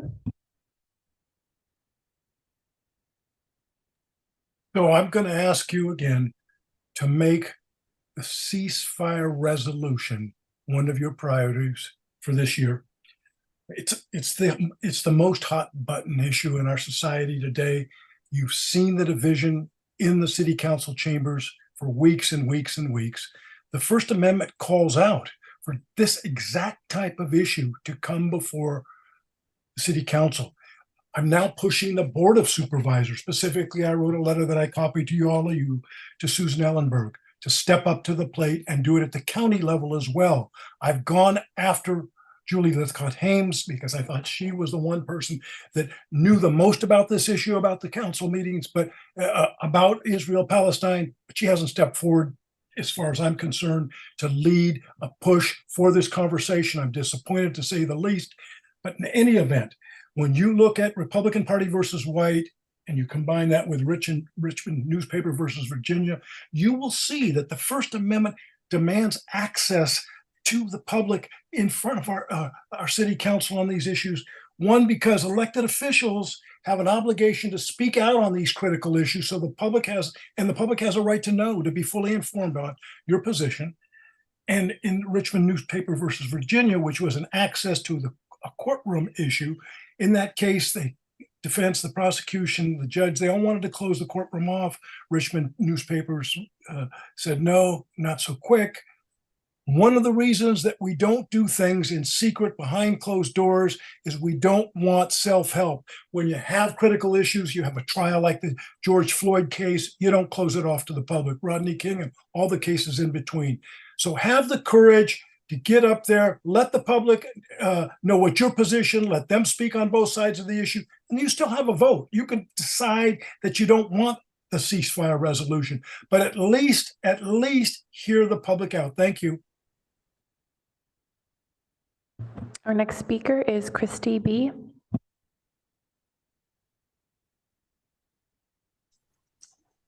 Good evening, Mayor, Vice Mayor, members of the City Council. My name is Christy Bascom. I'm a land use planner with Shoot Mahoney and Weinberger. And the Palo Alto Redwoods Homeowners Association, PAR, is one of our clients. The association represents a complex of 117 condominiums at 4250 El Camino Real in Palo Alto. Council members may remember that we submitted a letter last fall when the city was considering zoning ordinance amendments related to the housing element. We asked for the council to consider an additional amendment that would help protect residential uses from the impacts of commercial uses. At that meeting on November 13th, 2023, the City Council unanimously passed a resolution that directed staff to review the proposed amendments from PAR. In February of this year, we followed up with Mr. Late to find out when the proposed amendments were going to be considered and learned that staff did not plan to address them in the coming fiscal year. The planning director suggested that if PAR wanted to see this happen, that we needed to make this request of the city council. PAR is not asking for a new priority objective to be added to the council's list or the planning department's work plan, but we are asking for PAR's proposed amendments to be processed along with a housing-related zoning amendment that's already planned for the coming year. PAR's proposed amendments are minor in nature. They benefit residential uses throughout Palo Alto, not just the PAR site. The suggested text amendments are already drafted and staff has the proposed language in hand. We're asking for the council to direct staff to include PAR's amendments in the planning department work plan for the next fiscal year. Thank you.